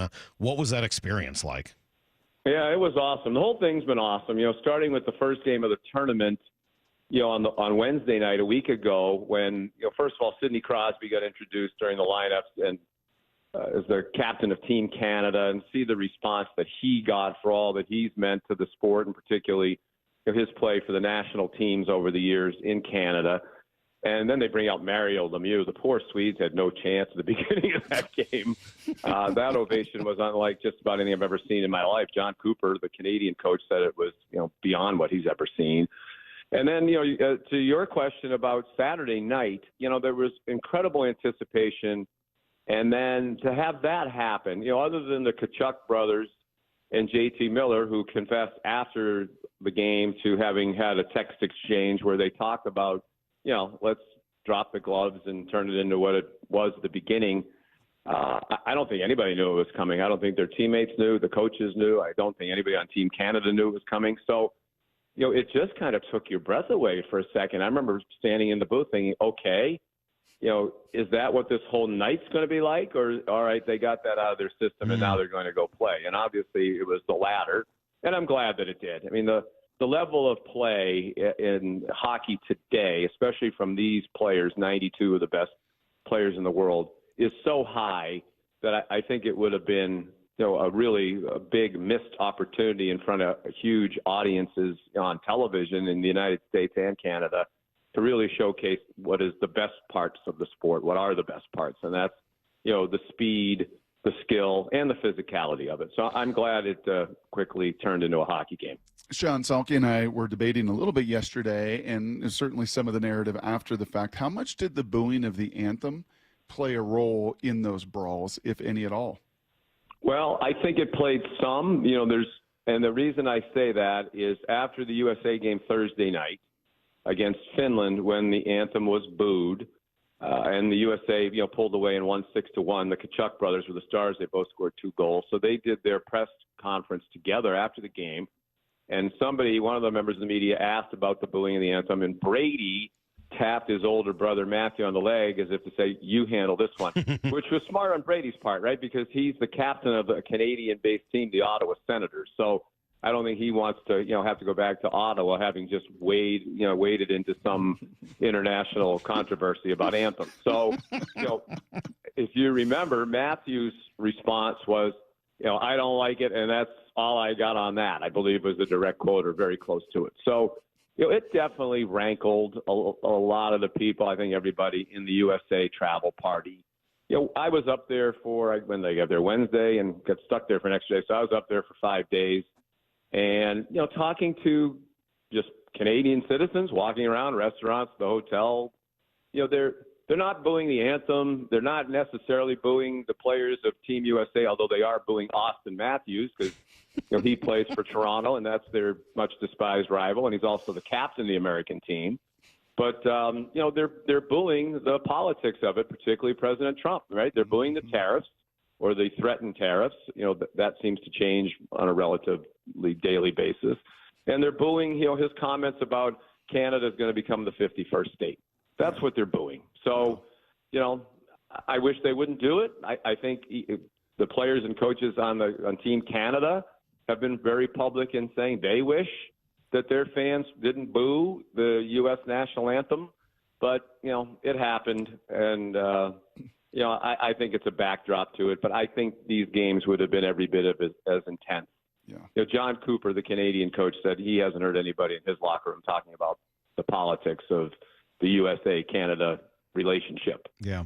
And I heard you say yesterday or the day before the exact thing that I was saying yesterday, which is I really hope that it doesn't continue tomorrow night. I hope the fans at the Garden don't end up booing the Canadian national anthem, out of spite or some sort of revenge. It just feels like let that die and try to just have an awesome championship hockey game. Well, yeah, I agree, Mike. And my point is, Canada's a great country. I'm sure we all have a lot of friends who are Canadian. Yeah, their reputation, and to me, it holds true throughout my lifetime. They tend to be nicer people. Probably. I remember being asked many times, well, of all the athletes, all the sports, who are the nicest players? And I have to deal with it. I say, well, the hockey players. And part of that's probably because half of them are Canadian. Or back in the old days, more than half of them were Canadian. Now I believe it's 41% are Canadian. But we've been great neighbors for all of our lifetimes, and well before that, and hopefully well after we're gone. So, to get caught up in this stuff about tariffs and the 51st state, that none of us. I mean, does that really impact any of our lives? Is anybody who's going to be sitting in that seat tomorrow night thinking, I'm really pissed off about these tariffs? I mean, just let it go. Be respectful of what's our great neighbor. They've been our great neighbor forever. They're great people. Just because they had some people want to boo Donald Trump through our anthem, I don't think we need to respond in kind. Show some class and what's show great, some respect Sean? for the relationship. Yeah, I mean, and what's great is you're talking about a very kind, very civil, very warm fan base in Boston. I mean, that's kind of isn't that what the Boston fans? Well, that's what we're known for here, Brock, as you know, and Mike knows. We've experienced it firsthand. Yes. So I'm sure they'll be very gracious. Very gracious. If I have to predict, yes. Do I think they'll be booing tomorrow night? Yes, I do. Yeah. But my hope would be that did not happen. To me, it's not a huge deal either way, right? And I just hope this is a momentary blip in the history of the relationship between the two countries, and we go back to being what we've almost always been throughout our lifetime, because to me, that's the way it should be. Did you expect that this was going to be, not the anthem thing, I'm done with that, but just that this whole four nations face-off, did you think it was going to catch the national attention the way it has? No. I thought it would be awesome. I laughed like many of the players and coaches who've been asked about it before it even started. Are they really going to try? Are they going to risk injury with the rest of their NHL seasons upcoming? And it's really an all-star game. And, every player and coach shot that down as emphatically as they could in the pre-press. And then they went out and backed up those words from the very beginning. I mean, I've done several of these NHL all-star games the last few years. Guys aren't checking. Guys aren't blocking shots. Canada blocked 25 shots in the opening game against Sweden. Brady Tkachuk for the USA had 8 hits, which is as many as he's had, and he's one of the most physical players in the league. But that's the most he's had in any NHL game during the regular season. It tied the most that he's had. The USA had, I think it was 32 hits against Finland in the opening game. And you've watched it. I mean, it's fast. John Cooper said after the Canada-Sweden game, it's the fastest hockey game he's ever been a part of. His teams have played in Stanley Cup finals, won 2 of them. These guys have all been around, and they're all talking. A couple of the American players said, Dylan Larkin and Brady Tkachuk said before the game Saturday night against Canada, this is the biggest game I will have ever played in so far in my life. So I'm surprised that it got to that extent. I'm certainly really happy that it's captivated the TV audience, especially in the United States. I mean, everybody in Canada is going to watch it. They're a hockey mad country. But, the rating here was unbelievable, and I think it's going to be even more unbelievable tomorrow night with all the attention that this has received. And I hope it's lasting. Now that people are coming to watch hockey, I hope they stay, because I've been saying for the 4 years that we've been back in this, the game's, if you watch hockey 15 years ago, 20 years ago, the game is so much better now. It's faster, as we've certainly seen. It's incredibly fast. The players are bigger. Even by the admission of the great players from the days like when Mario Lemieux was a star, they're more skilled. They changed the rules to open it up more. There's more scoring. It's a great game, and I hope that people won't just tune in for this and then tune out. And I hope they stay. I feel like the biggest takeaway, Sean McDonough here with us, and very kind of you to take time. The day before the big championship there between Canada and USA, I was saying yesterday that, gosh, it feels like the care factor. You'll hear coaches and scouts talk about that, right, Sean? Man, this guy's got a high care factor. This guy's got a high care factor, a high want to. It feels like the care factor in the NHL is through the roof, and that this exhibition. And I think it is on a nightly basis. The games aren't always as obviously as fast because it's hard, right? It's a very compressed schedule. If you just go on ESPN.com and look at the schedules for the NHL teams, they're playing a lot of games. They're playing back to back. They're playing 3 and 4 nights. They're traveling in between. It's hard. So, but you're right. I mean, the buy-in factor. It's almost I would say rare. I don't know when I've ever heard somebody say, you know what, this guy really doesn't try very hard on an NHL team because you can't, right? If you're going out there half speed, you're going to stand out like a sore thumb and you're going to get devoured. So, and, there's a real culture in hockey. Like, in some of the other sports, if you're kind of a jerk, he's sitting in his locker, there's just kind of a jerk. If you're a jerk on a hockey team, the other guys in the room straighten it out. You don't need the coach or the GM or somebody to get the guy in line. You don't get away with being a jerk. So, there's a great culture in hockey, and there's certainly, to your point, is a tremendous buy-in factor, and that is particularly on display here. I just think players on all 4 of these teams have so much pride to play for their nation. And I think, in the case of the United States, a big part of what's driving this, Canada's always been the gold standard. I mean, the United States first played Canada in the Olympics in 1920. I believe it was the 7th Olympiad. And for that entire history, Canada has been the gold standard. They won the most medals, the most gold medals, the World Championships, the World Juniors, the Canada Cups, the World Cups of hockey. And I think the United States people really believe we're as good, if not better than them. And this is a chance for us to show it, and a chance that we haven't had in a long time. So I think that's a big part of what's driving the intensity. Yeah, all of that I think is true, and I was telling Brock this a couple weeks ago. I ended up writing about it because my younger daughter is 10 and has gotten super into playing hockey. The girls' hockey scene here in Seattle is awesome, and the Kraken have done a great job of really developing the whole youth scene in general here. And it got me just so invested again into the sport. I went out and played for the first time, Sean. Wow. Are you a player? Do you play? Can you skate? Well, Can you play as hockey? a kid, and then I quickly gave it. First of all, you have to have parents who don't mind taking you to the hockey rink at 5:30 in the morning, at least back in my day. So you're probably already the parent of the year. And I was just, it's still my scouting report. He's small but slow. So, it just didn't bode well. So I gravitated toward other sports. I was a tennis player. I played the New England junior tennis circuit as a kid. I got to be pretty decent at that. So that remained my focus. But I had I grew up in actually the same hometown as Matty Beniers, beautiful Hingham, Massachusetts, and which was a hockey crazed town, maybe 20,000 people, but turned out a lot of really good players. Brian Boyle is from Hingham, who's now on NHL Network, but played a long time. Tony Amonte played on a lot of great USA international teams, including the 96 World Cup of hockey that beat Canada in the final. It's a great hockey town. So I grew up around hockey, but really didn't play. Including my senior prom, senior prom date, by the way. Bobby Orr was the man. Yes. And he's still the man. To me, we've had Tom Brady and David Ortiz, but to me, the all-time number one in terms of royalty in Boston sports is Bobby Orr. Well, my dad would certainly concur with that. You brought up how guys who are sort of a pain or too outspoken or whatever in other sports, maybe it doesn't get taken care of quite as quickly as it does in a hockey locker room. I don't know if that describes Tristan Casas, but we've been talking about him today as the Mariners were linked to him at various points in the offseason, and his response to this question. I don't know if you're paying any attention. I know you call games for the Red Sox. Attention. So what is the thinking here? Red Sox games on their radio network this summer. What is the thinking on Casas playing the manager? What's going on? So apparently there was no thinking. I don't know him well. I don't spend a lot of time. I do 20 to 25 radio games or home games. I'm not around the team much, but I've interacted with him a little bit. We've had him on some pregame, postgame shows.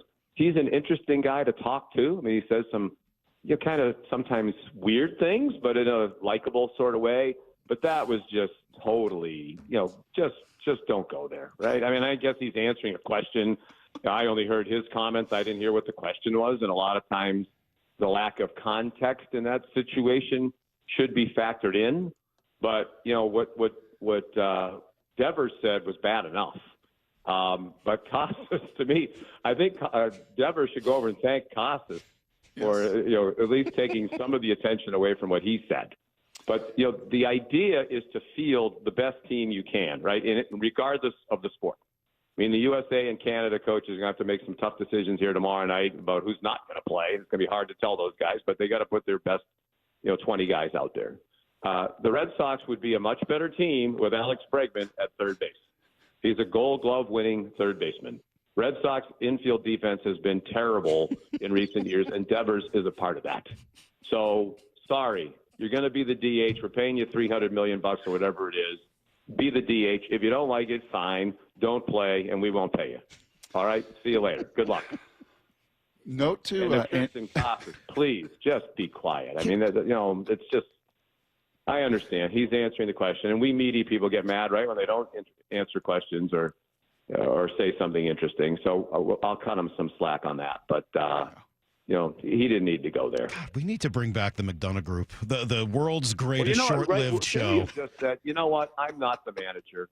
I'm excited that we have Alex Bregman. I'm excited that we have Devers. We're a better team. The manager, he's a great manager. He'll figure it out. I'm going to do whatever they tell me to do. Period.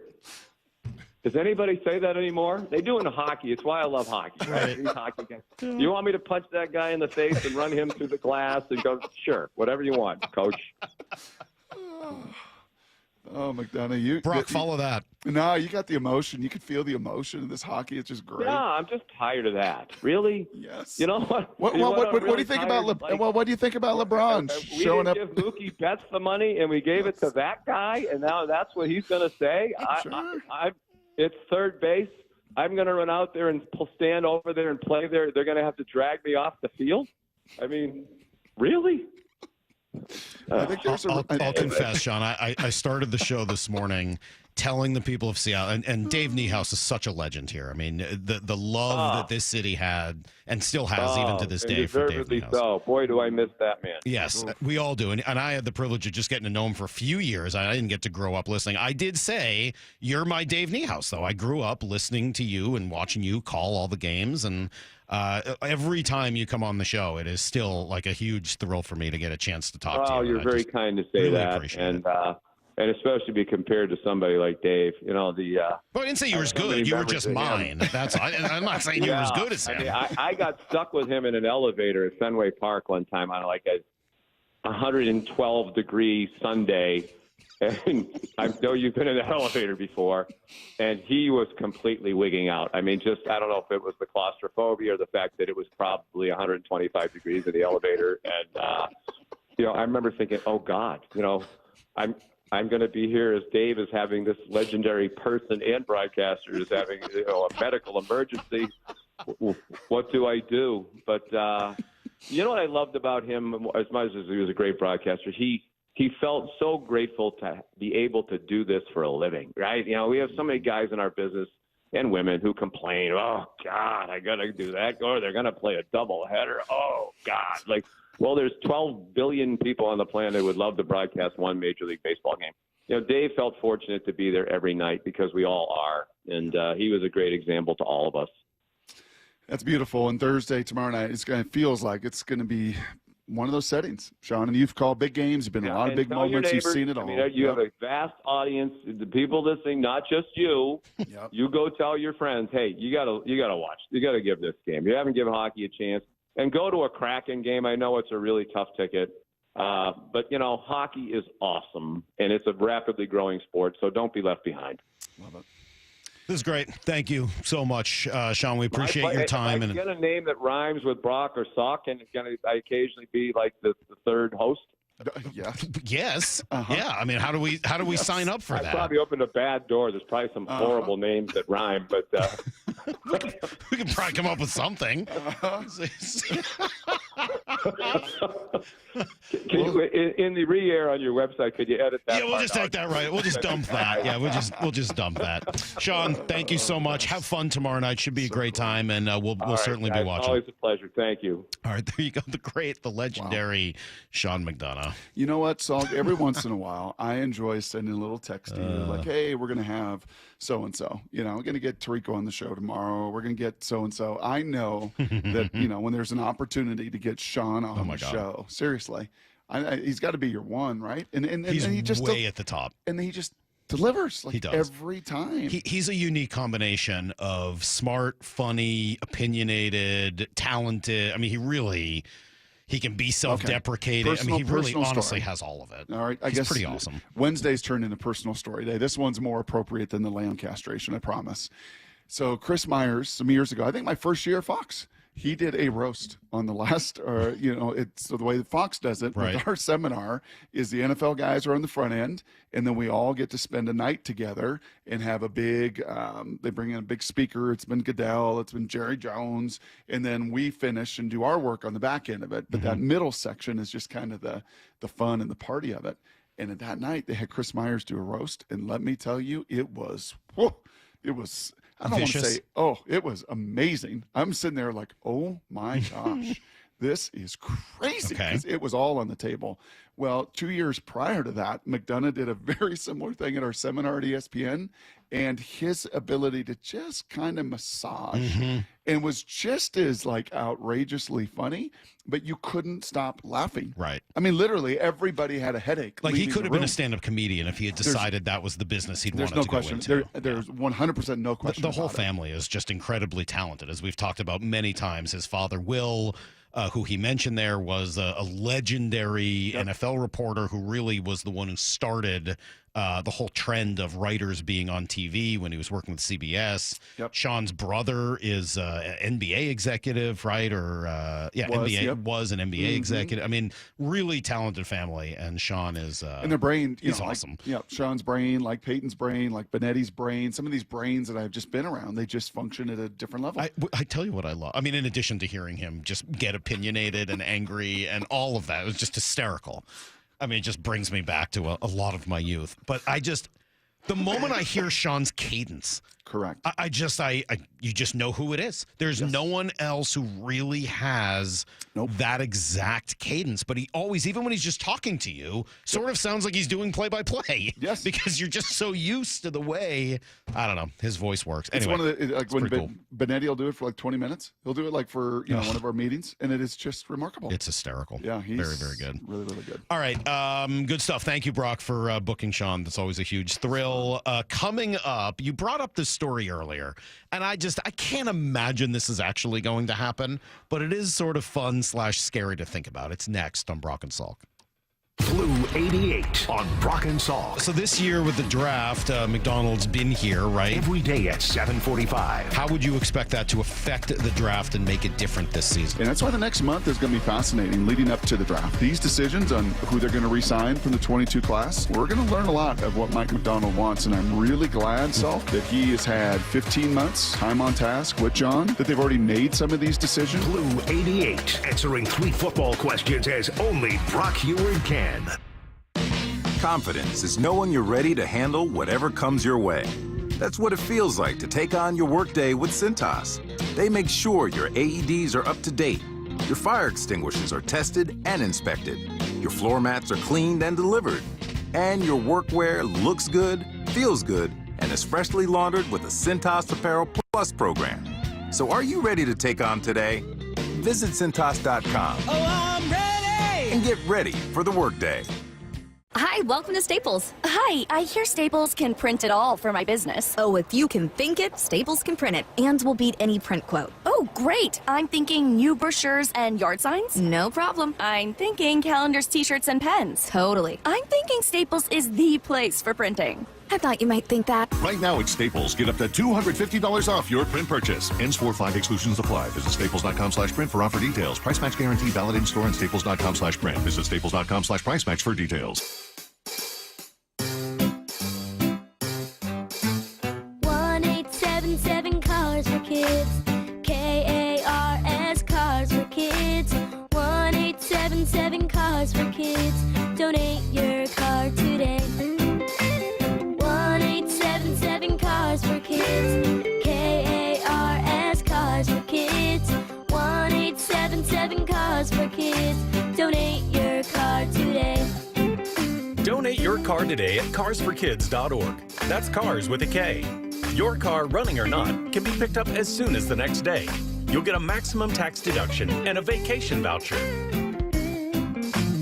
1877 Cars for Kids. KARS Cars for Kids. Donate your car today. Now accepting donations of land, homes, buildings, or any kind of real estate. You know, someone asked me the other day, do you know how many devices the average home has connected to their Wi-Fi network? It's way more than I thought. So I actually went home and counted how many connected devices I own. It's more than a dozen. All to keep me connected to the good stuff. Streaming, gaming, all the interneting, you name it. Xfinity knows that the number of devices we have connected to our internet is growing by the year. And that's why they engineered their gateways to handle hundreds of connected devices. Hundreds, for real. And now through March 18th, get Xfinity Gig Internet for $25 a month for a year with no annual contract and Wi-Fi equipment included when you add an unlimited mobile line. And ask how to get an eligible free 5G phone with trade-in. Make sure your home Wi-Fi can handle everything you throw at it and then some. Visit Xfinity.com, call 1-800-XFINITY, or visit a store to switch today. Restrictions apply. Requires paperless billing and auto pay with store and bank account. Taxes and fees extra after promo regular rates apply. Xfinity Internet required. Reduce mobile speeds after use of monthly data included with your data option. Data thresholds and actual internet speeds vary. Free consultations, no fee guarantees, 5-star reviews. JP Pendergast with Pendergast Law explains the importance of going beyond these familiar offerings. Accident victims want an attorney, Tom, that satisfies their needs. Someone who handles those needs with the highest degree of care. Pendergast Law offers the no-fee guarantees and free consultations, but these only scratch the surface. Okay, explain more. We make sure that every member of our team is genuinely passionate about helping others. Customer service and communication are our top priority. It's how we take care of our clients so they always feel one step ahead of the insurance companies. Our strong reputation for high standards provides comfort and confidence when it's needed most. Pendergast Law offers the free consultations, the no-fee guarantees, and of course, they are 5-star rated. But what really makes them different is their genuine passion for helping others. I can't recommend them enough. If you or a loved one has been injured in a car accident, call Pendergast Law. We can help. That's PendergastLaw.com. Guys, did you know your testosterone affects everything in your system, including how you feel and perform every day? Right now, Revive Men's Health Seattle will check your testosterone for free. Knowing your T levels is the first step in understanding if you have low T. Your testosterone level impacts your energy, libido, sleep, weight, hair loss, mood, and even ED. Maintaining an appropriate T level can change your whole life. Most men start to see changes in their hormone levels in their 30s. Experience and results matter. So what are you waiting for? Get your T levels checked today by local, experienced, and trusted men's health experts. They've helped thousands of men since 2011. They're so confident they can help you, they even guarantee it. Call Revive today and schedule your free testosterone test, free exam, and free consultation. Call Revive Men's Health at 206-529-1111. That's 206-529-1111. Or visit ReviveMen'sHealth.com. Let's go! This is Seattle Sports. Streaming through the Seattle Sports app. KIRO AM Seattle. KIRO FM HD2 Tacoma. Home of the Seahawks, Mariners, and everything Seattle sports. Get in the freaking auto! From the Quantum Fiber Studio, this is Brock and Salk on Seattle Sports. Brock Heward and Matt Marcus. Sorry about just Mike. Heward, not exactly Joe Cap there in the pocket. Now here are your hosts, Brock Heward and Mike Salk. All right, this texter says McDonough was the voice of your youth. Aren't you guys pretty much the same age? Was he calling games when he was 10? All right, I'm 46. Yeah. Sean McDonough's 62. Like we're 16 years older, though. That's okay, well, I wasn't like 2 when it's he like was... Lyle saying he grew up listening to us all. Yeah. Pretty close. I mean... We talked about that before you came on. I mean, yeah. Close, yes. He's... 16 years older. I mean, that he did start calling games when he was super young. I mean, that's for sure. What do you know what I'm willing to see? It was 4 years after he graduated Syracuse that he started doing Red Sox games. So that was, wow. He was 26. Mm-hmm. So I was 10. So as I said, he was the voice of my youth. That's right around when I got super into watching baseball. Yep. It was right when Sean was taking over doing the games on Channel 38 in Boston. It's actually not that far off from me saying I used to listen to the pretty show. much. Yeah, right. I mean, 10 years old. That's you know. And by the way, I'm willing to see. At the beginning of the show when you were still asleep, Lyle. Yeah, exactly. Lyle's asleep on his feet. He didn't say anything then. For the first like hour of the show, Lyle's essentially asleep in the other room. He's here in person, but not in spirit. It's it's completely different. All right. Well, anyway, huge. I'm willing thank to you. cede my name being first if he wants to jump on every week with us. And we'll call it Absolutely. the Sean Brock and Salk Show. So Sean Brock had a and Salk show. I'll tell you the quick story, and then we can get into this Aaron Rodgers stupidity. But the very, very brief story, in some very small way, Sean did play a part in me getting into this business. So WEEI was the long-term, like legendary only sports station in Boston, and in the maybe late 90s. Early 2000s, somebody wanted to build a competitor to that. So they started 1510 The Zone in Boston. It was a sporting news radio affiliate, and it had a terrible signal. Like you couldn't really hear it, but they basically did two big things or three big things right at the beginning. They signed the Celtics, who were awful at that point, and they signed Sean McDonough to do an afternoon show called the McDonough Group. And Sean, I think they might have also signed Eddie Endelman, who was sort of like the legendary figure in Boston sports radio. In any event, they signed McDonough, and he does the McDonough Group, and it was really good. And at the very beginning, the ratings were actually pretty good, but he was traveling all the time and doing all of his play-by-play. And so it was one of those things where the McDonough Group didn't always have Sean McDonough on it, and it didn't last with the same level of popularity. And then nobody could hear the station because the signal was bad and the Celtics were bad, and it all fell apart. Yeah. But I started listening to that station while I lived in LA because they were streaming live nationally, whereas I was not. And so I first listened to Sean, and then eventually started listening to Ryan Russillo, who came in to do afternoons there before he had made it nationally. And when I first wanted to get into the business, Russillo was the person I got in touch with and said, hey, can you help me? And that was the station I interned at, which allowed me to kind of build a demo tape and stuff. So Sean himself didn't have anything to do with me getting into the business, but his what he did at that radio station and the fact that he ended up leaving and the radio station started to crumble allowed me an opportunity to work at an awful radio station. So there you go. Did Russillo used to give a bunch of life advice on the air Yes. back then? Did he? He did. And first of all, let me tell you, Ryan Russillo doing a local radio show on a station that nobody could hear when he was like in his 20s was about as good as I've ever heard radio. He was unfreaking believable. He was awesome. He's amazing. The thing I probably remember him saying most, just because at that point in my life just cracked me up, was the idea of a Sunday night girlfriend. And he was like if you're a guy and you've been hanging out with your buddies all weekend, you're drinking Friday night, go to the bars on Saturday, but then it's Sunday and like some of those guys have girlfriends they just want to watch HBO with and stuff. Like I'd like someone to just come to my house and be my Sunday night girlfriend. No, nothing romantic. Wow. Just have somebody come and watch HBO with me on a Sunday night. Sunday night companionship. Exactly. And for whatever reason, I just thought it was a very funny bit that he had done at the time. So yes, he did offer all sorts of real world. It sounds like an Aaron Rodgers kind of.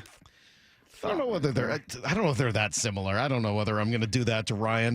No, I'm just saying that thought. It revolves around me. Why don't I just have my own girlfriend come over on a Sunday night? Yeah, that sounds pretty accurate, actually. Anyway, Aaron Rodgers isn't going to be a Ram, right? That doesn't make any sense.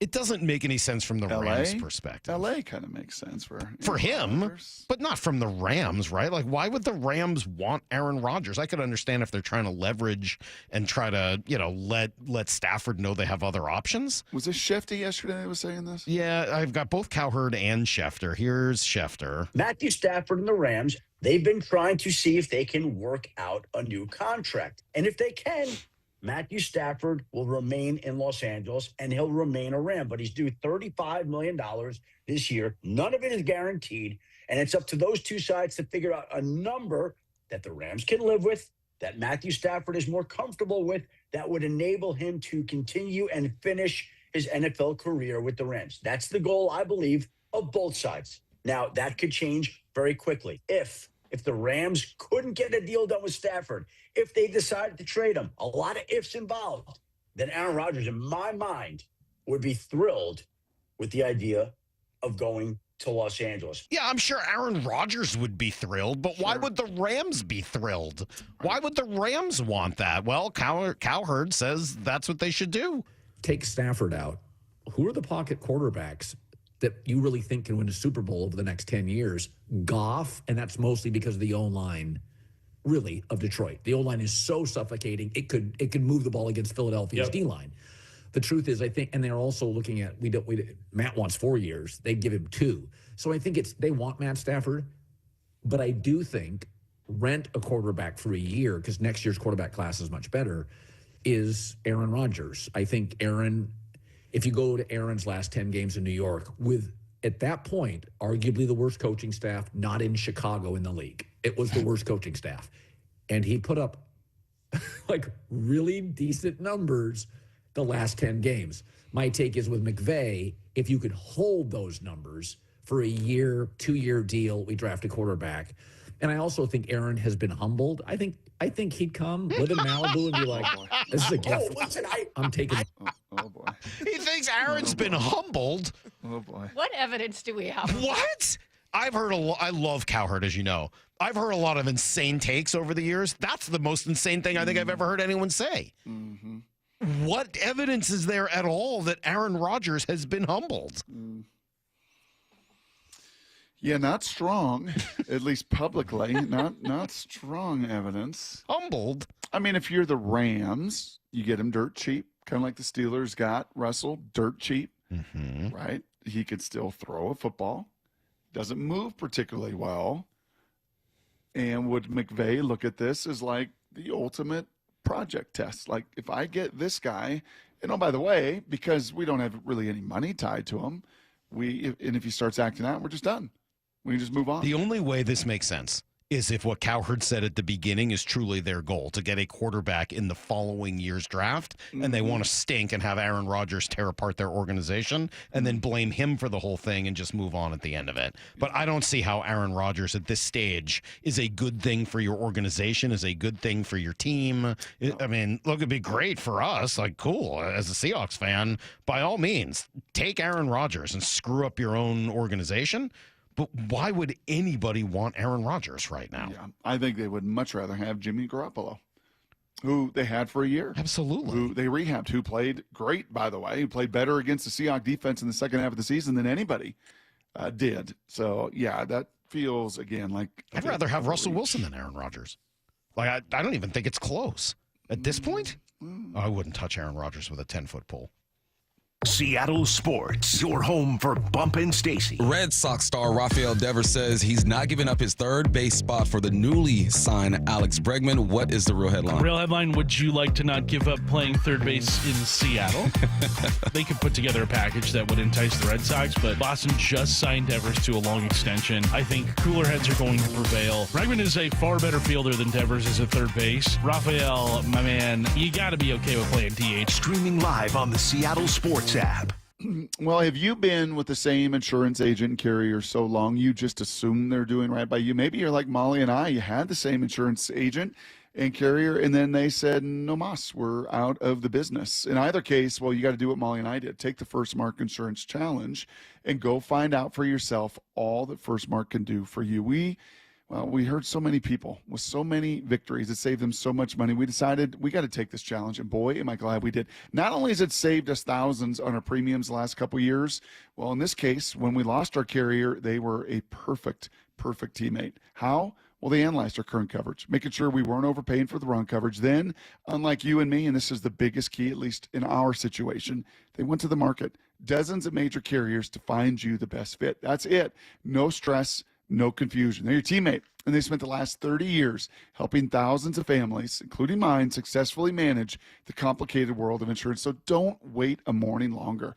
Take the First Mark Challenge. It's totally free, and you might be the next First Mark Challenge victory I get to talk to. Just go to firstmarkinsurance.com. It's all there. Firstmarkinsurance.com, your teammate that goes to work for you. I'm Kareem Abdul-Jabbar. I learned about atrial fibrillation the hard way. My symptoms would come and go, shortness of breath, fatigue. I kept going. Then I got so lightheaded, I couldn't. My doctor said I have AFib, so I'm about 5 times more likely to have a stroke. Other symptoms, irregular heartbeat, heart racing, chest pain can come and go, but the risk of stroke stays. If you have symptoms, tell a doctor. Visit notimetowait.com. Sponsored by Bristol-Myers Squibb and Pfizer. Accomplishing goals is hard, but when your goal is to learn a new language, Babbel makes it easy. Babbel is designed with you in mind. From expert-created lessons to conversational video units and even live classes, you can personalize your Babbel experience to be exactly what you need to really learn a new language more easily. Go ahead, set a goal for yourself. Accomplish it with Babbel. Try Babbel for free. Go to BABBEL.com. That's Babbel.com. What is that sound? Ugh, that sounds like a plumbing sound. Luckily, there's a company that fixes all the plumbing sounds across Puget Sound. That's All Sound Plumbing. Puget Sound's plumbing experts. Have a sound? Visit allsoundplumbing.com. Your favorite Seattle sports show is available anywhere you go through the Seattle Sports app. Brought to you by Fred Hutchinson Cancer Center Proton Therapy. Full shows and interviews, exclusive video and articles from the home of the Seahawks and Mariners. Rain. It is like our regional calling card here in the Northwest. And when we get a lot of rain, eventually the earth that our homes are built on, that becomes saturated. And that leads to groundwater intrusion in your crawl space. That's no good. Mike Salk here. And if rain or groundwater is making its way into your crawl space, it can create big problems, including structural damage or toxic mold that ventilates into your home. You don't want any part of it. That's why Crawl Pros can keep your crawl space dry by installing a crawl space drainage system that reroutes all that water back out and away from your home. They'll also inspect the crawl for mold and properly address if there are any signs of danger. Don't take a risk. Do what I did. Have Crawl Pros come out and do a free corner-to-corner inspection and learn if you have any water issues at all. They will go where you don't want to. Certainly where I don't want to. If you're worried about water damage, mold, insulation, critters, issues, or anything else related to your crawl space or attic, call Crawl Pros or visit crawlpros.com to schedule a free inspection. That's crawlpros.com. The John Schneider Show. Every Thursday until draft day on Wyman and Bob. Listen live Thursdays at 4 p.m. or watch the interviews on the Seattle Sports YouTube page. Check engine light on? Take the guesswork out of your check engine light with O'Reilly Veriscan. It's free. Ask for O'Reilly Veriscan today. O'Reilly Auto Parts. We could all use more time. Amazon Business offers smart business buying solutions so you can spend more time growing your business and less time doing the admin. I can see why they call it smart. Learn more at amazonbusiness.com. When you're in the thick of a project, Harbor Freight is the place that always comes in handy. Whether you're picking up something for your pickup truck or a power tool for your project, at Harbor Freight, your dollar always goes further. And these days, when everything seems to cost more, you can take pride in knowing that you get hard-working tools at hard-working prices. Whatever you do, do it for less at Harbor Freight. At Sound Pain Solutions, some of the most difficult cases we see are patients suffering from failed back surgery syndrome. Bill is an avid golfer, but his pain got so bad he couldn't play and was considering surgery. My back was killing me. I could not play any more golf. I could not walk more than half a block. I did not want surgery on my back, and I researched many different ways of getting this fixed. Behind that was horror stories from my friends who had back surgery, but it wasn't worth it, and I just made conclusion to that. There's got to be another way. I'm Dr. Mark Shelley, a chiropractic neurologist at Sound Pain Solutions. We were able to get Bill back on the course without the risk of surgery. We did this using non-invasive, FDA-cleared procedures like non-surgical decompression, laser, pressure wave, and bioelectrical treatments. Now, Bill is back to playing golf and enjoying life. Schedule a free consultation to learn if you qualify for our non-surgical and drug-free treatment by calling Sound Pain Solutions or visiting soundpainsolutions.com. Need to know. 15 minutes past every hour with Brock and Salk. Here's what you need to know. Up first. Why do we even have to do a show after Sean McDonough? Shouldn't it just be over when he's done? What other reason is there for us to keep going? We got a lot of other stuff to talk about today, Brock. One, and we mentioned this a few times, Donovan Solano not at Mariner camp as expected, having visa issues, not necessarily uncommon. This does happen at times, but usually with younger players. Usually with younger players. Remember years ago when we got to take a little BP and we got to use a bat of a player that was having visa issues? I have that bat at home. I think I do too. And I don't think that guy ever made it. No. So usually it's younger players. I'm going to go find that bat. Usually it's younger players, not 38-year-olds that have been in the league for 37, like a decade. but he's been in the league 11 years. A little surprising to see him have visa issues. He's supposed to be here, though. Should be taken care of by the end of the week. I guess. Just blame Trump. I'm not blaming anybody. I'm just saying that there's an issue. You know what? You're making my life hard today. How dare you? I'm just going to play Julio Rodriguez sound and shut up. Really excited. You know, like the beginning of the year it is what it is, you know.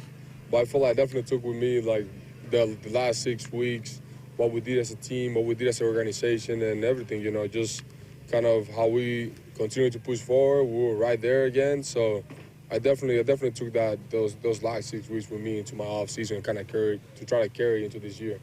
I think we have a really talented group. You know, maybe a lot of people don't want to see it like that, but like that's kind of their opinion, and like I don't really care about that. And I just think that this group has what it takes, and I feel like, you know, I think that's something that we, you know, continue to be focused, continue to be fighting as a team, and I think that's the only way that we're going to get through. Man, this team has shown some significant upside, Salk, for 6 weeks. Right, a couple years ago, right after the All-Star game, remember that August, that kind of 6-week stretch?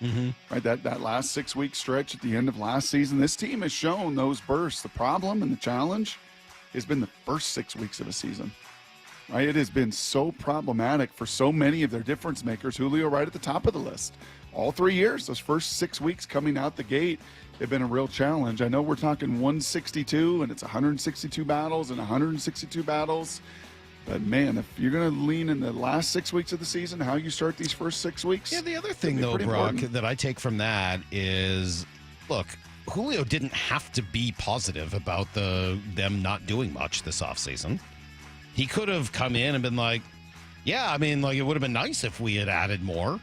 He didn't. He whether I don't know what he thinks in his heart. I don't know that. That'd have been so divisive, though.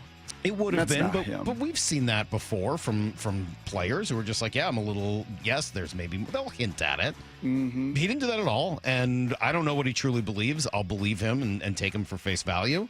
But the fact that he is not saying anything negative and is towing that line, I think is a wonderful thing and speaks very highly of Dan and what he's done to kind of get this group moving in the right direction to start this season. So kudos to Julio, kudos to Dan, and I think that's all very good news for the Mariners. Here's the second thing you need to know. Yesterday we were saying that we would have some very good news today to report, and we do.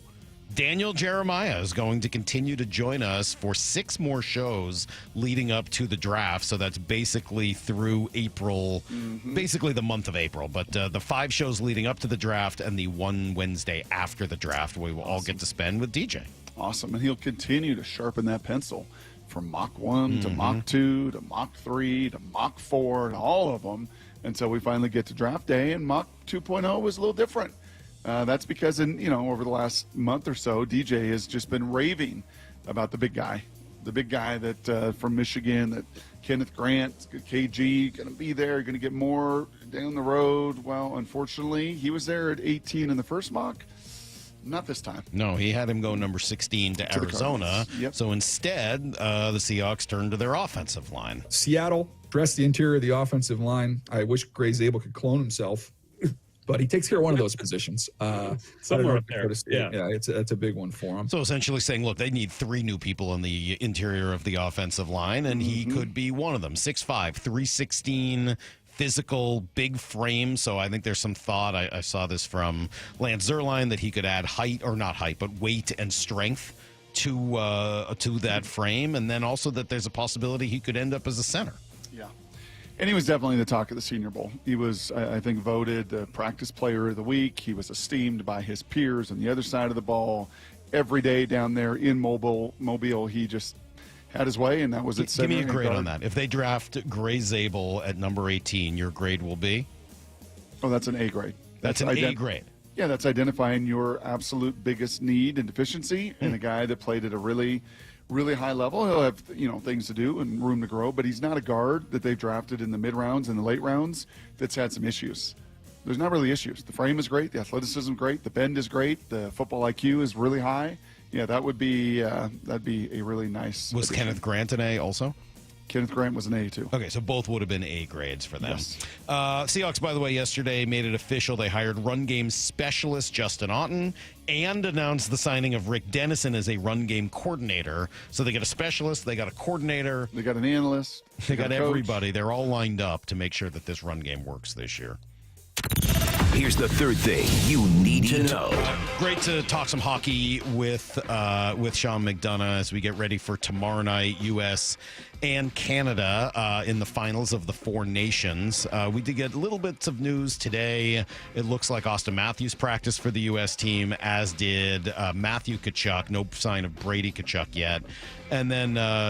there's questions as to whether or not Quinn Hughes is going to be able to play. Is he even going to Boston to be there for this whole thing? We'll find out. As for the Kraken, they get back underway on Saturday, and it looks like Jordan Eberle should be able to return when they play in Florida. He's been out for quite some time. Trade deadline's approaching. It doesn't look like the Kraken are in it. Linda Cohn on with Bump and Stacy yesterday said, they're going to get some calls. It's going to be interesting to see the moves, if any, Ron Francis makes, because there are teams calling, playoff teams that are calling for some of these players on the Kraken. And I mentioned Jared McCann. He would make a nice fit on a playoff contender, adding tremendous depth to a forward group. So I'm not in that room with Ron Francis, but I bet you he's been getting calls on that guy, as well as Brandon Tanev, who's an agitator, his kind of game really works well in the postseason. So I think it's an interesting conversation, Brock. Tanev, you could trade Brandon Tanev. You're not going to get much back for him. You can trade Oliver Bjorkstrand, who I think would probably be beneficial to a challenge to a team that's in contention. I like his game, and I think it's a helpful style for a championship team. But I don't think you get a ton for Oliver Bjorkstrand. Of anyone on your team, if you want to get back something significant, it's Jared McCann. Are you willing to do that with a guy who's really been arguably your best player for the history of your organization? Is that going to be Ron Francis's call? Fair question. I think there's a lot of questions. I think that's a very, very fair question you asked. That is everything you need to know, 1/4 every hour here on the Brock and Salk Show. Elko, right there on Bump and Stacy. Dude, she's the best. She is so fun. I love her. She started before maybe Lyle. You were born. What year were you born, Lyle? 2010? No. What Is that what it was? No, 1997. Okay, she preceded you. She was at Cairo's 7 News. I remember coming to Puyallup, do a story on my dad way back in the day. She was kind of like Chris Egan did, does all the high school sports stories. Isn't there a picture of her in the Seahawks press room? Oh, yeah. Right, where they've got all the old press pictures and stuff. I'm pretty sure there's a Linda Cohn picture in there at Cairo from when she was at Cairo. Yeah. Pretty cool. All right, we are just 20 minutes away from my new favorite segment, Trash Takes, where Brock and Maura and Lyle will offer their trashiest takes of the week, and the great Trash Master will weigh in on which one is worse. That's coming up in 20. Stick around. It's Brock and Salk, Seattle Sports on 710. Seattle Sports, your home for Bump and Stacy. The Mariners win the AL West if what? There is a longing for a good team that I have, that everyone from around here has, that creates a lot of emotions. Simultaneously, I want to feel excited about this season. Yes. I want to see a path. The Mariners win the American League West if Julio Rodriguez reaches his fullest potential. I think if Julio Rodriguez is the MVP candidate that we all know that he has inside of himself. Streaming live on the Seattle Sports app. Well, we are getting psyched to go down to Arizona next week, and there's a lot of great parts about this week. It's one of my absolute favorites of the year.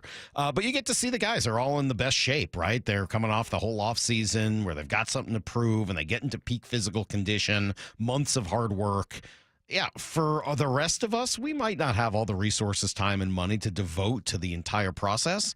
But you could be in the best shape of your life, just like some of these guys, and it might only take you 45 days. Eastside Weight Loss Clinic can do it. It worked for me. I know it can work for you as well. 10 pounds I lost in the first week. In 8 weeks, I lost 35 pounds. Felt healthy, eating great, delicious, fresh food that you buy at the grocery store. Nothing fake, no pills, no injections. That's how great this program is. Find out if you have the means to do it as well. A 15-minute call is all it takes. No obligation. Schedule it right now. Go to eastsideweightlossclinic.com. You got nothing to lose, other than a ton of weight. Go to eastsideweightlossclinic.com. Dr. Ryan Coogan, D.C. Results may vary. Did you know your skin is the largest organ of your body? Huh? That's why you should shower with Old Spice Super Hydration Body Wash instead of plain old bar soap. Love your skin by super hydrating it with vitamin B3 and glorious notes of vanilla and shea. Did you know that my super hydrated skin is the second largest organ of my body?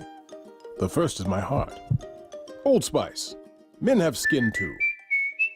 Old Spice Super Hydration Body Wash. 24/7 renewing moisture. With daily use.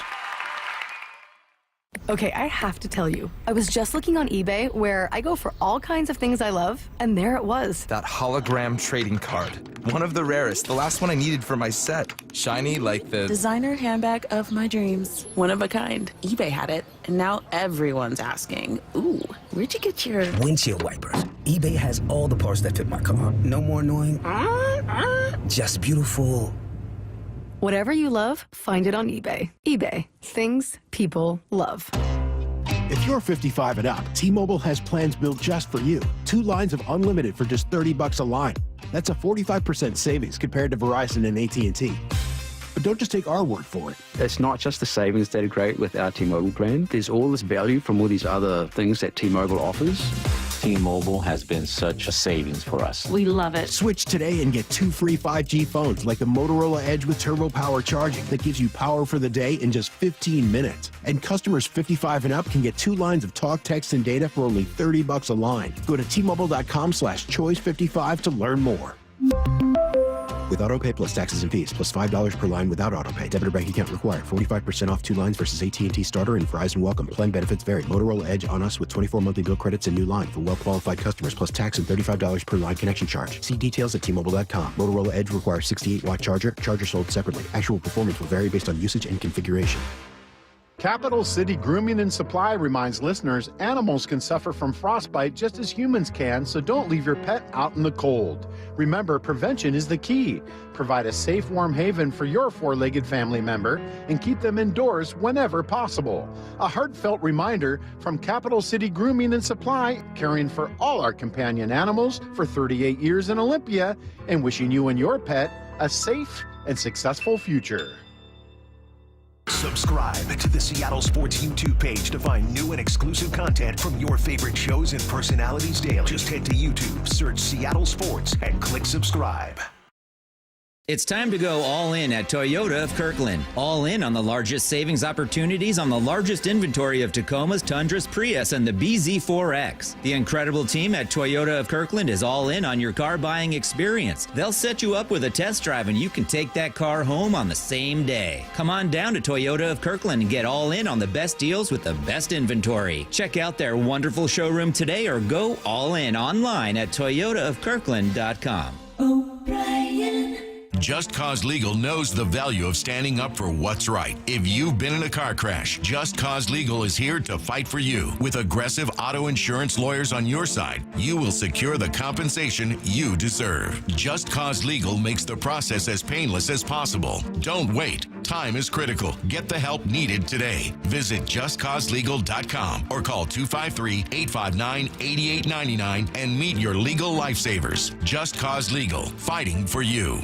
The future is here, so why is your internet stuck in the past? With Quantum Fiber Internet, you can get next-level multi-gig speed on a reliable fiber network. Fair and honest pricing with no annual contracts or bundling required. And whole home 360 Wi-Fi to make sure your devices are ready to take you where you want to go. So you can stream, post, game, surf, like, and love to your heart's content. You do you. Let Quantum Fiber Internet take care of the rest. Learn more at quantumfiber.com. Limited availability, service, and speed in select locations only. Start the year fresh with Washington Energy's New Year, New Home Sales event. Upgrade and save 15% on energy-efficient Bryant heating systems for your home. Keep cozy and safe this winter storm season with 15% off Honeywell whole home generators. Prepare for spring with 15% off beautiful Anderson windows and reliable Simonton doors. All on sale now for a limited time. It's the New Year, New Home Sales event with Washington Energy Services, bringing good energy to your home. From the Quantum Fiber Studio. This is Brock and Salk. Weekdays 6 to 10. On Seattle Sports and 97.3 FM HD2. Shannon Dreyer is heading down to Peoria today. So our Mariners reporter will be on the scene. I think we're going to talk to Shannon Friday morning. We'll give her kind of tomorrow to get her bearings and all that. And then we will have Shannon on the show Friday morning and get her initial sense of what she's seeing and feeling down in Peoria. And then we will go join her next week. Always love it. It's my favorite week of the year for sure. Our chance to just be there and be around the game and be around the players. And, you know, it has been a frustrating offseason for a lot of people, understandably. You know, at some point, though, you get down there, you get around the team, and a lot of that does go away because for all 30 teams, they think they've got an opportunity, and they want to try to most of the 30 teams. I think the players do think that way. I really do. The fans may not, and we may all look at it and say the Dodgers and Mets and a couple other teams, the Yankees have just overspent to such an extent that, you know, no one else has a shot. I don't think the players can think that way. Okay, well, I'm going to send you over to White Sox camp then. All right. There might be a couple of teams where there's just it's ridiculous. But come on, don't you think that for 25 teams in the league, at the very least they enter spring training believing they have a shot to at least go to the playoffs. And if you get to the playoffs, who knows what you can do in a short series, even against the Dodgers, Yankees, or Mets, and injuries and everything else that pops up. So sure. I really, yes, all right, fine. A couple of teams are not going to feel any sense of optimism. But I think, the majority, yeah. I think most of the players that show up at spring training really, truly feel like if things go the right way, their team has a shot to do something special. And I would expect that the players in Mariners camp feel exactly the same way. And I thought it was good news that if they don't feel that way, they're certainly not saying so. Cal's never been shy about giving his opinion before. JP's never been shy about giving his opinion. Julio, I don't think, is shy about giving his opinion. And we haven't heard anything of that ilk come out at all. But that's usually been the end of the season. That's usually the end of the marathon. Well, that's usually true, but usually at the gassed. beginning of the season, something has changed from the season before. This season, there really has been almost no change other than the Justin Turner for Donovan Solano swap. So there really has not been much change to talk about. Yep. And so, yeah, I think that's a good sign. It doesn't mean this team's now going to be a World Series contender. We'll see. But I do think it's a good sign that there's not any of that. There's no negative energy emanating from the organization, from the players, at least to start the season. And I think that's a good first sign. And then, sorry, go ahead. Well, I was just going to say, outside of Boston, that's kind of the way I think most of those other organizations also operate, right? It's just that's kind of... I don't know, man. Every once in a while, someone will come into camp with a little bee in his bonnet. And you're like, geez. Yeah, every once in a while. And given, I think, the mood of the fan base, it wouldn't have been like the most shocking thing in the world if the mood of some of the players was a little antsy heading into spring training. I was watching for it. I at least was curious to see. You know who will actually, in along these lines, and he did some X Factors yesterday, and he's one of your X Factors as well. You know who might be one of the better barometers for this? Is actually Rosarena. And not even with words, because I don't think he's a big talker. I don't think so. That's not going to happen. He's not going to be Tristan Casas. He's not going to be Devers. He's not going to necessarily do that. But just buy-in, just personality. Just is he happy, Randy? Is he enjoying being in Seattle? You know, last year was quite a shakeup. It's quite a big move. Pretty beloved out there. He had Randy Land out there in Tampa Bay. And I think there were stretches, Salk, where you felt like, man, he just does not feel that engaged, does not look like he's having much fun at all. I think he'll be a pretty good gauge for this. I feel good about it, by the way. Like, I of all the players on this team, he's the one I'm hoping kind of becomes my favorite because I'm prone to liking Randy Arozarena. I liked him when he was in Tampa. I think he's an interesting character. He plays the game with flair and I think with a lot of passion. And I love that about him. I mean, what he did in the World Series a few years ago was like you couldn't take your eyes off of him. He was one of those players where you're like, okay, this guy could become just a legit star and exactly what baseball needed. And it hasn't necessarily gone that way. But I will. But he can be mercurial, keeping my barometer analogy. Oh, I agree. Which is why I'm going to give you a Colin Cowherd take. Not as silly as, what did he say? That Aaron Rodgers has humbled himself. He's been humbled. That's ridiculous. No, Aaron's been humbled. A-Rod's been humbled. It's absurd. I won't give you that. But this is a Cowherd style take, since he likes to look at people's hats and headgear and make a decision on what kind of a leader they'll be and everything else. Okay. I am going to take Randy Arozarena's blonde hair as a positive sign that he's feeling happy, free-spirited, and ready to get to camp and have some fun. Mm-hmm. It's an incredible reach on my part. I totally understand that. And if you don't believe me, I have no problems with you disagreeing with this because I am making this up.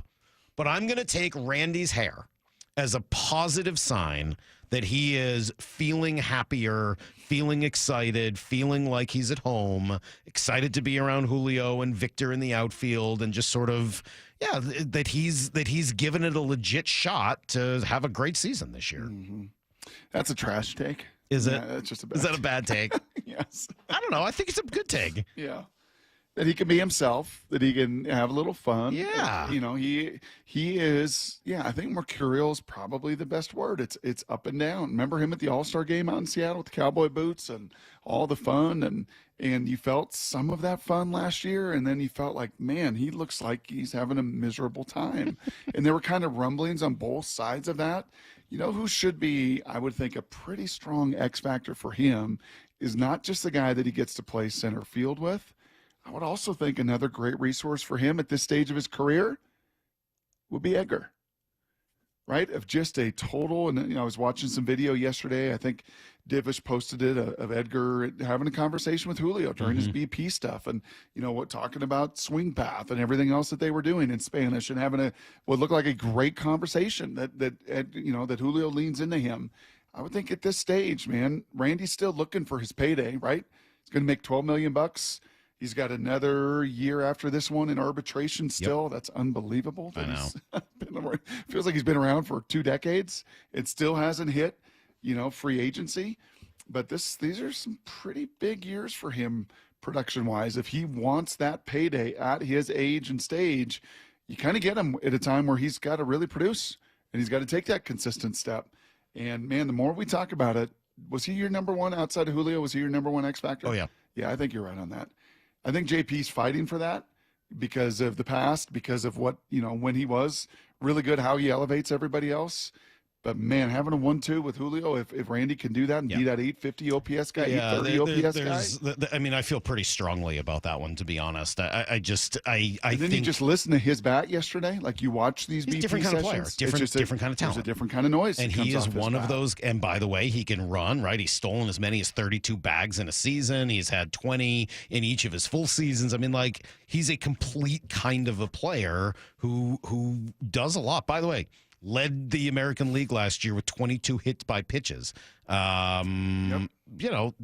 are those things that like kind of make him an interesting person. Yep. And I heard, I think it was on Bump and Stacy that our guy Jason Churchill was saying, look, if you had had Randy Arozarena and Victor Robles for 162 games last year instead of what was Randy, 54, and Robles was like 75, 80, something like that, how different is your season? Mm-hmm. What if you had started with those guys instead of finishing? And like, in order to believe in the 2025 marriage, you've got to believe in those things. Yeah, I mean, are they going to start the way they started in Tampa and we're in Washington? Because they I don't both know. Expendable. One was traded, and obviously for good prospects. And one was just cut because both of those guys had, I don't know if you wanted their April and May in the locales that they were in. But I get Jason's point, and now you're going to hit the ground running. All right, now you're all together. Now there is continuity. Now there is, there's not a lot of new moving pieces, as Julio said. And we've got a little more confidence and belief in one another here, and than certainly people on the outside do. And then I'll come back to that last point that I made earlier today about Dan and this messaging behind battling, because I think it's interesting. 162 battles a year. That was what Dan Wilson referred to a season as. Really excited to get things started today officially, and then just throughout spring training can begin to prepare for what's ahead, which is 162 battles ahead of us, and then more beyond that. It's exciting to get that journey started. And then I played you some sound earlier of Logan Gilbert concurring and using that same language that he had heard from Dan. Can you have 162 battles in today's day and age of baseball? It's to me a phenomenal question, but I think it depends what Dan means. And this is why, again, I'm excited to get down there to chat with him next week and ask him about this. This is going to be among the first questions I have for him. Is 162 battles a philosophy? Is it about your I think really the word is mentality. Mm-hmm. Or is that about a strategy for how to play the game? If it's about a strategy, I think that's going to be really hard to pull off. I'm not saying it's impossible, and I'm really open to the idea that the game changes quickly, and maybe you can do that. Maybe the modern athlete is different, and maybe you have to in order to try to make it work at T-Mobile. Okay, I'm open to that concept. But history has told me, and just my experience in the game has told me, that a strategy of playing with 162 intense battles, it's just going to wear you out, and it's just not going to be a success. But a mentality that this team is always battling, and we go into it with 162 times where, each at bat matters, and we're not going to throw them away. That can work. And has worked and should work and should absolutely be at the forefront of the way teams are thinking. The two teams that come to my mind from that kind of strategy, and certainly some of this is prisoner of the present moment in time last year, but it's Tampa and it's Detroit. Mm-hmm. I had a chance to catch up with A.J. Hinch because of Benetti when we were doing a game, was down there and in the Texas area, and got to see him and just, have a really cool lunch talking baseball and how much he strategized every single battle, every single game. And it turned here in Seattle, right? It turned, the whole thing started in Seattle, but that was definitely their mindset. And getting buy-in, Salk, and what that required of all 26 men on that roster. It wasn't like, oh, yeah, you're just kind of the last man on the bench, or, yeah, you're the last arm in the bullpen. No. Every single game, you're going to be engaged, and we're going to move these pieces around, especially in our rotation, our bullpen, and everything. Every single game to go find a way to battle it out and win. And it takes them all the way to the playoffs and a series win, and wouldn't you say, coming off of last season or in baseball today, that they would epitomize that? Yeah, I think that's probably fair. Yeah, from what we saw, they didn't just run their talent out. They certainly didn't have talent. They certainly didn't have payroll. They certainly didn't have big boppers. They certainly didn't have massive offense. They certainly just couldn't roll out. They had to find other ways to get it to work, and it did. Now, can it sustain? Right. Is that sustainable? Can you do that over time? It's great in a 60-game sprint, in an 80-game sprint. Can you do it over 162? Again, I think these are all really interesting, fun questions, and I think the answers to them will determine a lot of how the Mariners work. As you know, Salk, the answer, my friend, is blowing in the wind. It is. It always is. Like trash takes? Yeah. I don't know. Those don't smell great. Get it together. Y'all look like trash. Trash takes. It's a bunch of trash. Oh, gosh. I thought it was trash. On Brock and Salk. That's a terrible take. All right, so for those who don't remember, Trash Takes every Wednesday, 9:45, to be followed by Here's the Thing tomorrow morning at 8 a.m. So you still have a little bit of time left if you want to leave us messages for Here's the Thing. I think after today's show, there's going to be some I would hope. Yeah, go download the app and leave us a message on whatever. Content, yeah. If you thought I was weird before. Creepy, they said. Creepy. Only they could hear you off the air. Oh, my God. Are you going to take that up with Wyman and Bob, by the way? Apparently they were having a conversation about you being creepy. No? Just watch the draft. Just watch the draft when I do the draft with Bob and Dave. Just look at their faces. Yeah. Every segment I do, every time we go to break, they're like, this guy's a wackadoo. Do they think you're crazier than Bump and Stacy do? Oh, I think so. Yeah, for probably. Sure. Oh, yeah. Absolutely.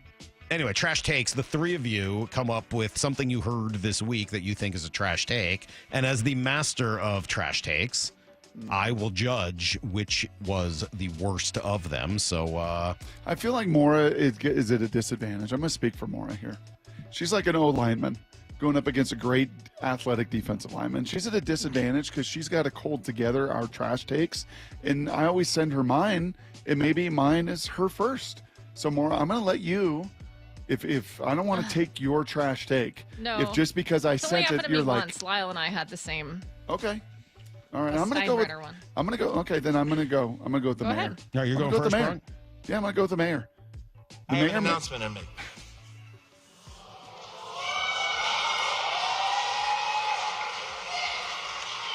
I'm just kidding. I just Not funny, dude. No, Bruce. No, Bruce, no. I feel like Rabel. No, Bruce, no. God, no, Bruce. That's a fellow Husky. That's a bow downer. That's It a doesn't really linebacker. play on radio, so for those that didn't see it. Yeah, Bruce Harrell pulled out a basketball at the State of the City function yesterday. He said he was going to make a big announcement. Big announcement. He's going to pull out a basketball. It looked like it had autographs on it. And you could feel the anticipation like, what? I know expansion's been talked about, and then he just pump faked them. That's trashy. That is- Bruce, no! Thank you, Bruce. No. Trash. Hell no! Sorry, that's Bruce himself. Hogs entertaining himself with Bruce Irving guts. Bruce, no! All right, that's a pretty trash take from the mayor. It's not really what you want to do. Yep. So Didn't go over well. No kidding. No, did not go over real well. Did people think that he was actually about to make the announcement? Yeah, I think so. Wow. I mean, They're he not doesn't get diehards. to do that. Yeah. Right? I mean, that's going to be done by a large group of people at a big press conference. I don't think people were analyzing it that much in the moment. Fair. Lyle, Mora, what you got? All right. Lyle? Am I next? You're next. What's your trash take of the week? Oh, Jackson. Oh, Jason.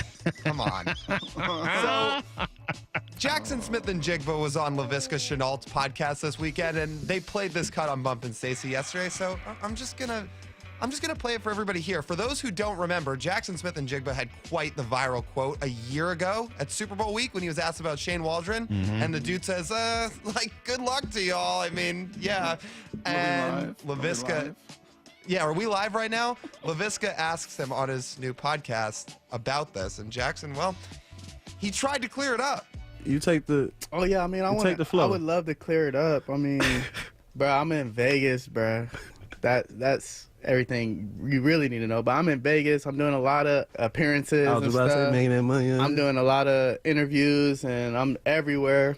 And I blame my people for not letting me know what I was walking into. Like, sadly, you're a victim. And then I You're a walked in, victim. did a little interview.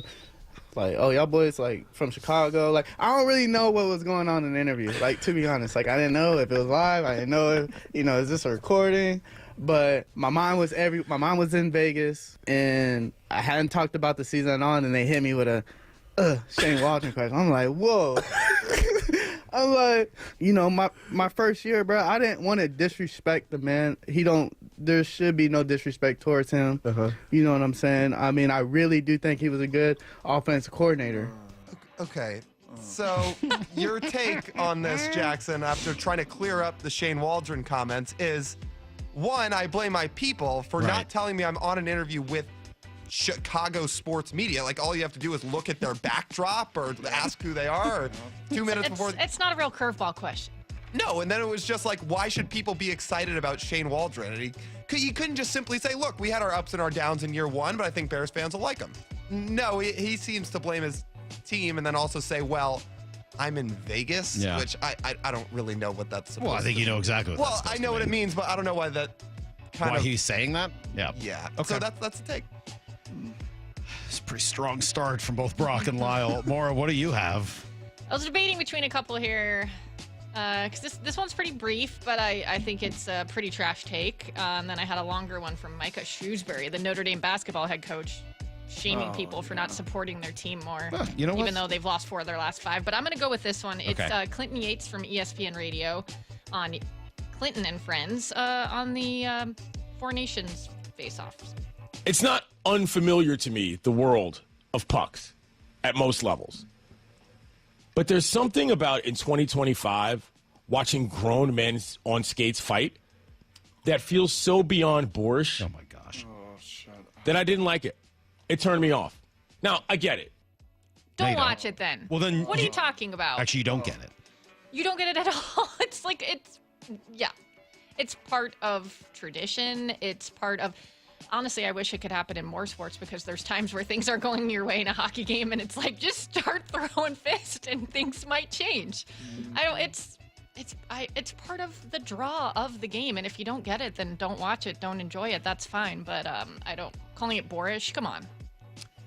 Wow. So you guys really gave me a lot to think about here. This is, I think, the strongest group, the trashiest group of takes I've heard altogether. Mm-hmm. Brock, I'm going to disqualify you on a technicality. Sure. Fair. That's fair. That's not really a take.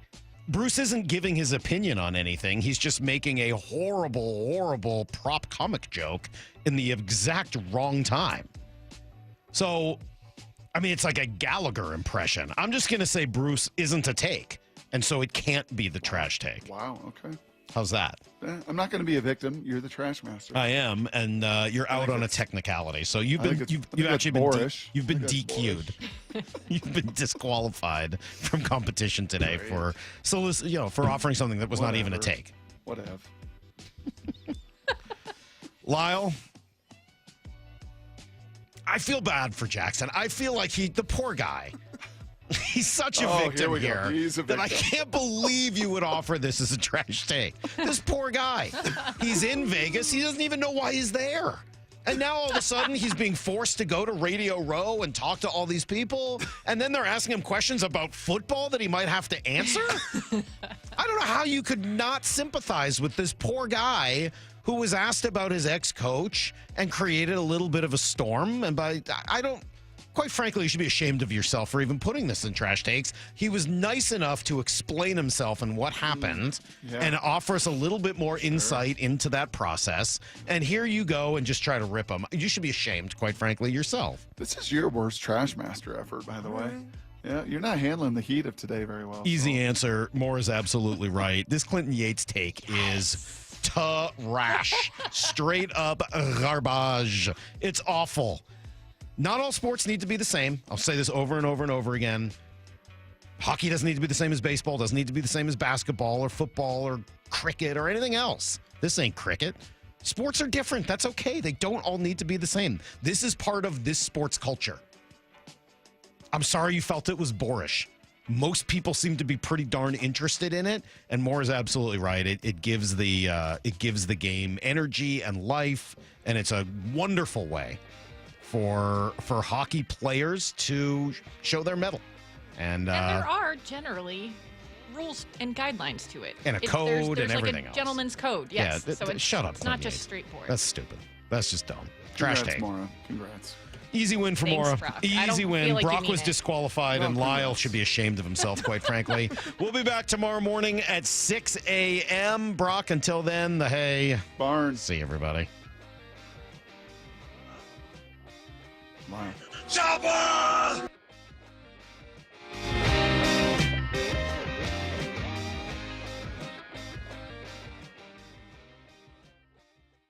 Seattle Sports, your home for Bump and Stacy. Red Sox star Rafael Devers says he's not giving up his third base spot for the newly signed Alex Bregman. What is the real headline? Real headline, would you like to not give up playing third base in Seattle?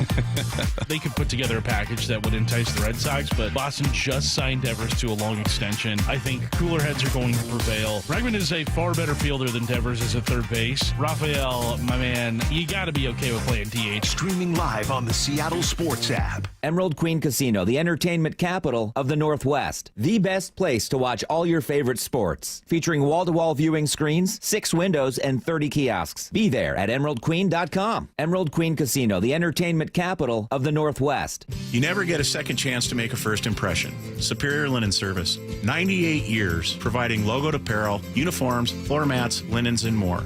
Give us a call. We answer the phone. Superior Linen Service. Visit suplinen.com. Protein, protein, protein. Everyone is trying to get protein in their diet, but we need fats too. Healthy fat, that is, like the rich, natural peanut and almond butters found in G2G protein bars. Most bars don't have it because, well, most bars aren't real food or refrigerated.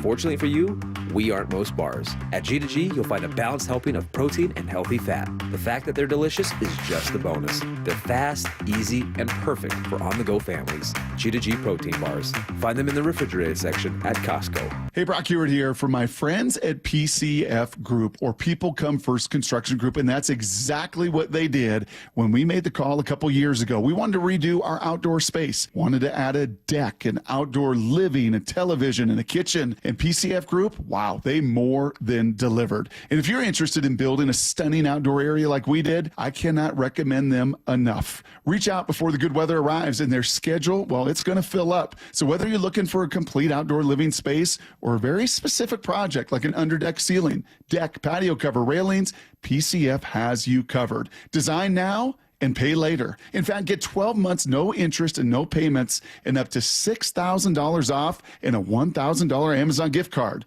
Request that complimentary design and estimate consultation today at 206-992-0364, 206-992-0364, or project ideas, explore photos at PCFgroup.com, PCFgroup.com. Why choose a Sleep Number smart bed? Can I make my side softer? Can I make my side firmer? Can we sleep cooler? Sleep Number does that. Cools up to 8 times faster and lets you choose your ideal comfort on either side. Your Sleep Number setting.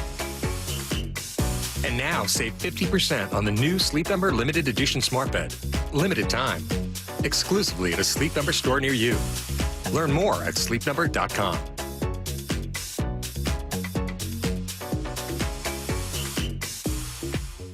This is a story of the one. As a maintenance specialist for university housing, he knows college students can major in wear and tear. Plus, housing so many students doesn't leave a lot of room to house all the supplies he needs. That's where Grainger comes in. With over 1 million industrial-grade products and fast, dependable delivery, Grainger carries the quality products he needs so he doesn't have to. From a new door hinge to a whole new faucet.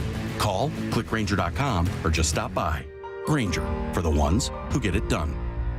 Guys, did you know your testosterone affects everything in your system, including how you feel and perform every day? Right now, Revive Men's Health Seattle will check your testosterone for free. Knowing your T levels is the first step in understanding if you have low T. Your testosterone level impacts your energy, libido, sleep, weight, hair loss, mood, and even ED. Maintaining an appropriate T level can change your whole life. Most men start to see changes in their hormone levels in their 30s. Experience and results matter. So what are you waiting for? Get your T levels checked today by local, experienced, and trusted men's health experts. They've helped thousands of men since 2011. They're so confident they can help you, they even guarantee it. Call Revive today and schedule your free testosterone test, free exam, and free consultation. Call Revive Men's Health at 206-529-1111. That's 206-529-1111. Or visit ReviveMen'sHealth.com. Hi, I'm Tyler, and I want to share my awesome experience we just had with Window Nation. When we bought our home in Edmonds, Washington, we noticed some of the windows needed to be replaced. Our living room was cold and drafty in the winter, and it was hot and stale in the summer. But after a lot of research and a few bids, we chose Window Nation to replace our windows. From the first consultation to the final installation, their team was professional, friendly, and incredibly knowledgeable. Window Nation offered a wide variety of high-quality, energy-efficient windows that not only look great, but we immediately noticed the difference in the comfort of our home. And the best part was the installation process. The crew arrived on time, worked efficiently, and they left our home spotless. It's the best home improvement project we've ever done. Call Window Nation today and see the difference. Right now, save 60% on all windows and pay nothing for 2 years. Visit windownation.com or call 866-90NATION to schedule your free in-home estimate and get 60% off. That's windownation.com. This is Seattle Sports. Streaming through the Seattle Sports app. KIRO AM Seattle. KIRO FM HD2 Tacoma. Home of the Seahawks, Mariners, and everything Seattle sports. From the Quantum Fiber Studio. This is Bump and Stacy. On Seattle Sports. Streaming through the Seattle Sports app.